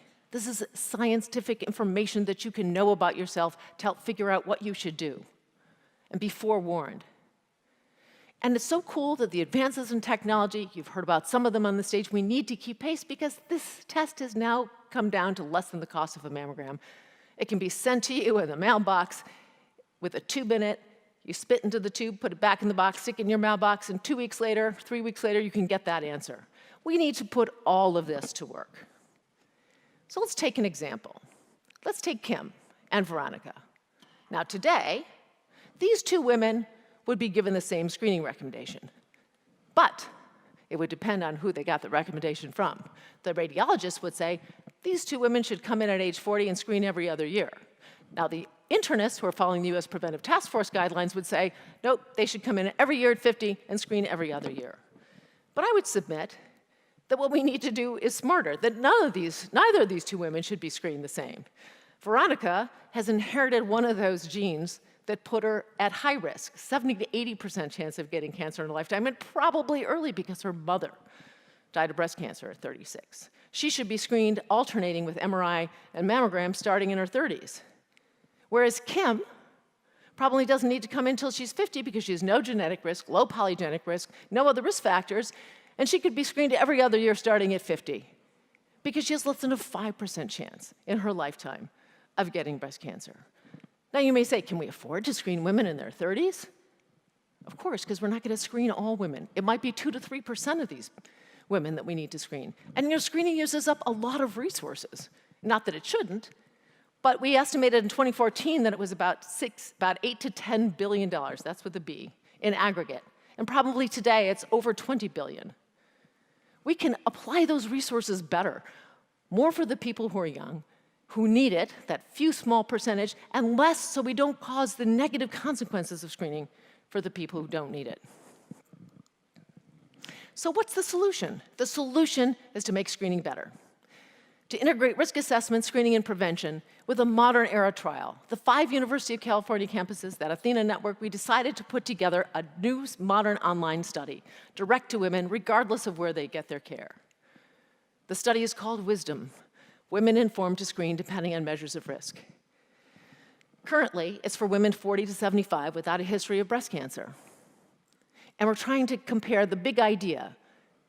It's the same for everyone, screening every year at 40, versus a personalized approach, telling us when to start, when to stop, how often to screen, and with what modality, and if you're at high risk, how to reduce that risk. That's the big idea. It's a platform study to continuously learn and keep pace with technology. Now you may say, why a study? Oh, I don't want to be part of a study. But in fact, a study generates the evidence so that everyone benefits. If you treat one person with something new and they do well, you help that one person. But when you introduce it in a way that you're studying and have the courage to say, maybe it works, maybe it doesn't, but I'm going to generate the evidence, then everyone does better. As Maya Angelou says, the only way to do better is to know better. Every advance and every drug starts as a trial. Tomorrow's treatments today. Now, not everyone wants to change. And it used to be that people didn't want to give up doing mastectomies. We used to do Halsted radical mastectomies, a brutal operation that left people disfigured, and people were afraid to change. But the studies showed that doing less was better. And women lined up to be part of those studies. They had the courage, as Uriel said, to raise their hand and be part of that change. And every idea is not better. We have to have the courage to test it.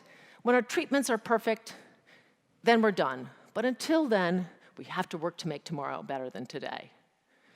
Now, this is a graph that shows heart disease. The approach we're taking is done before. Here you can see how fast heart disease, it's taken many years, but the heart disease risk has come way down. It used to be that was the biggest killer for women, but now it's cancer. And how did they do it? They started with a study in the 1940s. They figured out who was at risk, who had that risk, what we could do to lower that risk, blood pressure, cholesterol, diet, exercise, and systematically brought down that risk. We can do that for breast cancer. We have to find out who's at risk for what kind of cancer, what drives that risk, and then find the right treatment, the right prevention, and save lives. That is wisdom. You know, we don't have all the answers, but we're going to keep going and start the journey and go direct to women. But the study only works if women are really willing to partner with us, fill out the questions, stay in touch, talk to their primary care docs, and follow our guidance. Now, some say that won't work, but we say it will. We are 45,000 strong. We've got all the stakeholders at the table, the guideline makers, the consumers, the payers, because we think it's everyone's responsibility to make care better tomorrow than it is today. We think the payers should want to cover the cost of a test that we think will make better quality and less cost, better healthcare value. Don't you think? Because evidence generation makes tomorrow better than today. Now, you may say, gee, that seems like such a monumental task, but I don't think so. If everyone does their part, if all of you, like Zuriel said, raise your hands and join. If you are between 40 and 74, you can join. If you aren't, and you know someone who is, which I bet you do, they can join. Wisdomstudy.org. We want 100,000 women in this trial, and we want to be able to go Wisdom 2.0 to help those women in their 30s when we start to figure all those pieces out. And we want every race and every ethnicity, we want every woman to participate so they have representation, so that tomorrow would be better today. If we don't upgrade and we don't study it, then we're going to stay where we are. And that, my friends, is unacceptable. Linnea missed her 38th birthday. 42,370 women in the United States last year missed theirs too. It doesn't have to be that way next year or the year after. We can do better. We are fighting to celebrate more birthdays, and you can be part of it. So won't you join me? Raise your hand. Thank you.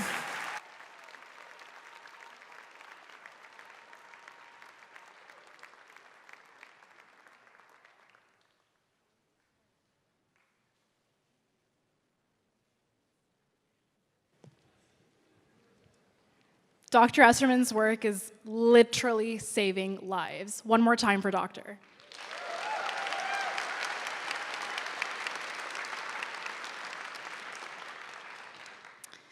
Our next speaker is an award-winning chef and culinary creative with an endless passion for the way ingredients and tradition bring cultures together.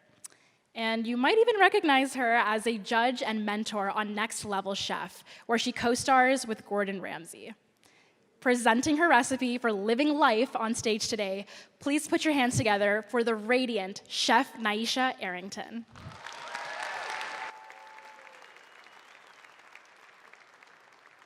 Hello. Thank you for having me. Can't believe that's my name up there. I'm normally in the kitchen, but I'm very excited to share space with you all today. I want to invite you to take a 6-count breath in and out 2 times, and we'll do that together. Breathe in, out. Breathe in for a 6 count, and out.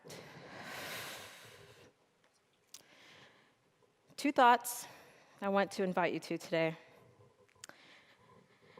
1, to reflect on a moment in time and reflect on your favorite food memory.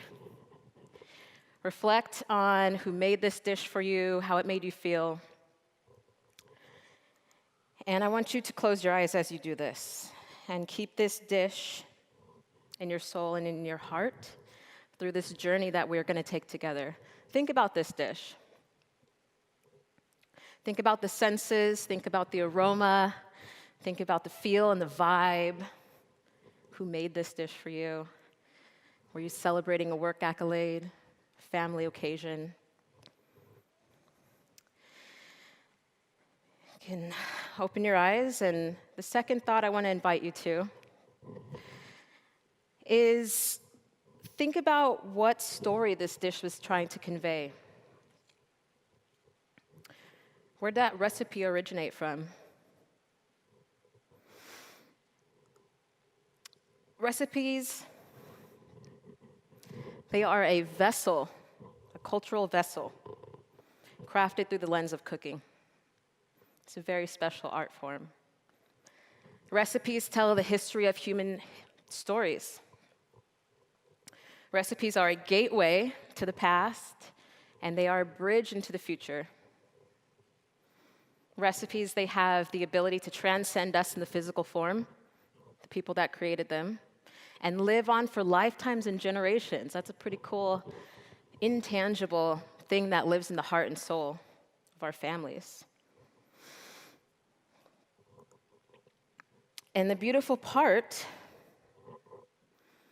about the crafting of recipes is that, in my case, it can become your identity. As kids, we often dream about what our jobs will be when we're grown-ups, what careers we'll choose. And in my case, being a chef, it chose me. In preparing for this talk, I asked my family to each give me an adjective to describe me. They're my closest people. Well, my mom said I'm stubborn. I was a stubborn kid. That's fine. My dad said, you know, Naisha, you are the most creative person I know. I said, wow, thanks, Dad. Love that for me. And my sister, she said, you are complex. And I said, oh, that's interesting, I'm complex. And she said, yeah, you know, you're always thinking about the common denominator and, you know, what does the meaning of life, and asking all these deep questions, which is very, very, very true. She's not wrong. And I have found the answer in my culinary journey, and I believe that food is the common denominator of life. Food has the ability to transcend us, race, religion, all things. It is the connector. Food represents us and identity at the most basic level. You know, growing up in my households, everyone cooked. My aunts, my uncles, my grandparents, my great-grandparents. And bopping around in these homes as a kid, the memories of these food, they filled my senses, as you have all reflected on dishes that are special to you. I remember to this day the crunching sound, sitting on the back porch with my grandpa making hand-churned fresh ice cream on a perfect LA day. I remember the smell of my Aunt Linda's mac and cheese at Thanksgiving and playing with my cousins, throwing the football around. And coming from a diverse background, my mom's side is from Korea and my father's side is from Mississippi, by way of Los Angeles. And having such a robust terroir for me to draw from has inspired my thinking and the way that I approach cooking. My color palette is culture. And my ability to harness the techniques and weave them together to tell a storyline on a plate is what drives me. And it's very unconventional. I get to create things that live in the soul forever, which is pretty special. I realized that as a kid. 5 years old, my grandmother used to pull me into the kitchen every opportunity she got and had me peel garlic, blanch vegetables, and I kind of jokingly say I've been a sous chef since I was 5 years old. So, you know, there's no surprise that I became a chef. I actually used to have a restaurant when I was like 9 and used to make soup for my family and my friends. And my restaurant, I had a name for it called A+1 Good Restaurant. As a 9-year-old, yeah. pretty funny. I went on to culinary school. And the first day I sat in Chef Chapman's class, dead center. They hit me like a ton of bricks, and I knew I was exactly on my path. My stars had aligned, and I was ready for the journey ahead. I went on to work in many fine dining kitchens to create thousands and thousands of recipes, but I'd say one of my greatest creations thus far has been my life recipe. And essentially, I'm going to share with you how I made it. You take equal parts grit and perseverance. You fold in a lot of resilience. You fuel it with ambition. And when self-doubt starts to bubble over, you turn up the dedication. But you cannot ever forget humility. You cannot forget relentlessness. You bake this in an oven of passion at high pressure for your whole entire life. Don't forget it takes blood, sweat, and tears along the way, but the most important ingredient is love and joy. 'Cause that's what tastes so sweet. Joy and love is what lives in the soul forever. Food is an energy transfer. The way that I approach cooking is very unconventional. I color outside the lines. I've learned all the parameters just to be able to do that. My first taste at this sort of coloring outside the lines approach was living abroad. I lived in the West Indies at 20 years old, very much trying to figure out myself and adapt to a new way of living. An island of 30,000 people. I mean, it's small. It was very important to me to keep a very open mind in a very vastly different set of circumstances than I was accustomed to in the States.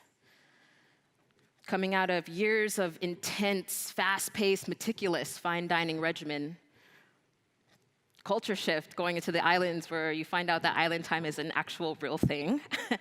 People don't want to show up, they don't show up. If they don't feel like opening the farmer's market, they don't. And, much respect, live your life. But an amazing experience nonetheless. And I actually ended up starting my own garden there. And one herb that I fell in love with is shadow benny. It has these floral notes of cilantro, and it's just so beautiful. And you find this in the West Indies, but also in Central America. And that tells these sort of origin stories, right? Everything is connected.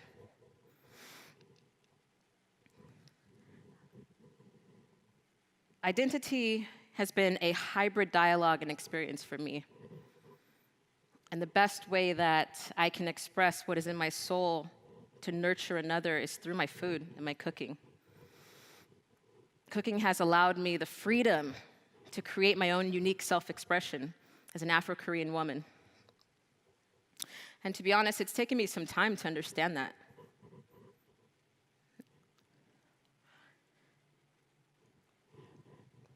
It's been a journey, and in a pursuit to connect the dots of the human race, it's been my honor to share these recipes and stories with people. After cooking on the line for multiple years, opening and closing 2 acclaimed restaurants in Los Angeles, I've seen a lot and I've experienced a lot. There's been an arc in my culinary journey from when I closed my last restaurant in 2019. One of my biggest personal achievements was finding connectedness with myself after giving so much, right? As a craft can do sometimes. I took off and I traveled the globe, went to country after country, speaking with salt-of-the-earth humans that inspired me to even appreciate and dive more into myself and my heritage. I always wanted to be a chef. I always wanted to share my enthusiasm of life. But I was also enthusiastic about people I looked up to as a kid, like Oprah and Tony Robbins, and remember coming home from school and watching those programs with my mom and thinking like, wow, these people are so inspiring. And now I get to stand on the stage and share my dreams with you is just unreal and a true honor. The ability to reverse engineer a vision is powerful.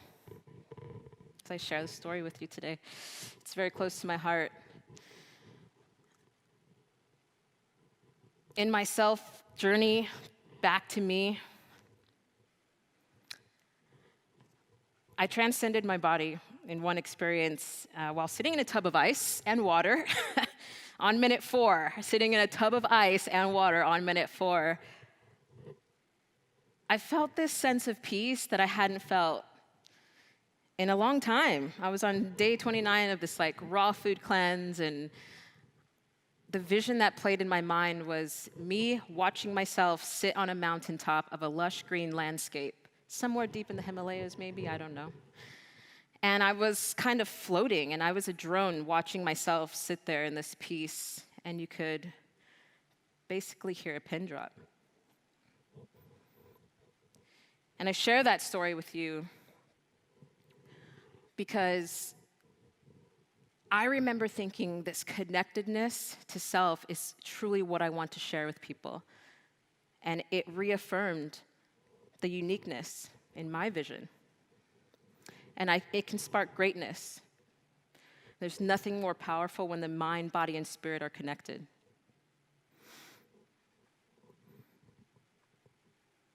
The ability to make an intangible thought a reality is the reason why recipes exist. And just like in life, through trial and error and documentation of these recipes, sometimes you end up at the end result that you want through a mistake in the measurements. And sometimes you hit that recipe, bang, first time. But it's the celebration of these recipes with our families and our loved one that make us human. Right? As I share that analogy of life with you through the vessel and lens of a recipe. The journey to identity is similar.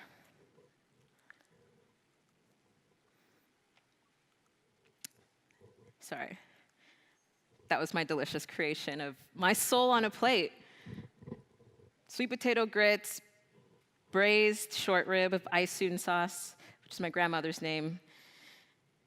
And these are the recipes that are time capsules, right? Where you get to show your identity on a plate.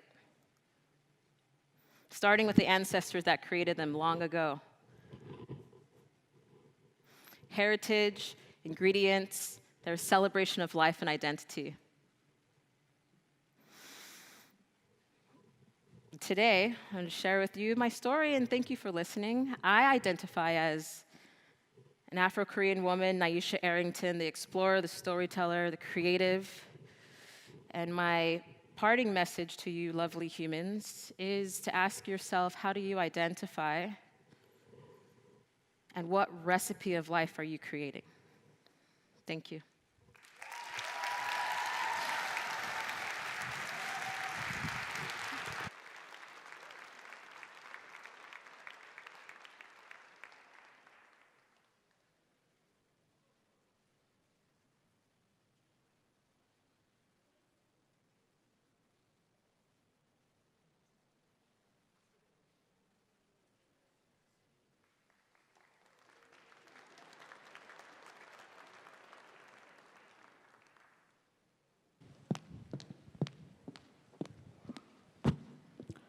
Thank you, Naisha, for sharing your identity and forcing us to ask ourselves, who are we? We've got something really special today for you to close out our event, the one and only Chinese dance team at UC Berkeley. Fei Tian dancers enhance their comprehension of traditional Chinese culture and spread awareness of Chinese classical and ethnic cultures to the broader community. Fei Tian incorporates classical, ethnic, and modern Chinese dances into its repertoire through creating original choreography and learning traditional works. Last but not least, Fei Tian's breathtaking performance.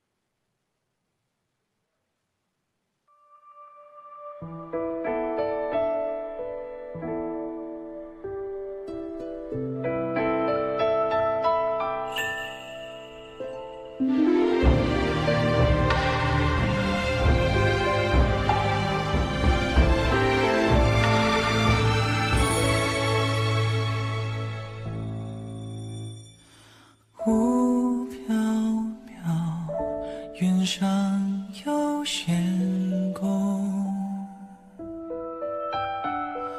红莲叶暗中映别涌，归绝藏于迷人的梦，片尾轻轻着一身红，先锋道古原为虚空，红线缱绻入目春风，幽暗深处皎月朦胧，温柔一曲远灯寄送，天下之大为你画满城，冠名抛空，纸花仗剑就苍生，赐我替你万般磨砺更隐忍，复活不问终是信徒有一人，百世流转月如长明灯，无所不能，所向披靡照前程，尽处浮沉，浴火投身也甘诚，尽现世人唯愿余生相赠。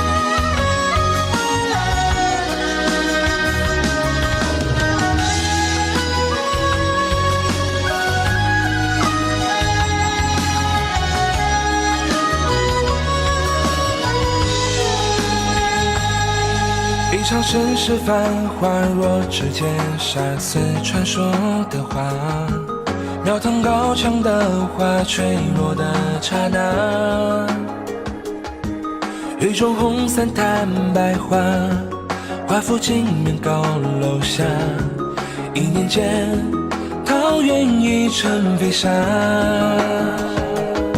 上元灯火满天，千山万水连绵，白衣翩跹，仗剑指华天下望眼，从此他这一眼又记了千百年，沧海边桑田间，而今再相见，红莲之眼，莫问是鬼还是仙，芳心之一剑，如何能救万千？彼时尽止于眼，血管散发问苍天，身在无间，心已在无间。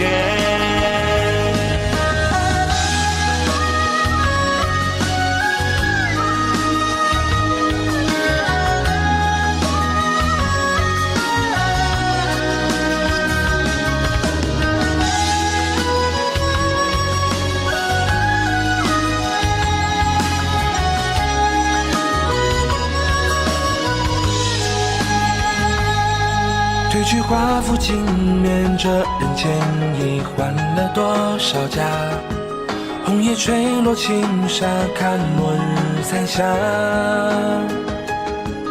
雨中红伞探白花，华府镜面高楼下。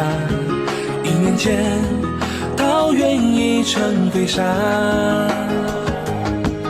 越吸烟硝烟烟，越生命的3000，不以草履百灵双甲，天下为业。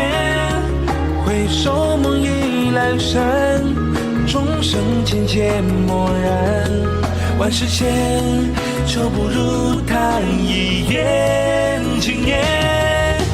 红莲赤焰，莫问是鬼还是仙，放心只一剑，如何能救万千？历史尽止于夜，血观散发问苍天，身在无间，心已在无间。深苦前面，是爱是恨还是恋？岁岁复年年，谁在耳边轻言？红叶苍山，风间花开满城，1年前，千灯万千，与菊花桃源。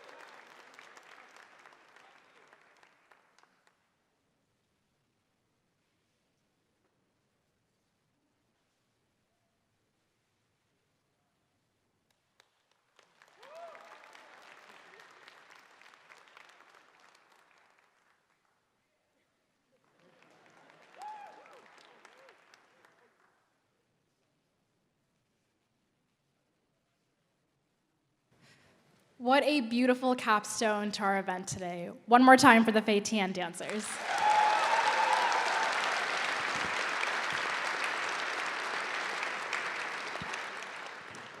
Before you go, we'd love to invite you to our complimentary wine reception in Alumni House, on the left of Zellerbach as soon as you exit the building. And there will be volunteers outside to help guide you. As a new addition to our traditional wine reception, we're really excited to announce our inaugural silent auction, supporting our philanthropy partner. It is 21 and over, so if you have a wristband already, you're good to go. Otherwise, we will be checking IDs at the door. We'd love to have you join us to meet some of the organizing team, and of course, to network with other attendees and our phenomenal speakers. Please check the TEDxBerkeley app on your phones to see if you are one of the winners of our raffle prizes. Winners, please meet one of our team members outside the Alumni House where the wine reception will be held to collect your prizes at the raffle table. We thank you all for joining us today. We really hope you enjoyed all of the talks and performances. If you haven't already, make sure to follow us on social media so that you don't miss our speaker reveals and discounts for TEDxBerkeley 2023. It's truly been a pleasure to take you on this journey, and we thank you for shifting the lens with us.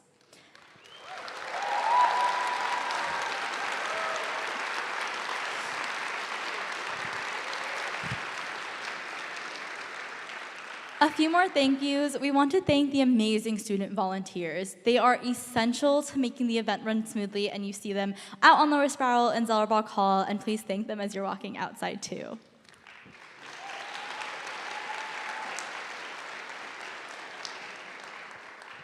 Lots of clapping coming up. We'd like to thank Andrea, Beth, and the Financial Aid and Scholarship Office for their continued support of our event year after year.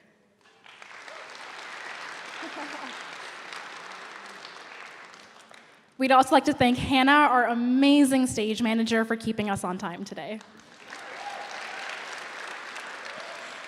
We also want to thank Chris, our wonderful event manager here at Zellerbach, for all of her support and being a part of our event every year.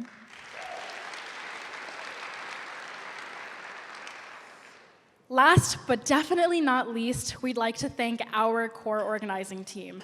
Believe it or not, we are 14 full-time students who have put on today's event.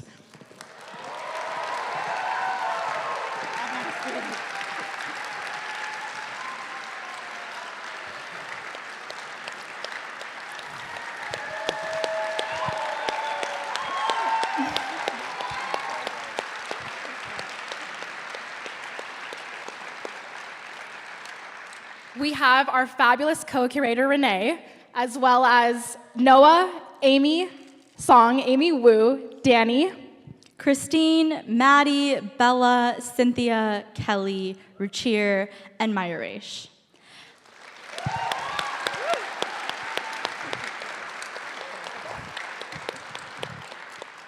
Thank you all once again for joining us on this journey today, and we'll see you at the wine reception. And let's give it up for our amazing curators once again.